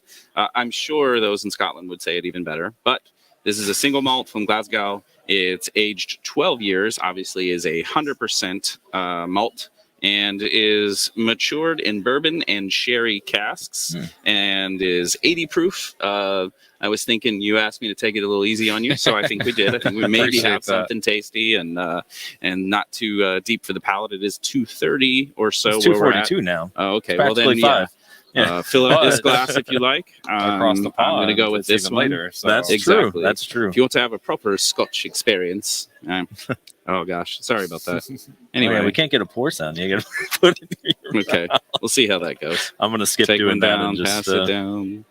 I brought my own glass. Nice spin to it. Does it, how close does it put me to alcoholism that I travel with my own whiskey glass? You can just say it's part of the podcast. Like that's how. Yeah. It's part of the brand. That's what you have to do. Yeah. Do you travel with it when you're not doing a podcast? I refuse to answer that. Yeah, that would be an interesting question. All right. Ooh, it's got a smoky. Definitely catching light. Yeah, well, I get a little smoke, a little bit of like a cherry. That's probably like the sherry casks. Smell a little bit of new shoe leather. Gosh, really? I'm not. Yeah, you're not getting the that? best kind. I'm not. I just old shoes in here. So you were asking a little bit earlier. Yeah. The vernacular is kind of similar to wines. It's just like whatever olfactory descriptors you could come up with that make sense to you, and sometimes we'll connect on that, or sometimes we'll get there. Maybe you say orange and I say lemon. Oh, both citrus. I don't know. Yep. Yeah. All right, I'm going to take a taste. All right.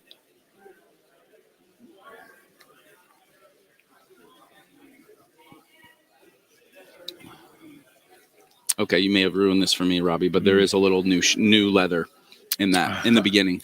You want to know what I'm getting? I'm going to know anyway. Very slight notes of a cotton candy Go-Gurt. Cotton candy Go-Gurt. Yeah. When is the last time you had one of those? It's been a Today. while. Yeah, It's I just wish you could reminding maybe me what today, it's like. but- Yeah. I'm not getting that. I You're not? definitely no. I get like a little bit of like dark chocolate, cherry kind of together. Yeah. And then something bitter on the finish. Definitely a lot of smoke on the finish for me too. When you said the cherries, that's what I thought of. But I think going like the dark chocolate cherry, which is usually a good combination for desserts and for alcohol, whatever. Yeah, I could definitely see that. Yeah. Hmm. It's fairly tasty, I would say. Yeah, it's got a lot of flavor for it. I mean, 12 years is sort of like table stakes for a Scotch, I think. For me, if you're getting one that's not blended, so they haven't tried to like change its flavors in that way. They're in used barrels, so they tends to be it takes longer for it to really get the flavors out because bourbon and sherry in this case have done some of that work already, so you got to get deep into the wood. 12 years, 15, 18, 20 isn't crazy for a Scotch. You get down that line for bourbon, which requires you to use brand new charred oak barrels. Then you're like, whoa, it gets nuts when they get above 15, for me personally, at least. You know, I don't drink much liquor, but beer I drink. I wouldn't say a lot of. I like beer a lot. Yeah. But bourbon barrel beers, like that have been in bourbon barrels for a while, that's my favorite taste in a beer, like by far. Favorite beer, easy. Yeah, there's a few like stouts that do that. Actually, a lot of stuff does it now. Porters, Yeah. I had one the other night at home in Memphis. We went to, after soccer. Yes. If it's early enough, we go to a local brewery who they've actually gotten really big, so they're in like other cities in the area. But I found bourbon barrel beer that was 12.5%. Ooh, it was delicious. Yeah, that'll hit you. Delicious and effective. Yeah, yeah. Especially after sports, you have something in your body's like, please give me. Yeah. Well, so I know you're an avid listener of the podcast, so you're probably already very familiar with this, but I'll talk about our rating system, and it's based on a octopi-like character, so it's 8 tentacles, but then we decided to make it crazy. It's 0 to 8, because we're developers. There you go. Yeah. Mm-hmm. Developers. So, yes, 0 being terrible, you'd never have this again. You didn't throw it behind you, so I'm going to assume you're probably not a 0. 4, middle of the ground. 8, amazing. Clear the shelves next time you see it. And Robbie and I will sort of like compartmentalize them as like we'll probably talk about them collected with other scotches. Totally don't have to. You can do it with whiskey in general. You can do it with like just if I'm gonna have liquor, would I have this or something else? Like whatever, kind of yellow it a little bit. Yeah. But I also won't make you go first, so I'll make Robbie go first. Okay, I was not prepared. I thought you were gonna make him go first. That's why I went for you. Okay, so in terms of scotches, I'm not a big scotch person, so but this was not terrible. Let me think. What is a scotch that the best scotch I liked was the Muckety Muck. That's probably a 7 for me. Just on branding alone, I would imagine. Yeah. It was cool branding. Yes. I'm gonna give this one. I'm gonna just middle of the road 4. I'm gonna say 4. Yeah. I don't think there's any shame in that. If you want to go next, yeah, I'll go. Yeah, go for absolutely. I don't have a ton of experience with scotch either. My first scotch was like very, very smoky. Like scotch is usually smoky, but it was like intended to be very smoky, and it was way too much. I would say a 6 for me. You always want to like not having much experience. You can't go like all the way to the top, and then, like it's not that delicious, but it is. I enjoy it. Cool. Yeah, I'd go 6. Nice. Yeah. Chuck? I'm leaning in a similar direction in terms of like Scott. I've had this brand before, not this exact one, but I think it's very drinkable off the shelf. Like I usually don't like a ton of smoke, and I like how this is already mellowed out a little bit for me. I got a lot of smoke at first. As I have a second and third sip, as that starts to mellow out, and I'm getting more of the sweetness and like woodiness and Go-Gurt. Yeah, cotton candy Go-Gurt. Not at all. None of that somehow or another, but it actually reminds me more of those little like chocolate cherries that you get. You could probably still get them at Walgreens or whatever seasonally, even though they seem like, are they shelf stable for 20 years? Should I put this in my body? I don't know. I'm still going to eat 4. Yeah. Like they kind of have that nuance to me where like, oh, I like it. I shouldn't have too much of this. It's okay. So I'm going to go 5. Yeah. I think it's 5. It's tasty. I'd have it again. It's not knocking my socks off. Yeah, that's fair. All right, so now we'll go into lukewarm takes because most of these are old, so they are not as hot anymore. I added a couple. I added some too. So maybe we start from the bottom. Yeah, and go start back from the bottom. Then we're here. Now we're here. Thank you. Yeah. Yes. Good. I'm glad you went there. Yeah. Ooh, what do I want to do? What do you think about nested ternaries? It's been a big thing recently. Ternaries. I think there's most likely no way that makes sense to do. It's probably like. I would never do that. I think ternaries, like, I'm not against ternaries in general, right? But I think you have to be careful with like in what scenario and how much goes into the ternaries, because then you could just much more cleanly break it out into anything else. Oh yeah. So nested, I would say no. Yeah, I agree with that. Like if it's one line and it's a quick basically a if else that's in one line. Yep, fine. But if you're doing multiple, no, it's not readable. Yeah. There's a quick fun fact. Like in our Discord, we do live coding Thursdays. So what it's been mostly, and it's evolving, has been me doing lead code problems, just for me to lead and other people to like give ideas and blah blah blah to help like just teach people how to approach problems like that.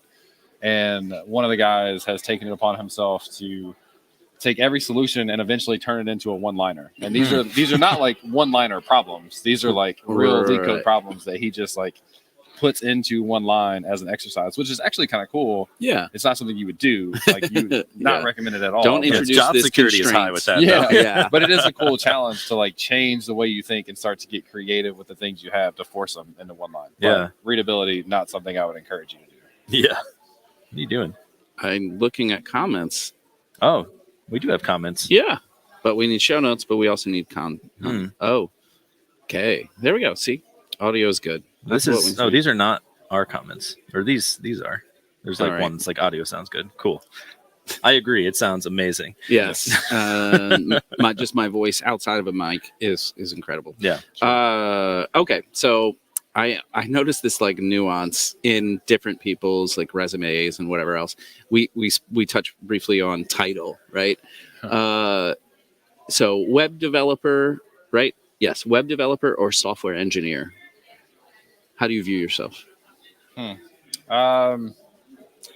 Well, for like title, I wouldn't use either now, and I still don't know what my title is, so I'm kind of like out of that conversation. But I think there's some level of sophistication that seems to come with like the connotation wise with software engineer. Like that feels like a Google type role that like has some credibility behind it. Now, not that web developer wouldn't, but a whole separate rant is like the fact that titles are meaningless. Like you go from one company to another and you could go from regular junior to like staff just because the opportunity was available. So those things like are really arbitrary and they change from company to company. So at one company, it may mean one thing and another, it may mean a completely different thing. So completely arbitrary. I think like software engineer sounds a little more sophisticated, but that's as much as I have. I always felt like the old distinction used to be like, are you writing software for the web or is it like installed? Yeah. And it felt like 15 years ago, it was like, if I'm installing it, I'm maybe a software engineer. And if I'm here, but I don't know. Web stuff doesn't feel like software. You're right. Like it is, but it's like, especially how pervasive SaaS is at this point. But it sounds like you're advocating for unions. And so I just want our audience to, James Quick, you heard it here, unionizes our industry. It's funny. I did a panel on AI and we were talking about like having to come up with rules to governance around AI, right? There's a lot of open questions. There's a lot of benefit. There's a lot of people scared about AI, but governance of controlling that to a certain extent is a missing, yet to be evolved thing.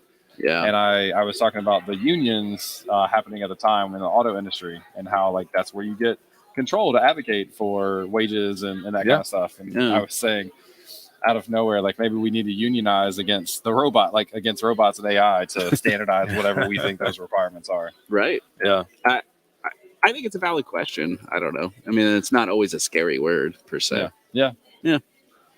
Unions can be helpful sometimes. There you go. Yeah. Just don't ask my dad. He'll disagree with you. Well, he's watching us right now. And so he's like, no, okay. So disappointed. Yeah, his dad has been disappointed in Robbie for years. Yeah, so that does happen sometimes. It's a different story though, I guess. Yeah. Speaking of disappointing, is React too complex now? React isn't, I don't think React itself is any more complex really than a couple of years ago. Like I think if you're just doing React, I think you just do what you've been doing. Like you can. I think potentially the conversation around complex is you're getting into Next.js, you're getting into Remix, you're getting into Redwood, you're getting into other frameworks on top of React. And then you're getting into now we're diving into the world of server components, right? Like I think that's probably the biggest trigger for where we are now. Next.js has shifted in their world how they do backends or how they do front ends, right? With server components. Yeah. And so that does change things, but I think React, the things that could be complicated about React, I think have basically been there. I don't see anyone using server components with just React.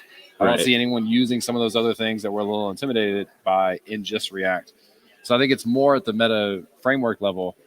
but the meta frameworks also make things easier because Sure. they take care of a lot of stuff for you. So yeah, I don't think so personally. I think it's always the constant, maybe at a higher level, the landscape of what we consider best practices continues to evolve. Sure. And staying up to date with that, I think, is much more of the challenge than it is React itself being complicated. Yeah. And I think like a lot of people forget that PHP still powers like 60% of the web. Like if there's a thing you're productive in, just use that. Oh, absolutely. That's Like- a whole other fun conversation. Yeah, but absolutely that. Yeah.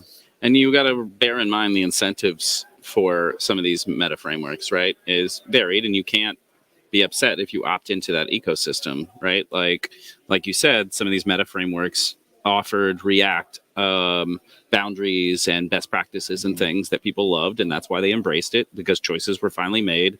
We didn't write another saga or whatever, right? and that's good, but the downside is that the goalpost kind of keeps moving to a degree, right? Like, oh yeah, I know how to be awesome in Next and all of this. So 13 comes out and you gave me some like sugar with that, and there's some changes. Great, there's that. 14 comes out and now you've changed the paradigms. Well, okay, is this better for me or you? I'm not sure.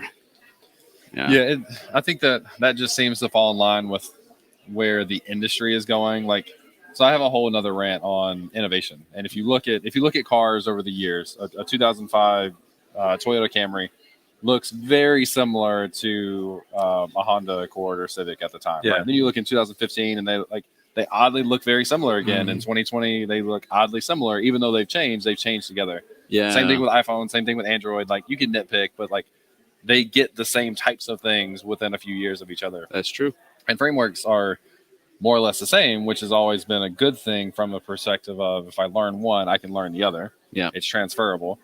But also, I think makes it where you can see those trends and you kind of learn the idea of the trend, and it applies to other frameworks as well. So Remix is actually working on server components. Redwood.js is actually working on server components. Next.js already has. So they're like doing the same types of things together. Yeah.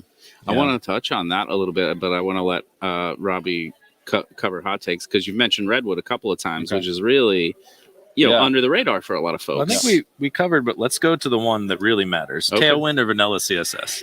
Definitely Tailwind for me. And it's so awkward when I go to something and try to write regular CSS, because I'm just trying to type in Tailwind classes, and I'm like, what is the syntax for this? Oh, right. But yeah, it's just easier to start with that for me on everything. And that's not me saying that's the way to do it, but for me, definitively, it's Tailwind. Yeah, I think the arguments against it are like, oh, it's so messy. You have all these classes. Like, well, you can abstract it. It's like any other code. Break Like it into a component or whatever. If you have a 500 line component, you probably want to abstract that into smaller components. Absolutely. Same with your CSS. Anyway. Yeah. There's You a love new- asking that one, though. I do. I love Tailwind. So Same, yeah. There's a new tool, I can't remember the name, but it is targeted at solving that exact problem of the bloat and Tailwind. yes. And again, this is kind of useless because I can't remember the name, but keep an eye out for a new tool that helps solve that issue with like how many classes you have to put into your component. Tell us what the name is later, and we'll put it in the show notes. Yeah, there you go. I'll see if I can dig it I out. think I came across something that like that's what it was. It's basically like trying to just give you this extra sugar on top for which is the number one complaint that people have is the bloat. Yeah. But you can also opt into a bunch of component libraries that were built on top of that do their own abstraction things too. If you're trying to go quickly, like giving me some components that I know kind of the output of, like why not? Absolutely. Yeah. So I'm going to regress a little bit back to Redwood.js, just because I had my own kind of. This is family friendly, but anyway, come to Jesus moment around like no one can hear us out there. Yeah, that's true. Here, people online can. It's just a turn of phrase, but anyway, it was like so we have this open source product or open source library that we've worked on for like 7 years or so. I'm trying to like turn it into a product, and was working on trying to do an API and SDK and all the other things. Other like, 3-letter acronyms. Yes, exactly. Let's try Next 14. Let's see how this all goes. And I was doing Alessia.js, which is a bun-powered API. Super cool, kind of fun, bleeding edge, like stuff that. But I'm a one-man show, so it was very challenging. And I just had this moment where I maybe I should just work with some web frameworks that are already a little battle tested, stuff we all know about. Like Opinions are actually good. Spend a weekend going through like the Redwood tutorial and the Django tutorial again, because it's been 10 years since I touched that. And I landed on Redwood. I just felt like tutorial was nice. It's a bunch of stuff that I worked with in the last 5 years, so it's still kind of top of mind. I can use Tailwind, like some of the new stuff too. Prisma, you know, it doesn't. I mean, Drizzle was cool, but Prisma works. Like it just works. And we talked to Tom like a couple of years ago when we were first starting this podcast, actually, and I like how opinionated it is. So just because you mentioned it a couple of different times, just wanted to get some of your feedback and thoughts around Redwood, and if you've used it or. Yeah, I haven't used it so much, and I'll admit I'm a little biased now because my co-host Amy now is a full-time employee at Redwood. Oh, nice! So that's why it's more and more top of mind for me. But I actually had Tom on my live stream in 2020 and talked to him about what he was building, and I didn't really do a whole lot of like Ruby on Rails as an example. Yeah. But when I was getting into web development, I went through a couple of different stints of a few different options and went through a few months of going really hard on Ruby on Rails. And I just love that they gave you so much. Yes. And I think that's the thing that resonated with me with Redwood, of like the idea of not boundaries. What's it called? They're not context. What's the cells? Yes. Thank Okay. you. I was going to get there. I was like, it is new to me still, but the cells. The idea of cells in Redwood is basically just the idea that for almost every component you have, you're going to have these different states of that component. Yeah. And you're going to need that every time, and you're going to need to get data. So why don't we just like give you these tools that do all the things for you that like streamline that process? And I'm a huge fan of that. I know it's always a balance of I'm opinionated or not, like how much flexibility and freedom do I want? My ultimate goal as a developer, going back to no code, low code, like all the things, is I just want to build shit. Like, whatever you want. We can wow each other under the hood, but if you don't have users, and they, first of all, you need to get users, so you got to build something, and they don't care. No. Right? Does it work? Is it snappy? Is it Well, I think the biggest advantage is moving from code base to code base. So like I've been using Ember for 12 years. It's very opinionated. Nice. It's like I can pull up any Ember app and like start writing production code now. I don't have to learn how the app works or anything, because it's all the same, which I think is the benefits you get from a Redwood or anything with lots of opinions. It's like you open an app and you can start writing it now. It's not like 6 months of ramp up of where did you put your components? I don't know. They go somewhere, and I like having that structure, taking the guesswork out. I think onboarding, exactly like you said, is easier.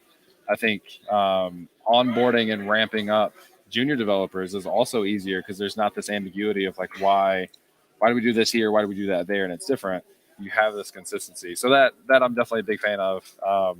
The other thing, and I'll kind of like take Amy's spot for shouting out Redwood, is they're working on React Server components. Yeah. So they've been historically like a lot of tools around building a SPA, single page app. Yep. But now they're going to have that back-end component prioritization, which again follows the trend of the industry. Yeah. And I think that's going to be really exciting for them. And I'm excited to hear more from Amy as they evolve on that. Yeah. And I don't think like the ideology behind server components on the React side is necessarily bad. Like we've called them three different things that like. It started as like isomorphic. It was just how do I render through a node server and push them up.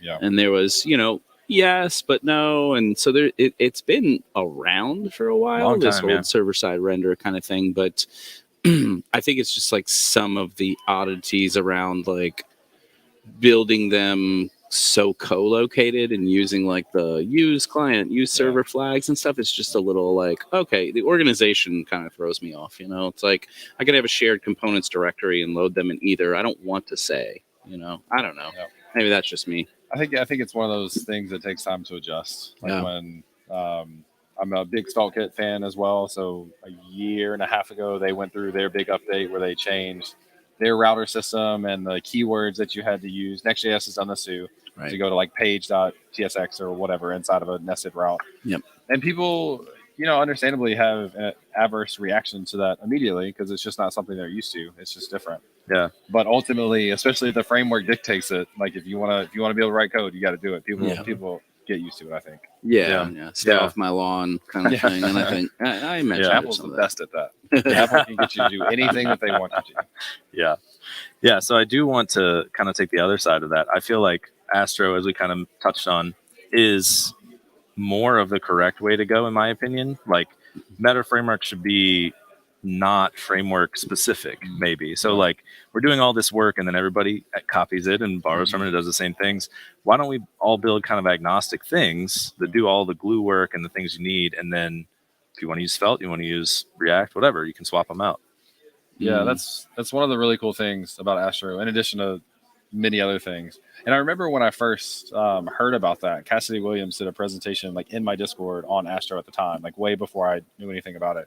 And she was like, see, I can do like a Vue component and a React component. I was like, that's cool, but why would you ever want to do that? And that was it was just because it was an arbitrary example of like mixing stuff. But the reality is, like, you could have React or Vue experience come into the Astro ecosystem, take advantage of all that they offer, which is similar to a Next.js and a SvelteKit, et cetera, and be able to bring your existing skills and build faster. And so that is a really appealing thing. And it'll be interesting to see where Astro ends up in the next couple of years, because I rave about Astro's developer experience. And they started really niche, which was, we're going to help you build content-driven sites that are static. Is what they started with. And they absolutely nailed that experience. It's the best static-first, content-driven experience I've ever had in any framework. Absolutely. But then they started that now they have server, they have API endpoints, they have form submissions, they have all these things. And I just know they're going to continue to make the developer experience around that better and better. And that's where I see them more directly, like kind of competing with the more established Next.js, SvelteKit, Nux, Remix, like all these things that we have talked about so far. Yeah. I think some of the benefits too are like, if you have a large team, like being in the Ember world, it's a lot smaller these days. And like, everyone always goes, oh, well, we should use React. We should use React. Okay, well, this is maybe a bad example since you can't use Ember and Astro. But like, say you're using Vue in your whole app, and you bring in a team of like 10 React devs and they love React. Well, then just let them write React, because you can write both. Yeah, because it can be a micro front end. So Yeah. that's kind of a nice thing. And the difference too there to me is that, so Next.js is essentially an entry point into utilizing Vercel's web platform, right? They're not just hosts. They're adding image optimization, and they have analytics now, and they they're giving you a full web platform. So they want you to like come in to us as a vendor. We're value adding all the AWS tools into a nice experience, and that, use this tool, do these things this way, you get all this like sugar on top. I get that. I get the incentives around it. So just conversely, you have Astro saying, we're going to help you build great shit. We're going to give you like some APIs to like do that, and bring your own view layer.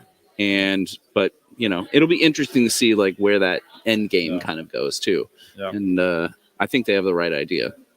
Yeah, I'm excited to watch it. The Vercel thing is a whole interesting potential conversation too. I've seen a lot of people comment when I posted something on Twitter about the pricing for Vercel, and people are like, I don't know why they charge you so much when it's just an abstraction layer on top of AWS, and like you can get this many things for free in AWS, but the tier in Vercel is so much lower or whatever. And I think sometimes people forget that like you're paying for the niceties that they give you. Like nobody, I don't have experience with AWS. I've never wanted to have that direct experience because I've always been intimidated. You must love yourself. I do. I appreciate my time a lot. Yeah. And so I'm very appreciative of what Netlify offers, of what Vercel offers, of what Cloudflare offers. Like I'm appreciative of all that stuff. Now I'm still a cheap developer, so I have to balance that. But I think people really forget that like those niceties come at a cost as well. Well, the people that complain about that too have obviously never accidentally left something on AWS and gotten charged $50,000 or something. So like, I think it's necessary guardrails. And if it's just, making your cost of maximum, it's worth it. Yeah. Hold on here. Noob God. What did you just find? Well, your favorite podcast, I think. Yeah. Hopefully we'll see. Maybe just some more of this. Oh yeah. A guy. Yeah, there you go. A guy wearing a tie-dyed rugby. I don't see anything wrong with that. I don't know if you do. But and my Whiskey Web and Whatnot band yes, tee. absolutely. Okay. At whiskey.fun. Check it out. It's awesome. Sure. Sponsored by Sentry. Anyway, let's go back to that's what it says. So it does say that. I thought you were just being funny. No. Thanks, David. Sentry's awesome, by the way. I'll give them. Been shouting them out on our our stuff. I'm getting to do some work with them, and they were supposed to be here to record an episode with us Yes. as a sponsor, but couldn't make it, unfortunately. But they've been really awesome. So shout out to Century. For They have Century's been killing it. and they've been sponsoring all the conferences too. Yeah. I'm like, whoa, that's awesome. So And everyone on GitHub. This is the new thing. I don't know if you noticed this. Yeah. Like every company that it's like, I can give $5 a month as a GitHub sponsor and get like prominent ad space on this person's profile.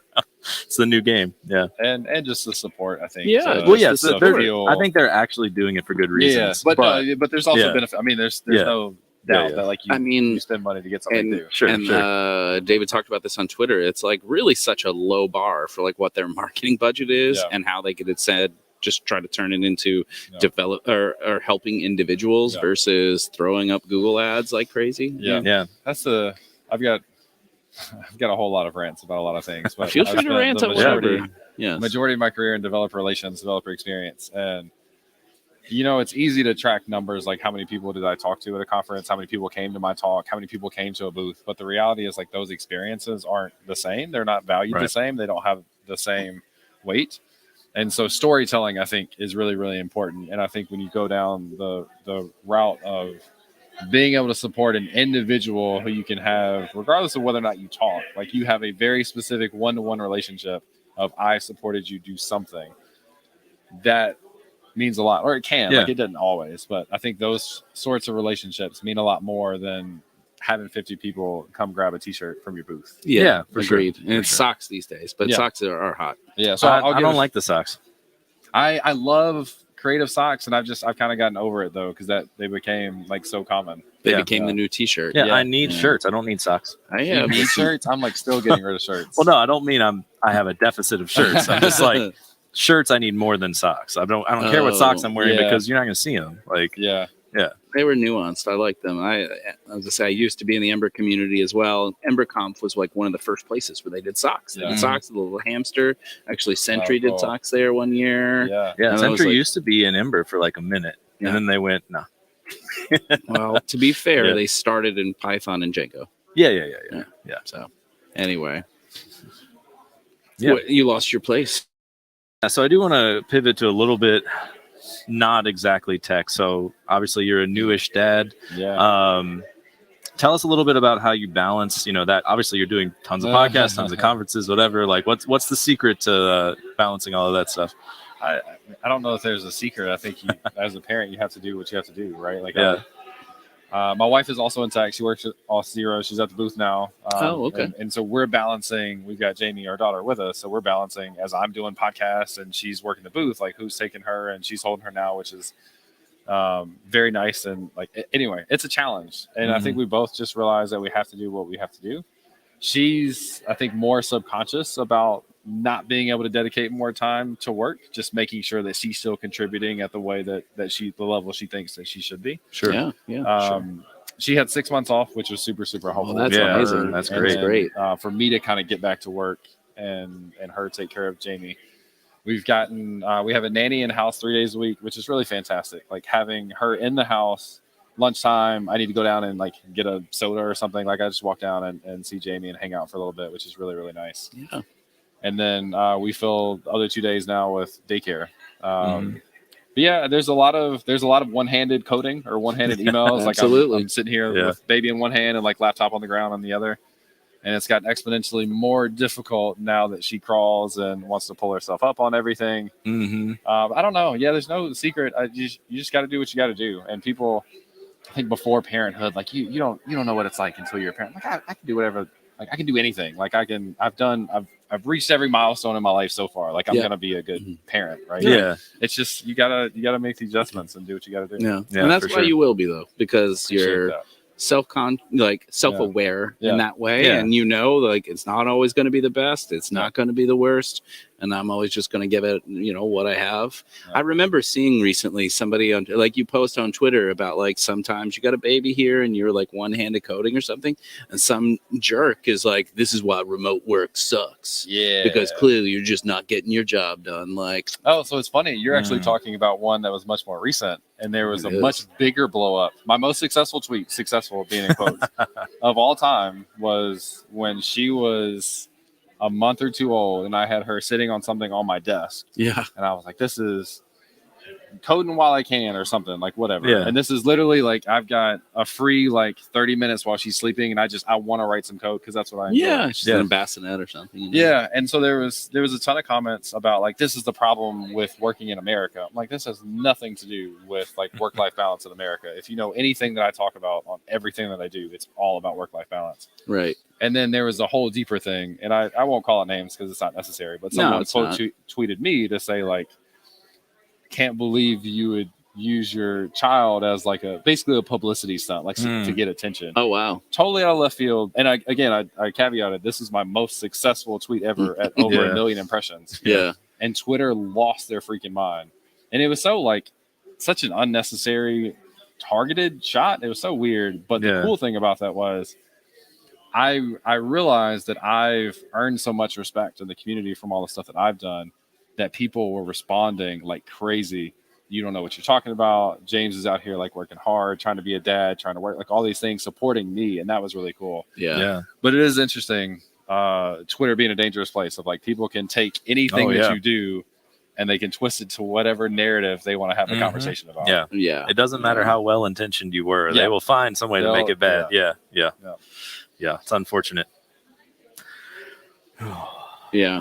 As I say, I feel like we could go down that path for quite some time, and then I'm like, well, maybe I temper some of my feelings around that. I was all like, clearly, you just have no idea, A, what it's like to be a parent, what it's like to feel responsibility towards your work, and how to like meld that together and sometimes get it right and sometimes wrong. And that's fine if you feel that way, but also like you just clearly have no context there, like, and they just use this as a way to like shit on someone in one very specific way.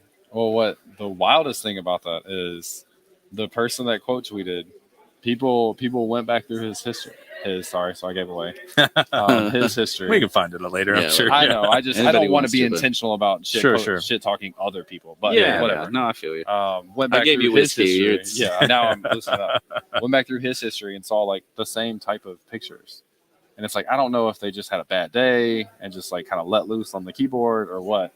But you got to be really careful when you have an audience, the things that you say about other people, because a lot of people just follow what you say and read it and interpret it the way they just assume what you said. Yeah. Right? So if they take a situation that I do and they twist it, other people follow them, respect them, they're going to believe whatever that like twisted narrative is. So I think another side of that conversation is just being responsible with having an audience and a platform, because people pay attention to what you say, how you say it, who you say things about, and it matters. Yeah. This Yeah, is why luckily, I just make jokes. Yeah. I was We don't have that big of an audience. Doesn't really matter. Too serious. Yeah. I mean, we have 2 current listeners, I think, from what I can see here, and people that don't know what they found. Yeah, they don't know what they found, and they've stumbled onto something amazing. Like they went to stumble upon and ended up here. I'm a dad of 2. I drink whiskey. I talk online and make a lot of jokes and wear bad clothes that's not age appropriate. Potentially, I don't know. So I mean, you're keeping it young. It's fine. Yeah, Maybe just just keep it changing real. what age appropriate means. Exactly. That's what I'm going down. I'm like, this felt good to me today. Oh, actually, I got this to match my kids because they made tie-dye shirts. Nice. So I was like, oh, that'll be cool. I got it, and so just repping. But I've now put that on the internet. Probably makes me a bad dad. It's hard to say. There you go. And then Hard to win. Yeah. Well, we do have to talk about soccer before this is all done. Yeah. So That's fine. Yeah. James is into the world sport, right? Yeah. The one that everyone watches. Football where you use your feet. Yeah, not egg ball game. Yeah. real football. Proper football is what I'll say often, because I watch European football, and then the English invented it, so it's proper in that way. I know you were mentioning that you're a player. Mm-hmm. You don't watch a ton, but you do play. What's your position? Forward striker. Nice. Yeah. Yes. So I played like as a kid through like 5th grade and, Yeah. and really loved it. And then I played sports all my life, like everything that you could think of. Basically, I played baseball through high school. I worked with the women's basketball team in college. Nice. Played ultimate frisbee. Oh, like, yeah. everything that you can think of. I'm a very sneaky, very good ping pong player. Like it's awkward. Okay. Because people will hear that and say, I want to play you in ping pong, thinking they understand. And it's not like I'm that amazing. It's just other people don't quite understand what a good ping pong. Anyway. Yeah. I feel like you're going to be an amazing pickleball player in the future. I'm looking forward to that. It's not that far. Yeah, I'm already and interested. I just tried it recently. It's actually super fun. I played tennis when I was younger for a while, and so tennis doesn't quite translate. There's a little bit there, but you're just like doing too much swing through. Yeah. And ping pong is a little more like this. Yeah. So it's a little bit of both. Yeah. I think you're like Ping pong is mostly like reaction time and hand-eye coordination, which I have none of. Yeah. So really bad. Like I can do a little bit of tennis or something bigger. Yeah, but the like folks that stand like 3-4 feet back from the table and they're like, Yeah, see, that's how you play. Yeah. Like, that's it. That's how if you're playing with James, that's how you play. Okay, That's how it all is, right. yeah. So you're an athletic individual. I'll bring it back in. I like to think so. Yeah, it's always been a big part of my life. It's my wife played soccer in college. Yes. That's the first thing that kind of caught my ear when I heard that she was an athlete. And Nice. then anyway, so we dated through college. She and I have played co-ed together since then, and we've actually gotten to play with some really good players. Like a lot of people that have played in college. So I've gotten to be around like pretty high quality for like rec league soccer, and getting to play with some smart players. So it's just something we love. Every time we've moved, that's been the first thing we've done is found a team to play on together. Usually, like they always need good girls, and so she'll get on the team, and I'll just sit there like, I can play. Yeah. Next season if you need, and then I come on next season. Oh, nice. So yeah, we get back Thursday night to have a game Friday. She plays in a Sunday league, and then we'll have outdoor starting back soon when the weather's a little bit better. But yeah, that's something we both individually love playing together. And I think thinking towards kids, like I want my daughter to see us being active, which is something I didn't have with either of my parents. Right. So it's important for her to see us doing those things and being happy and enjoying those times together. Yeah. Yeah. Their number one influence are their parents. What do they see you doing? It's not just about what you tell them to do. It's because they don't listen to see you that. doing. No, they definitely don't listen to that. Yeah. Don't shit in the pool again. No. What No, you said? sorry. I missed the don't. Yeah. Daddy, why'd you say shit? You're like, well, we're at home. Anyway, I won't go down that path. No, but not to that level. To that. you haven't got age there yet. yet. I'll get there. I'm sure. Yeah. It's a fun one, whatever. So I was going to ask, so you're in Memphis? Memphis, yeah. Yes. You have an MLS team or no? We don't. We have a minor league. What's USL? US, yes. We have We have Phoenix also, same thing. We have USL. Yeah. What does that stand for? I don't know, United Soccer League, Soccer United League, States Soccer something, League or whatever. It's actually Naming's one of hard, I the guess. older leagues. Yeah. And it's essentially like one tier down, but there's no promotion relegation. That's a whole other argument. But but they can't be like Nashville got. I don't know if it falls under the category of promotion and relegation, but Nashville became an MLS team. yeah. So Which I'm is from cool like for the them. Cincinnati area. Cincinnati was in USL, and then they got What's paid the money and requirements? got- Is it? Well, you pay a bunch of money and you need to show some consistency in terms of like the numbers around attendance and like enough fanfare and stuff. Yeah, there's been a few that did that. Portland, maybe. I mean, Portland used to be like different leagues like USL and stuff. Portland and Seattle are both old teams. The Sounders were like NASL in the 70s kind of thing. Yeah. So, the local's kind of fun. Yeah. Yeah. We love the games at home, and my wife actually played like in high school. She would always play with the guys because she was good. And one of the guys that she had played with, they're a couple years apart, but he ended up playing at the team in Memphis, which is really cool. That's cool. And then we've got another guy that we played with he plays professional indoor, which is really neat too. So he just moved to St. Louis to play there, and then I think eventually he'll have the option to continue playing or become the coach there, which is pretty cool. That is very cool. Nice. Yeah. I actually just realized probably within the last couple of months that we still had a U.S. like indoor league growing up in like the Cincinnati area. We had the Silverbacks, and I know they're not a thing anymore, but it was like indoor was big. Yeah. Every winter, everybody played indoor. Yeah. I love playing indoor. It's a totally different game. It is so but different, very so fun fast. In its own way, yeah. Yeah. Like the like artificial grass aspect is always very interesting to me. Wait, they put grass in there? Well, I thought there was some that was like a wood floor. Is that not a thing? That's futsal. Yeah, that's Okay. different, and it has a different ball. It's a little smaller and weighted Heavier, differently. yeah. so you can juggle it a little more. Okay. Like do little tricks. So traditional indoor would just be like, the grass, like turfy stuff you Sure. put down. Newer one, I played in some leagues where they actually had longer grass and like rubber down, and you could play Oh, I with don't like like that low rubber firm stuff. ground I've cleats done on that it. too. Yeah. Yeah.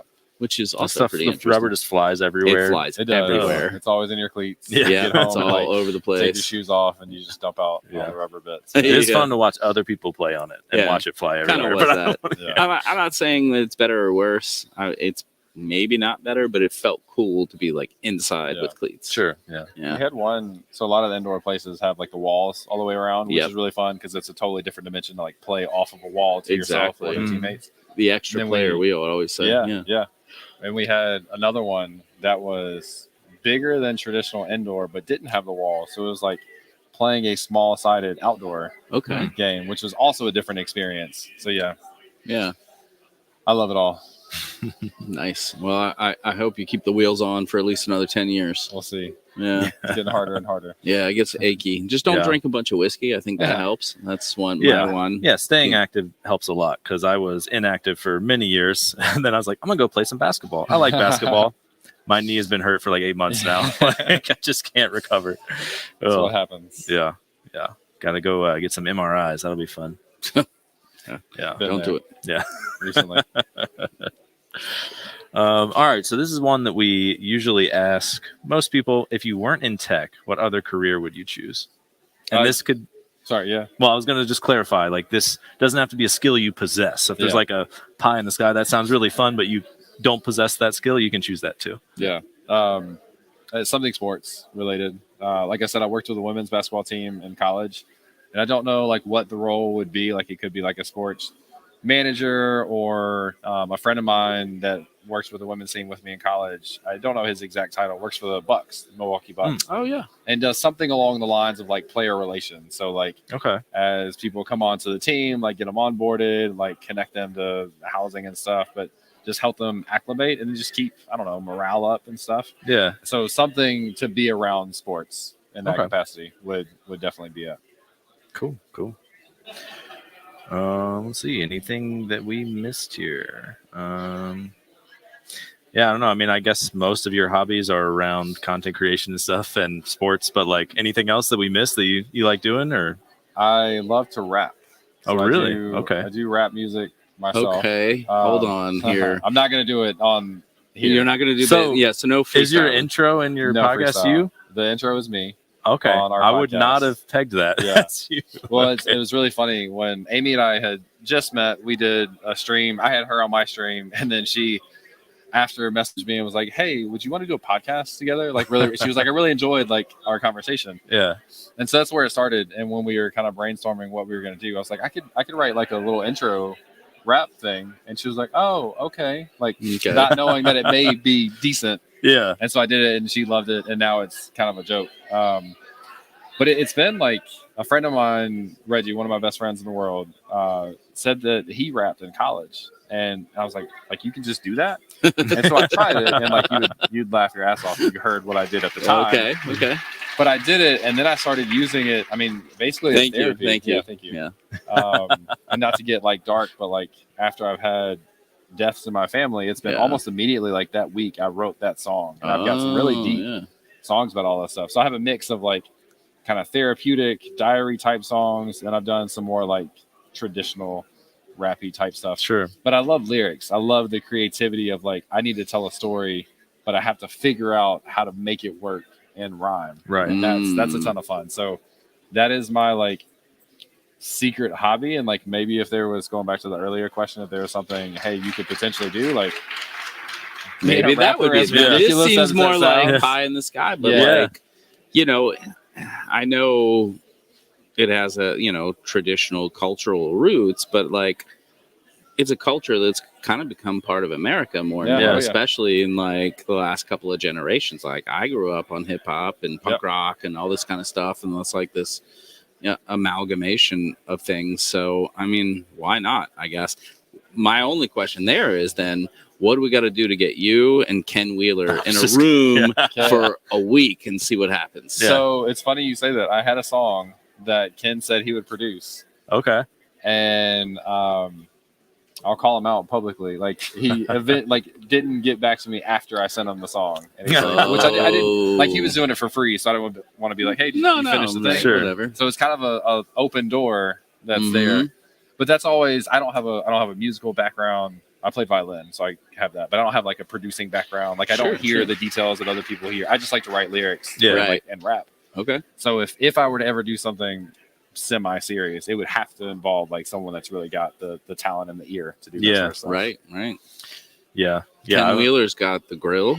Yeah, he's definitely He's got got the it. equipment. Yeah. He convinced me to He's got order the this stack of teenage ones. engineering Yes. thing recently. I've seen his stack of ones a few times. Yes. Okay. So our intro is actually based. It all started from a video that I saw that Ken put up where he was on this little MIDI keyboard and he was like, "Look, you can do these like simple little cool beats." And I was like, "That kind of sounds fun." And it's something my kids could play with too. So I go get one off Amazon, and then I have to look on YouTube for how do you fucking do this. Yeah. And came across this dude in Phoenix, was doing these really cool beats, shared it with Robbie, and then we were like, yeah, we want to. So that dude, from all of that, that's how we got That's our where you intro. got your- that's awesome. This Yeah. guy in Phoenix using this MIDI keyboard that Ken convinced me to buy made So our cool. made our intro. Yeah. So That's amazing. It's kind of funny in that way. I like that you called him out. Yeah. I've never said anything to him about it until very indirectly now. But if he's out there and hears it, If he doesn't hear this, we'll ask him next time. I'm we talk actually about going to it. message him after this, so just so you know. okay. It'll be all right. Feel free. It's probably like in We're spam cool. somewhere. So I'm the Yeah. asshole for like, you didn't do what you said you were going to do. But Yeah. Anyway. Or I'm sure he'll he's going to figure be out one like, day. bro, it was bad. Yeah, that might be it. That he may not have wanted to waste his time. That could totally be it. No. That would be like a fair and interesting response. But anyway. Yeah. So All right, last fun fact. And then Okay. Sure. Yeah. Yeah. The chorus for that song, I want to be my walkout music when I do talks from now on. So maybe Please. one day you'll get to hear that at least. I hope it's about Tailwind. So see, I could talk for days. That's a whole other brand I'm debating about doing is like developer raps. I thought you about should do it. developer pop punk songs. I Yeah. think that would be cool too. And I thought about doing developer Yeah. comedy routines. So Well, let's do them all in one. Yeah. Yeah, we can come Have up a with whole a travel- what, We'll have what a do they call variety those shows? show, yeah. Variety shows. Yeah. Yeah, so we could do that. We can have Ken do some of the beats. That's right. We can Yeah. make this happen. Listen, Ken, if you don't do this, I'm sending you a bag of dicks 100%. So bag You of didn't send them one already? No, I'm not close. But I still want to be friends. All right. Well, as soon as Chuck starts bringing out the bag of dicks, it's time to end, I think. So, is there anything you want to plug before we end? We talked about Astro. I've got an Astro course at astrocourse.dev, and then James Hugh Quick for website and social media, so Twitter and YouTube, etc. So Cool. All right. Thanks, everyone, for listening. If you liked it, please subscribe, leave us some ratings and reviews, and we'll catch you next time. Boom, boom, boom, boom, boom, boom, boom, boom, boom, boom.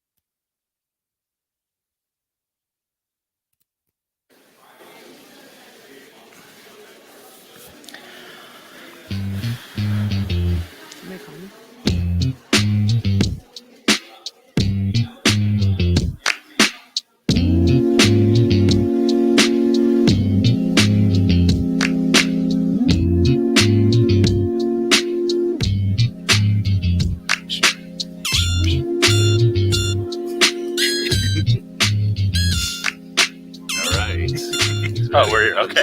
You're What's going on, everybody? Welcome to Whiskey, Web, and Whatnot, your favorite podcast about French cuisine, with your hosts Robbie the Wagner and Charles William Carpenter III. I've been demoted because of my taste in whiskey. This episode is brought to you by Screwball Peanut Butter Whiskey. 2 shots of mixed with nothing. I don't know. We love it. Yeah. Yes. And our guest today is our favorite person, Sean Day. Oh, but you're redeeming yourself. Yeah. For those who have maybe not heard of you, could you please give a few sentences about who you are and what you do? Absolutely. My name is Sean Day Person. I am a senior software engineer at Netflix. I'm also a conference speaker and had the pleasure of keynoting that conference yesterday, talking about leveraging transferable skills. And I am a parent. I'm a mom to a very tall 6-year-old. Whose pants may or may not be confused with your own. Yeah, there's a whole story. Yeah. I was going to get to that later, but that's fine. No, I just jump ahead, ruin everything. This is the nature of our relationship. Speaking of ruining everything, you want to talk about today's whiskey? Yeah. What's the mash bill? Hold on here. I don't. I am livid. Yeah. No, we're you. just kidding. So you. this Screwball is amazing. But this is, and I have no info on it. Oh, sorry, we do have info. I didn't want the Alrighty. notes up for the spoilers. Right. It is the Uncle Nearest 1884 small batch whiskey. I didn't do any of the things. Yeah. It's a mash bill of at least 51% corn, rye, and malted barley. That's not how that works. Well, 51% corn, and then there's some rye and malted barley. I don't think it's specified. 4 years age, 46.5% Alcohol times 2 equals the proof. We don't do math on this show. 93% proof. Okay. Didn't read. I Googled. All right. So Uncle Nearest is a really cool story just because Nearest, there's a lot of historical documentation that's come out as of recently where Nearest was actually the master distiller for Jack Daniels, worked with Jack Daniels in the early days in developing their early whiskey recipes. And obviously, as a black gentleman in Tennessee, wasn't appropriately recognized, and all of that is like coming to light now. So it's like a great story going through. These releases are the time of the mash bills, I think publication or development, something like that. So the year has to do with that specifically. So yeah, we're trying one of those today, which I think. And I didn't get the not pro tip. unwrapped, so we're going to do that This is going to be hard. So the pro tip for our one listener of the podcast, typically we do this in advance. Yeah, they know. Yeah. It's hard and You need some help? plastic. Maybe. Hold on. I got You got to do it like you mean. You guys feel free to have a peanut butter whiskey while I do this. I'm okay, I think. Yeah, I'm good.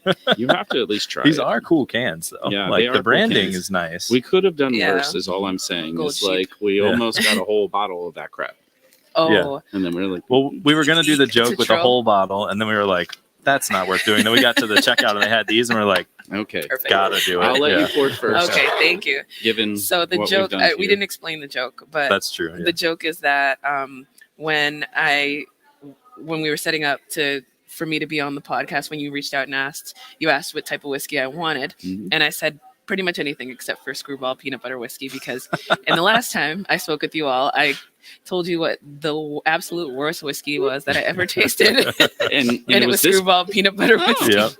And so when I first sat down at this table, all there was this giant bottle of water and this Screwball peanut butter whiskey that I am so disappointed in. But like you said, Robbie, the branding it's beautiful. Yes. Yeah, and it's in a single serving can. It's nice. Maybe we can share it with the audience later on. Feel free. Yeah. Anyone that likes it. All of you out there, probably not feel many free people to have that do. some. Yeah. Anyway, Oh, yeah. Smelling. Oh, I poured a lot of that. yeah, Oops. you did. You all That's all did right. not come to play. Hold on, I'm going to try and get a little of that pour Ooh. sounds. I got some notes Ooh. of juicy fruit in there. Definitely. have. Really? Yeah. Yeah, juicy fruit, that gum stuff. Yeah, I get a little of Yeah. that. Yeah. Because juicy fruit is not juicy or fruity. No, It's, it has its own own unique, thing, yeah. invented flavor. Yeah. It's true. It is this very specific. A little citrus. Super Some. fruit. I mean, you don't have to follow our lead. You can just get in there, you know. Mm. No, I had a sip. Yeah, I'm gonna I'm, chew it a little bit. Palating it. It's delicious. It's Mm. actually really good. Ooh, okay. This is really good. It's Sherbet. strong though. A little sherbet in the start. sherbet For me. could be Sherbet ice said cream, to be orange sherbet juicy ice cream. fruit-like. Yeah. Oh, okay. Yeah, Oh, and yeah. the flavor. I have some of that initially. Actually, like a Picking up dreamsicle, like some vanilla. Ooh, yes, some Mhm. cream in there too. I like. Dreamsicle, dreamsicle. Not what just do you call cash that? rules everything around me, but like Yeah. real cream. Mhm. Yeah. I like your descriptions today. These are very specific. If you do this for a couple of years straight, you start to like invent words. I to hear get, it. get there. And Well, like, you used to just say apricot. I know anytime. dried apricot, Mhm. Everything is which dried does apricot. have a place, but I like that it's very strong, but it's not super overbearing. Mm-hmm. So I could drink this neat and sip it really slowly with a big giant ice cube in it. oh yes, Yeah. And Yeah.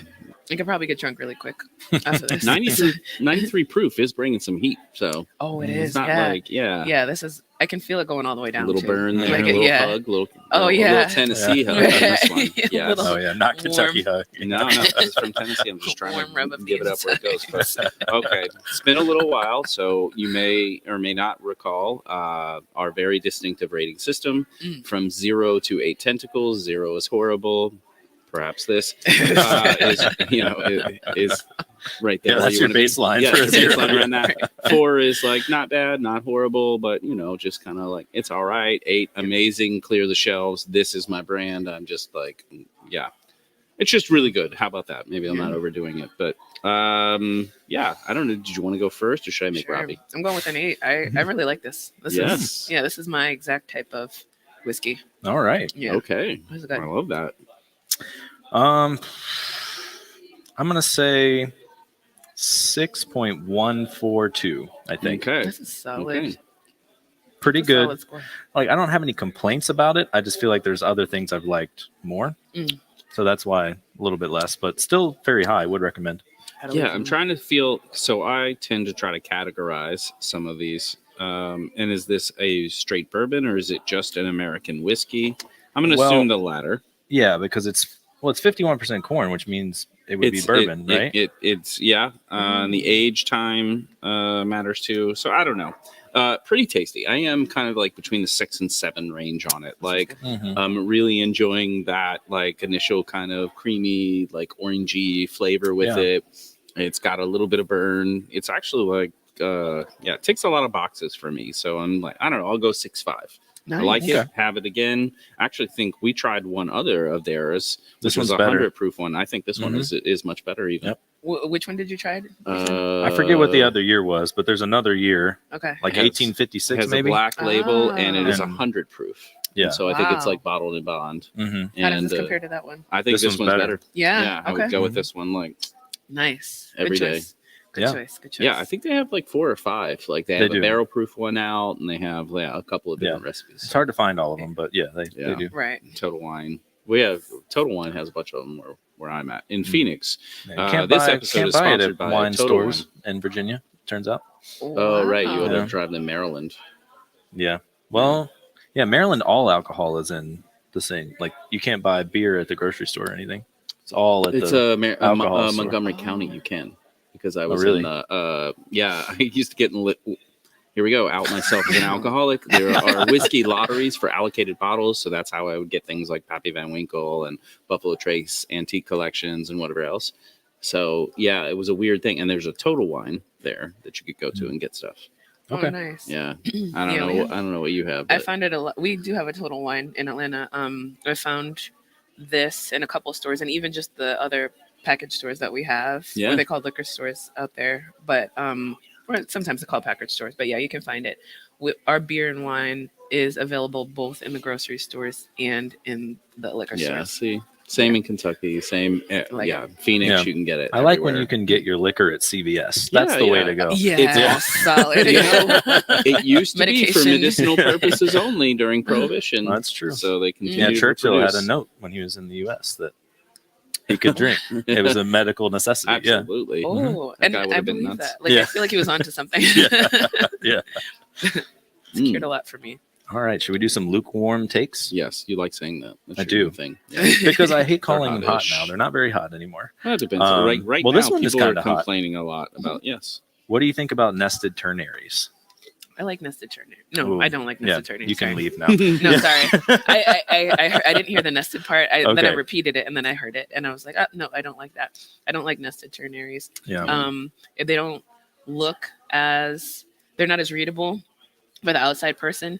It's great when you're just trying to get the logic out. Mhm. And so, there's that I forget what the line is, but you make it work and then make it pretty. And Yes. so when you're in that make it work phase, it's a great way to just kind of lay out the logic and get things working until you're ready to go back and make it pretty.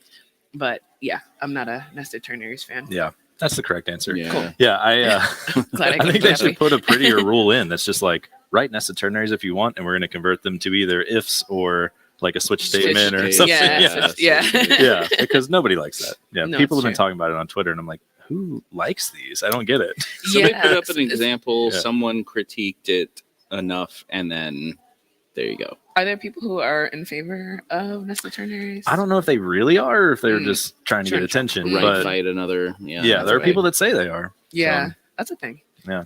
That's a thing. Like, if you had to do it, is there like a limit? Like, would you do a nested ternary if it's only 2 cases? When's the Still break no, point? because I get confused with like all the colons and question marks of like Yeah. what's where. Yeah. if So no, it's this, then maybe my brain's too small, but I don't like it. Yeah. Readability matters. It does. that's it. I think well, I guess there's more than one, but I'll go with this. Is everyone arguing about React server components, or basically this, blending too much of the server and the front end and browser readability and all of that kind of stuff. Basically, it's Next, not React, but it's called React server components. So, Yeah. Do you have a question there? Or? yeah. No, I guess I don't. I know you just said the words. Yeah. So, Okay. Like, what is your opinion on that? Yeah, what's your or- opinion on those arguments around React server components making React useless? Wait, say that one more time. Is that even the argument? All right, sorry, I'm derailing you. People aren't saying it's useless. No, they're just saying it's bad practice. Yeah, yeah. It's too much blending of the server on the client. Right. And Ah. does this look like PHP? What's the whole point of like forwarding this particular framework in this way? Yeah. So actually, in 2021, I was part of the React working group where they were working on React 18, the beta version, and they collected a group of not collected, but I don't know what the word is. They put together a group of people for this working group to introduce the features to before they were released. And React server components weren't called server components at that time, but the part that I was the most interested in is the streaming server rendering with suspense.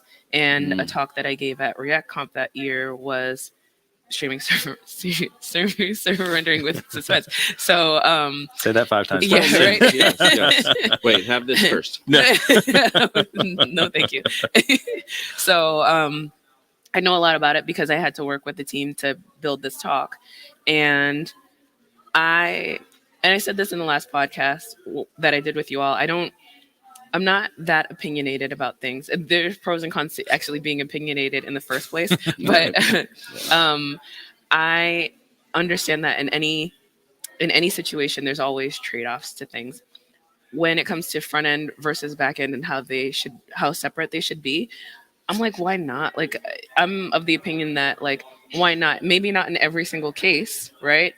But especially when you're working on big applications, like I am, like I can see why there's a different developer who's responsible for managing the front end. But I don't want, if I'm a manager or if I'm anybody as part of that team, I don't want everybody just working in silos and only focusing on the front end and Sure. never giving any consideration to the back end. And so merging the two, to me, is a way of forcing people to consider both sides of things and not to just like, okay, I'm going to make it as easy as possible. I'm just going to put all these nested ternaries in there because this is the easiest thing to do. Now I'm thinking about, what are the implications from a design perspective and what are the implications from a back end perspective. So now, like as a front end engineer, I'm forced to consider things from a back end perspective, and I'm just of the mindset that like thinking of things from other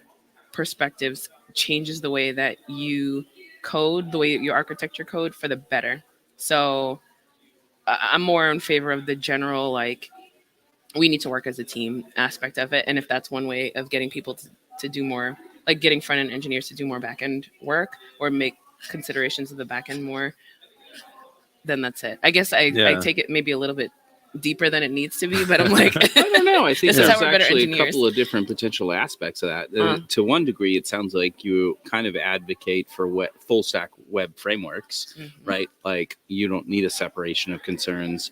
We can actually kind of have this unified application framework that is getting us there, and the code base is shared. And even if like this person is working more on the API side and this person is working more on the UI template side, you're seeing that progress together, right? And then the alternative is sort of like contracts.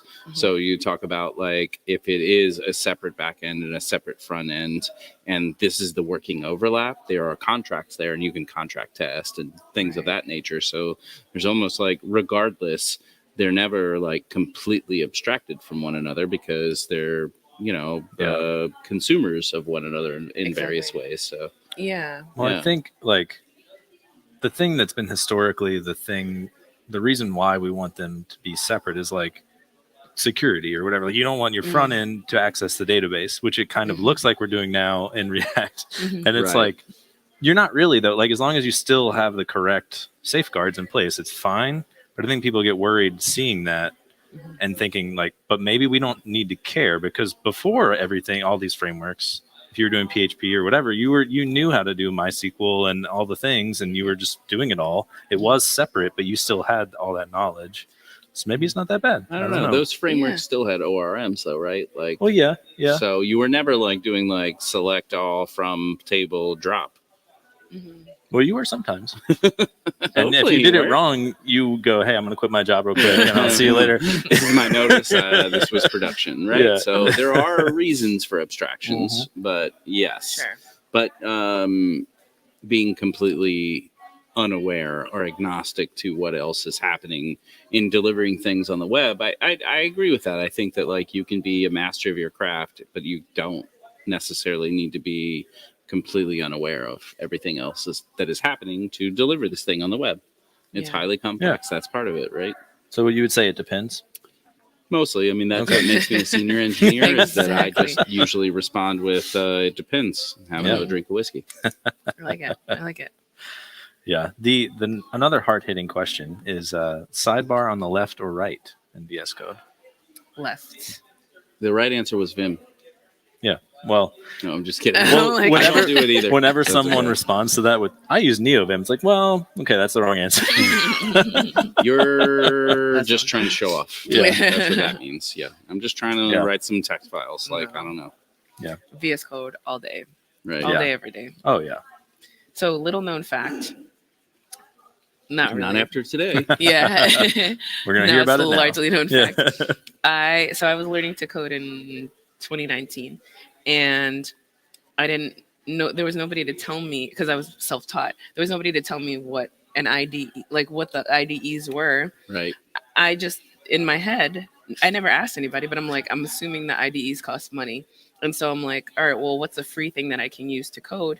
I landed on Dreamweaver. So in 2019, I learned to code on Dreamweaver. Nice. Making like the worst type of websites. It was just like HTML. It was just like all HTML, like the body, and then div. And like everything was just like nested divs, and everything was repeated. I didn't understand any JavaScript. So it was just like, to make a nav bar, I would have a div and a div and a div. And there was no functional aspect of it. It was just, everything was just laid out. But yeah, it was all in Dreamweaver, my first little website. Interesting.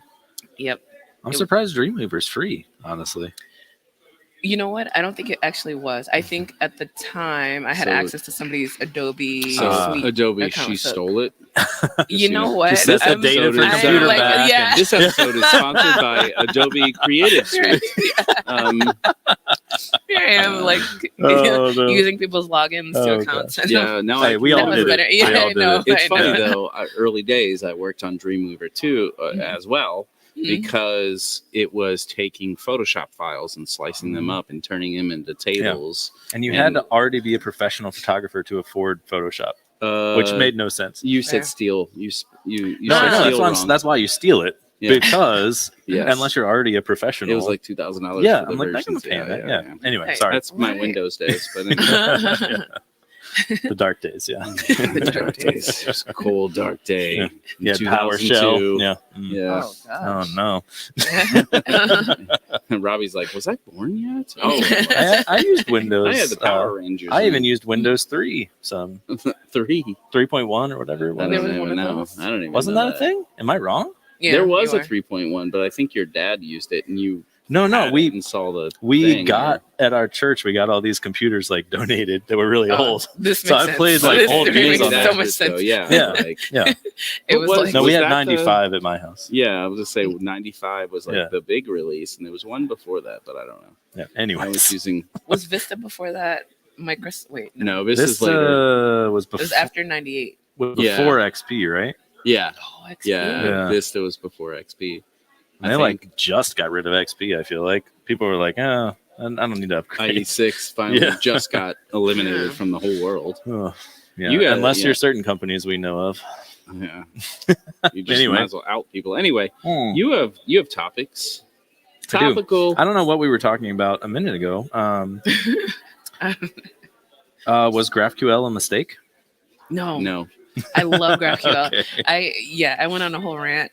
You know how sometimes people will say something and it just like something clicks in your brain and you just nerd and you just like talk very nerdy all of it. And then you just realize like 40 minutes in, you're like, wait a second, I have been talking this entire time.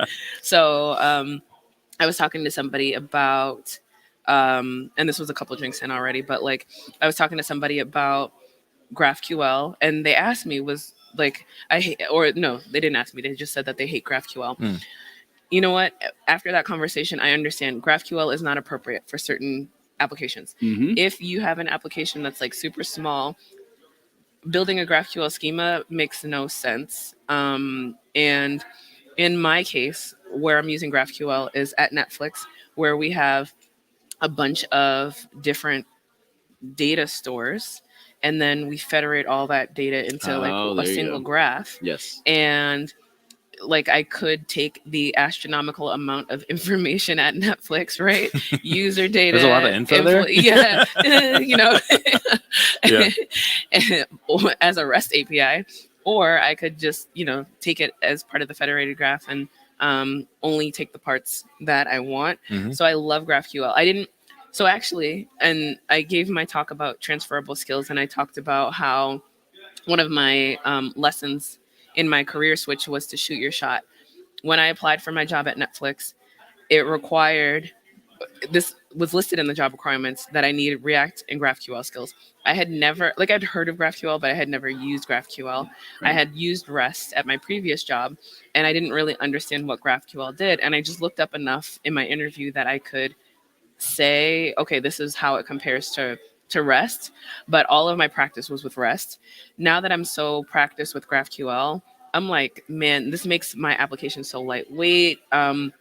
Like I said, with all the abundant amount of data that we have, it's beautiful. It's a beautiful thing to be able to just take what I need, just to show what I need, just to make the calls and select just the pieces of information that I need from each data store. So no, it wasn't a mistake. No. Okay. I wasn't saying it was. I was just I just want to, because I have this at my convenience, I just want to thank Ross has set us up.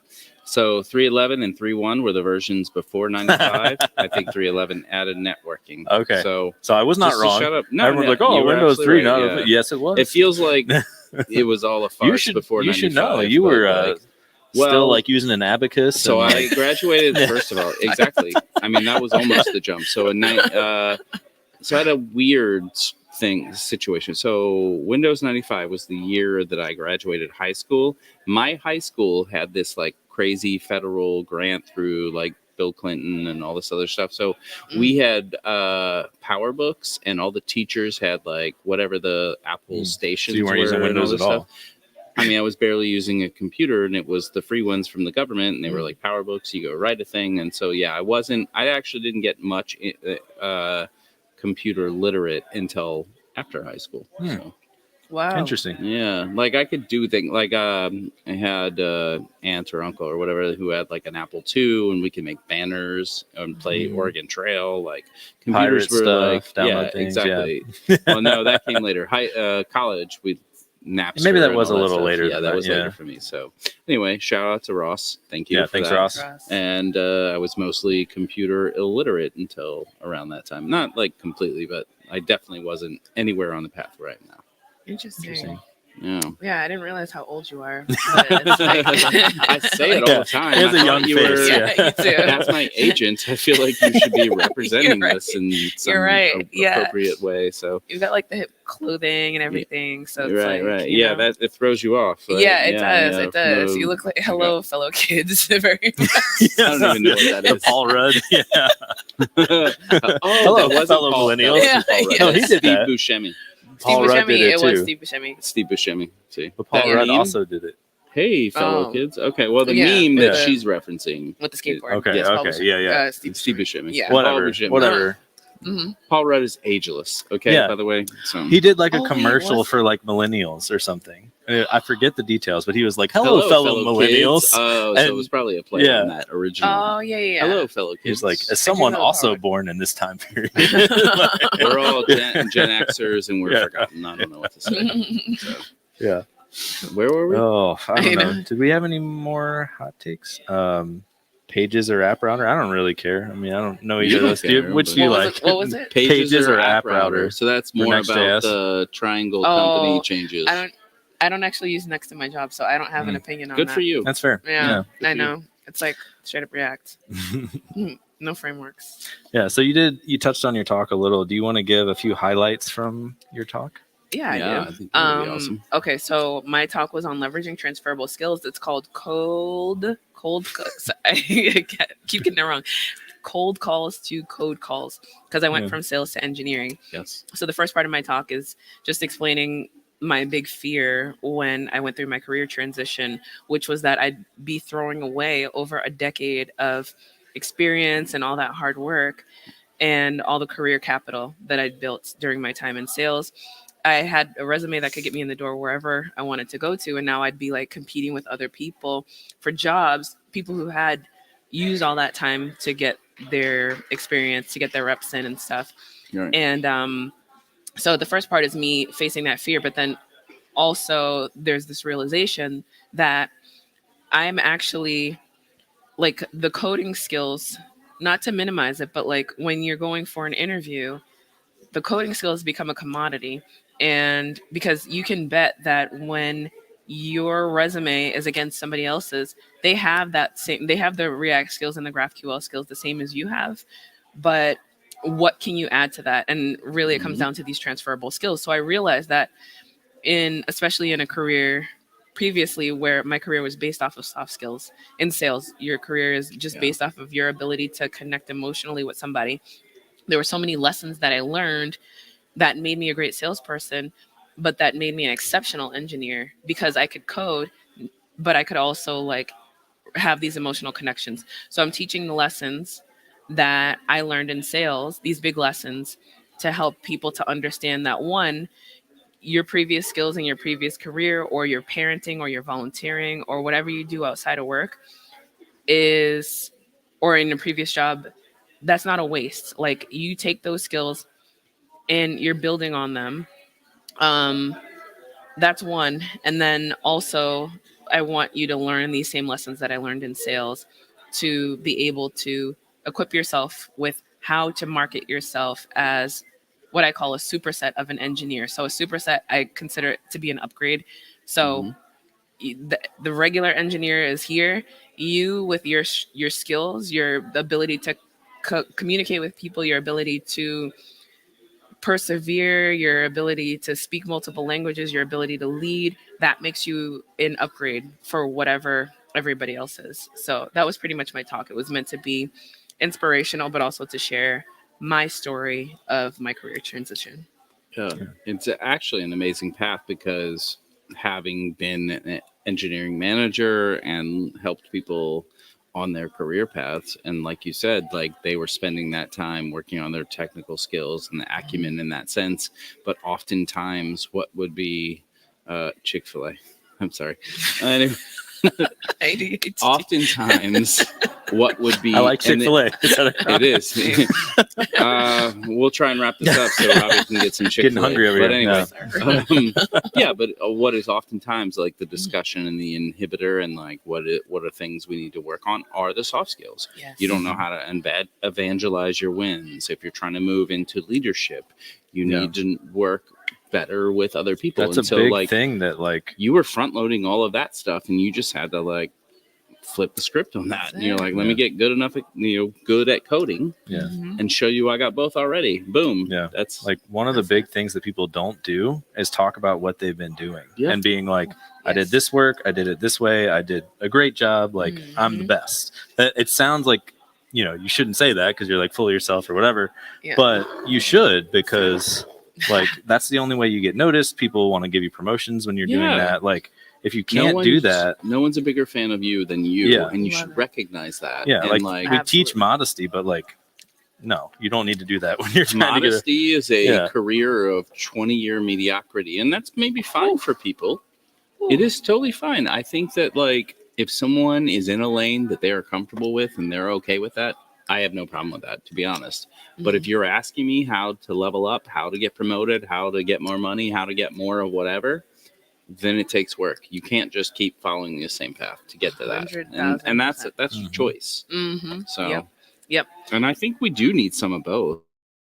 But I tweeted a couple weeks ago, somebody was asking for advice, like career advice for people who are over 30 or from people who are over 30. And I was like, my biggest thing is to get comfortable bragging about yourself. Like that's the biggest thing. And one thing that I've learned in sales, and people have made comments to me recently, like, you seem so confident. And is that something that you've always had? No, it's something that I've had to practice, something that I had to get my reps in, because I've heard no so many times. I've been hung up on so many times. I've been insulted so many times. And me coming in as like a young Black woman to any space is just like automatically, immediately you're stereotyped as this or that or whatever. Everybody is stereotyped at some level, you're expected to be this and that. And my ability to let like insults, weird questions, curious-ish comments roll off of me, that's a whole other skill that I've had to practice. But my ability to relentlessly fight for the value that I see it's such a powerful skill. But where it comes into play when it comes to like interviewing, going for promotions, is like you have to fight for that value for yourself. You can't, like you said, you can't feel humble. Like that's the biggest weakness that you can have. Like even if, and this is a big part of my talk, is like so many times as people, we will devalue our skills, we'll discredit ourselves, we'll assume that everybody has the exact same skills that we have at the same level that we have. And that's not the case. Right. Just because it comes easily to you, just because it comes naturally to you, it doesn't mean that it comes naturally or easily to everybody else. Right. So like take pride in it. And even if it is something that everybody else can do, you do it better. Like you have to convince yourself in your head that you have more value to offer. And you have to be able to articulate that value. So it's like, that's really all sales is just like feeling confident in whatever thing you're selling. If you're in an interview, you're selling yourself. Yeah. So just being able to feel confident in that, not even feel confident, act like you feel confident in it. Yeah. And that's it. That's it. Yeah. If you want something, no, okay. No, you go. No, you don't. How about you? Oh, okay. You guys are We don't get to be in person that often anymore, so that's just part of it. No, but I think that like you have a lot of you have a personal responsibility. Yep. If you want something else, it's not up to someone else to see it in you. It's up to you to evangelize that. And if, like you said, you're somebody who it just comes natural to me, you don't have to gatekeep that because you're going to keep getting it, So like invite people to that and they are going to support you and they'll do some of that evangelizing for you. That's another way to go about it. Yeah. You can either do it yourself or you can support others and they will also evangelize that and that will get you there too. Letting them know what you're doing, you pair with them, you do things, they will all be like, they're going to be like, this person's awesome. good. And then they'll let why people know. I'm doing a good job? Because Robbie's been helping me. Right. And then that also does a thing. So you can take a couple of routes there, I think. But. I love that. I especially love the like even if it comes naturally to you, it's not a bad thing because so here's a conflict that I have in my head and I'm like kind of bringing up a spicy-ish topic, but it's not spicy to me. I don't care. So we can just talk as freely as we want to about it. So I feel like affirmative action, diversity, right? There's an aspect of me speaking at conferences where it's like, okay, maybe so this is in my head. Part of me thinks that, okay, maybe conference organizers are like, who's a Black woman who would talk about React? There's only one. There's like one option, right? There's only one? No, there's more, but it's like a handful. Like you can probably count on one hand, right? Yeah. And so part of me is like, well, I guess I was born with this skin and I was born with this gender. So this is obviously something that has come very naturally to me, my Blackness, right? My femininity or my womanness, right? So there's part of me that's like, oh, this is something that comes naturally to me. So it makes it easier in some sense to get to certain places because I'm like, if you only are here to fill a quota, then I'm a very natural fit, right? And so part of me as just like well, that's not fair. Like, we shouldn't think like that is like, oh, well, maybe I should do things. I shouldn't do conferences where I feel like I'm just the token, right? Sure. Another part of me is like, I need to capitalize on this uniqueness because this is what's getting me in the door. When I show up, and I love Tessa. Shout out to Tessa from Snap. When I show up, like when I get there, I'm gonna show up and show out. I'm not just gonna be there as the diversity person, even if I am like hired or like accepted as a speaker. If you get in the door for that reason, that's fine. But right. You're gonna get but so much when I more. get there, I'm gonna show you exactly why. Other people, you need to be bringing in other people. This is diversity of it, not just race and gender. This is diversity of perspectives. This is the flavor that you need on your chicken. This is, you have been eating. Stop making me hungry. No, I'm telling you, you've been eating the worst type of chicken for so long. Let's come over to Chick-fil-A and let me show you what we can do. Like, let me show you what you've been missing out on. And then I feel like I'm opening the door for more people. So not only am I giving this view to people who haven't ever given a chance to other Black women, right? So other people who haven't been exposed to Black women in tech, and showing them what we can do. I'm also showing other Black women that this is what it can look like to be authentically yourself and to find a career where you can be happy and make money. So I feel like I'm playing to all the different sides. So I choose to lean into that side where it's like, I just block it out of my mind. All that to say, if something comes naturally to you, I feel like a lot of people are like, oh, I shouldn't capitalize on it, or I shouldn't, tout it because it's so easy. Like, it comes easy for me. I've always been a great speaker, or I grew up in a different country, so I naturally speak multiple languages. So that's not like I shouldn't apply to things that actually leverage those skills. They feel guilty, and I get it. Like, I understand the guilt behind it. But I feel like it's okay. I feel like it's okay to capitalize on something that comes naturally to you, because it's just kind of like, everything else is set up to be so hard. So why not take the easy things? Lean in and see what you can do. And you don't set the rules. Like, why would you not take advantage of Absolutely. That's Absolutely. So I have an interesting counterexample, but I also I know you, and I want you to call me on bullshit at any point. You know I during this. will. I'm very Okay. curious to see where this goes. It's so I'm welcome. eating the popcorn here. Yes, you are. You should be, because I definitely question myself a little bit in this. And I think so. We talked to James Quick before you, and he brought to light that he has a passion for, doesn't know if he's good at, but whatever else is like a thing that he likes to do. And that is rap. Like write rap music and all that kind of thing, right? Like he wants to write rap lyrics, he wants to rap, like he's done a little bit of it and whatever else. And I made a comment over like there is, I think, you know, to some culturally there's some homogeny that has happened. And I know for me, like I grew up in an urban atmosphere listening to like punk rock and hip hop and like the, you know, I do feel very connected to it, and I had a lot of that through my life, but obviously it doesn't come from me. Like I don't own that or whatever else. But would it be suffice to say that is sort of like as a society, this is a good way to sort of move forward and say like, oh, tech has been very like white dominated. And now we're like saying like, no, we want other perspectives because we want to learn how to make things for all users, right? Not just business users, not whatever.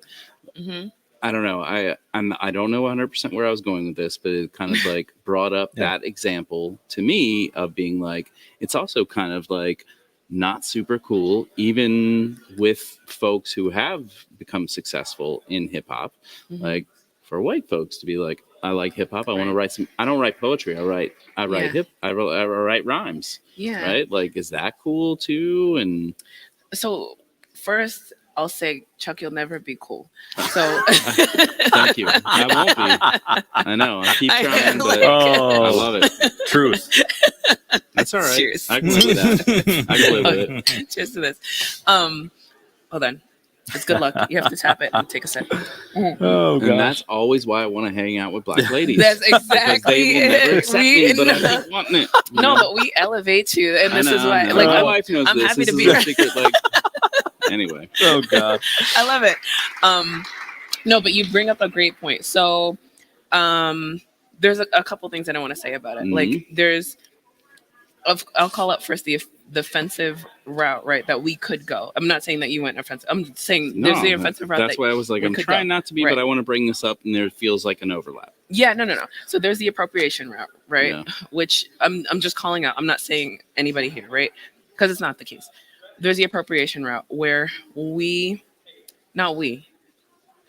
black white men, right, take parts that are cool of a culture and then try to say this is ours, or like, you know, you take it and you give it a different name and then you say it's ours. Like, oh, hey, you know, this used to be a taco. Now I'm calling it a salad with a quesadilla or a flat piece of bread underneath. You know, so you're appropriating, right? Sure. That's not what's happening here. Yeah. This is curiosity about a different culture. This is the admiration of a culture, and this is me like trying to be in it. So if you're including the people who have started this culture, the people who are the best at it, and making sure that their voices are heard, leveraging your ability to communicate, leveraging your platform, leveraging your podcast to lift up these people and saying, okay, this is a fun thing to do. James, for example, he's a great example because James, I attribute a lot of my ability to get out there to. Me and him were like fast friends. It was like immediately he invited me on his podcast when I was like getting my first starts in tech. I don't even know if I had actually moved into tech, but he invited me on his podcast just to like talk about tech stuff. We started out just talking and I was like, oh my gosh, we have so much in common. And he's so great. But and I know because I've been saying that we're gonna rap battle at some point. Oh, yes. I know like where he's coming from is a place of admiration and just like this is my stuff. Like I love rappers. And obviously rap is predominantly, it's all black. So like I admire rap and I want to be part of this. Like I'm not trying to take it over. I'm not trying to say this is a tech thing or whatever. It's just like, you know, hey, I admire you and I want to lift you up. So he's very much like, I see what you're doing. I recognize it. I'm going to leverage what I have built to make sure that you get what you need. And I just feel like he just continues to give and give and give. Like nothing that For he sure. does is just, oh, let me boost James, let me do this for me.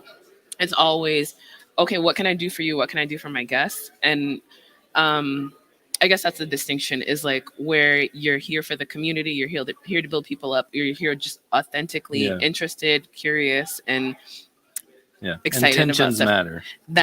That's it. And it comes Yeah. across like you can't fake it. You're not You trying to can't fake steal it. You're Right. just like, You just love I it. love Yeah. this. Right, a part of this it. is just a part of who I am. Yeah, exactly. Yeah. So Yeah, I that's figured my you dig it, and so this is good. I do dig it. I do, and I I'm can't good wait to with- battle I mean- you. Are we gonna battle? Probably not. I don't write. I love rap music. I grew up with it. Mhm. Like I'm Fat Boys all the way. Yes. Like, I think Ken Wheeler needs to just spin beats, and we'll Yep, just have and then people we'll just on. do rap battles. And I'll tell you what, if we can get to an event where Ken is spinning and it's just rap battle, I'll go fail that. I don't give a shit. I'll fail because I would give it a try. I'm not a freestyle Yeah, rapper. yeah. I'm not a freestyle rapper. I'm a spoken word poet, but I come prepared. I have all my rhymes written. I mean, rap battles are like their own thing. Like there's Yeah. plenty of people who never made it in the industry that are incredible. Really, It takes a lot Did of you ever watch thought, some of though. that stuff? Yeah. Oh, my yeah. gosh. Yeah, back in the day. Yeah. Hot sauce. And, History of that's- Hip Hop is we're talking the about most basketball. one of the best docu-series I've ever seen. What was Like, it called? History of Hip Hop. Oh, And I he haven't seen that breaks one. down like the history of it, but also like in the different areas and stuff. It's so funny. I had to go to Tucson with my wife last weekend, Mhm. and I was talking about it a little bit about like I told her about how Andre has a flute album now. Okay. And I was like, that's just his truth. Like he's probably in his 50s. Like it's not the Dungeon Flute family exclusively? anymore. And she's like, Dungeon, yeah, it's a flute Interesting. album. He's done. That's where he's at. Okay. And that's okay. I appreciate that. Yeah. Like Dungeon Artists family can make was whatever art they they were want. in Yeah, Atlanta, they can. Atlanta in a Mhm. house down in a basement. There was dirt floor. They drug their equipment down. They just lived there and Awesome. just made music, right? I dig it. And then Atlians or whatever came out. I think Atlians was the first one. ATLians. ATLians. Okay. Yeah, I've never heard it pronounced like that, and that is Well, Chuck hilarious. pronounces stuff wrong. Yeah. It's fine. I do that. He's old. He owns it though. He's like, this is how it's said. He was so confident about But you know. that. I've never Just give me a heard hard that. time. That was great. Yeah. It's This is aliens. what people do.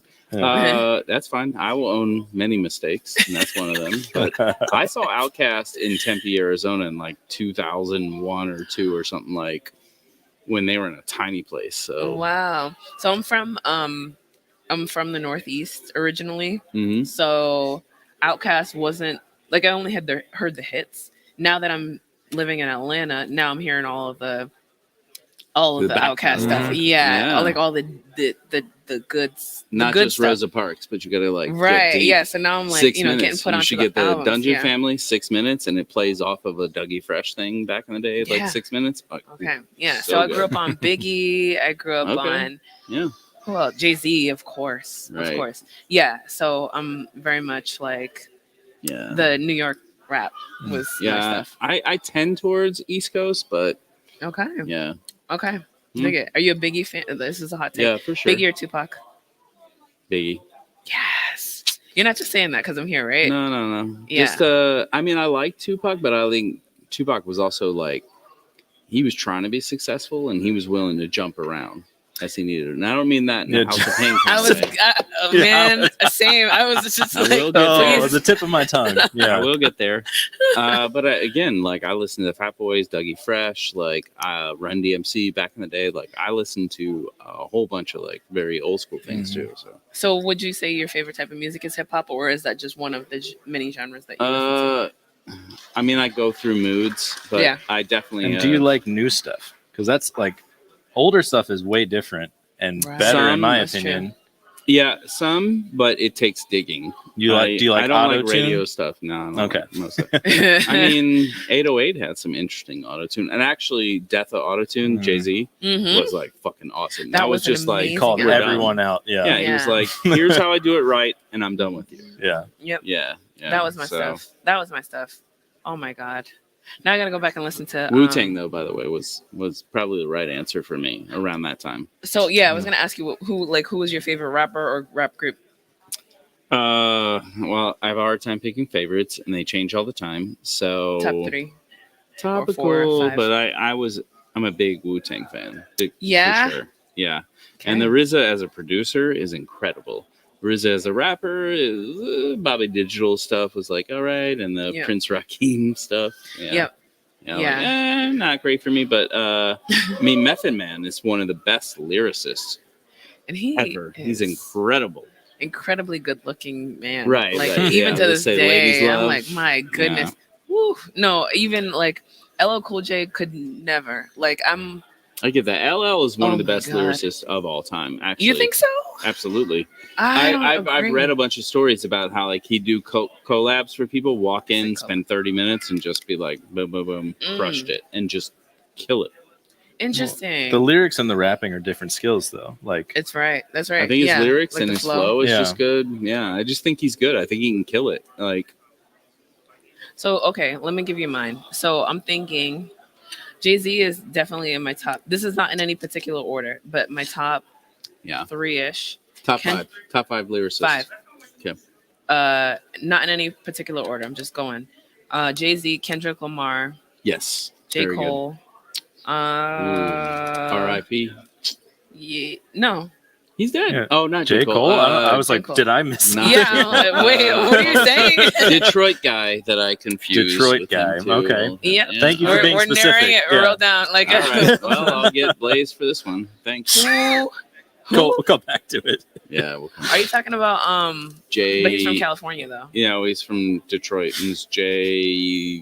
Please Google it. Let her finish her list and Yeah. you Google it. Fine. 'Cause now I'm Okay, on because I something need to know else. who died. All right. Yes, you do. Okay, Kendrick Lamar, Jay-Z, J. Cole.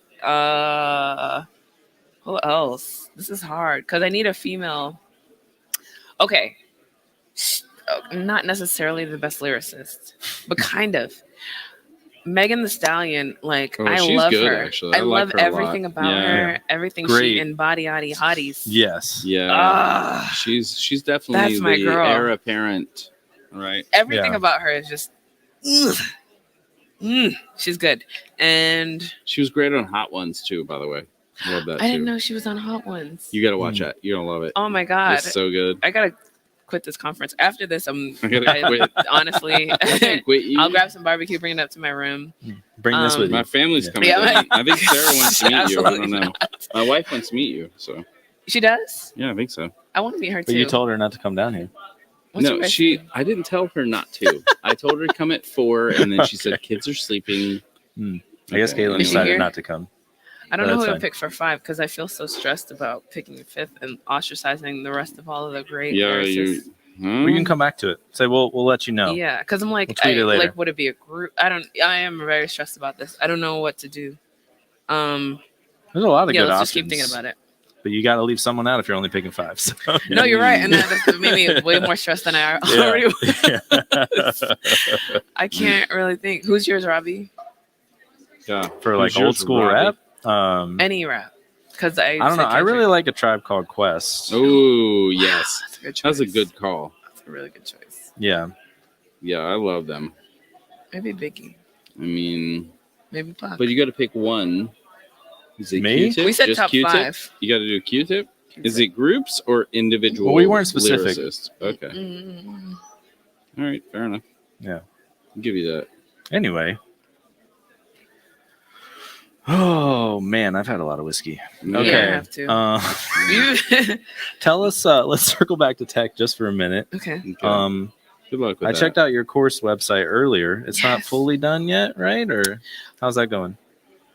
I don't know if it's appropriate or allowed to announce it yet, but the course is going to be merged with one of your favorites. Matt Pocock. Pocock? It's not Matt Pocock, but same family actually. He's a cousin. Oh, now. another Pocock? Two cock. The good part.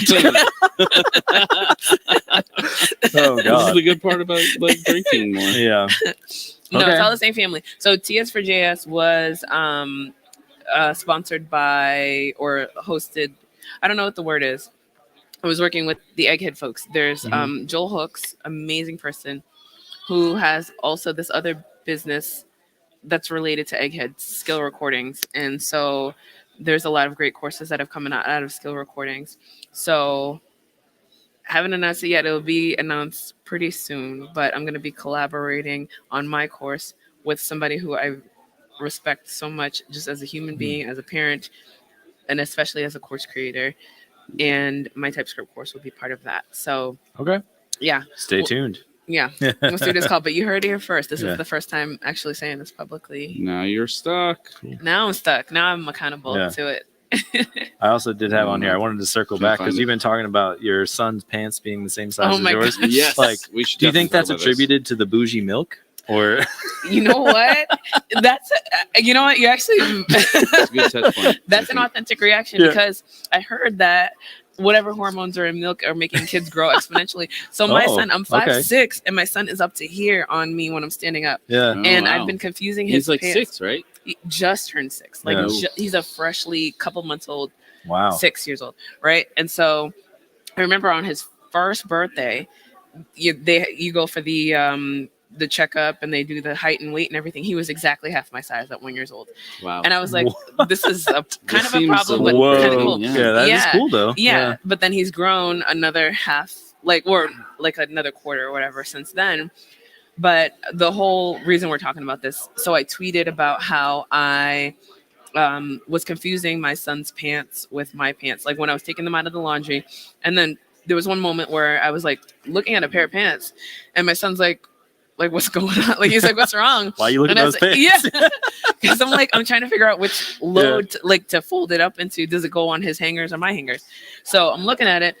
He's like, what's going on? And I was like, I don't know. I'm just trying to figure out, are these your pants or my pants? And he's like, this is funny. So he was like, Mommy, they're my pants because you always wear broken pants. And I was like, do you mean because I always wear ripped jeans, which I'm literally wearing ripped jeans right now?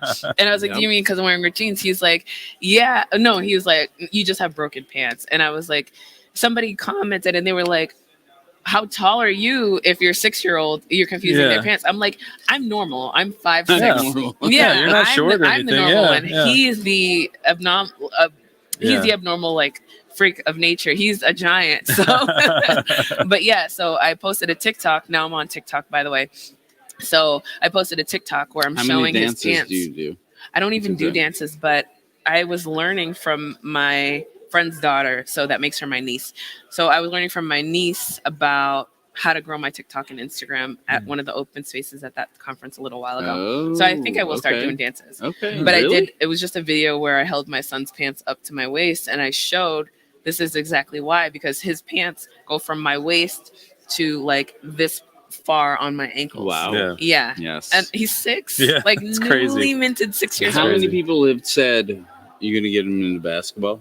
Oh yeah, right. Because he can't be a dental assistant, right? As a giant, what else are you Gotta lean gonna over do? a lot for that. Yeah. In your teeth, let me get Yeah. in there. Well, hopefully he keeps growing because I grew real fast and was like this height in 6th grade, and then it stopped. never went Okay, and how again. tall are you? 5'10". Yeah. So all the doctors were like, you're gonna be way over 6 feet. I'm like, oh, Yeah. cool. Nope. Right. See, and that's about Yeah. the height of his dad. So I'm like, on both sides of his family, my brothers, my dad, everybody's well over 6 feet. And he and his dad, my son's dad and my son's dad's dad, are both the shortest in their family, 5'10", Gotcha. 5'11"-ish. And then everybody else is over 6 feet. So I'm hoping that he's adopted. Maybe got that part. Yeah. Yeah. I'm the shortest I feel one. the struggle. Yeah. Yeah.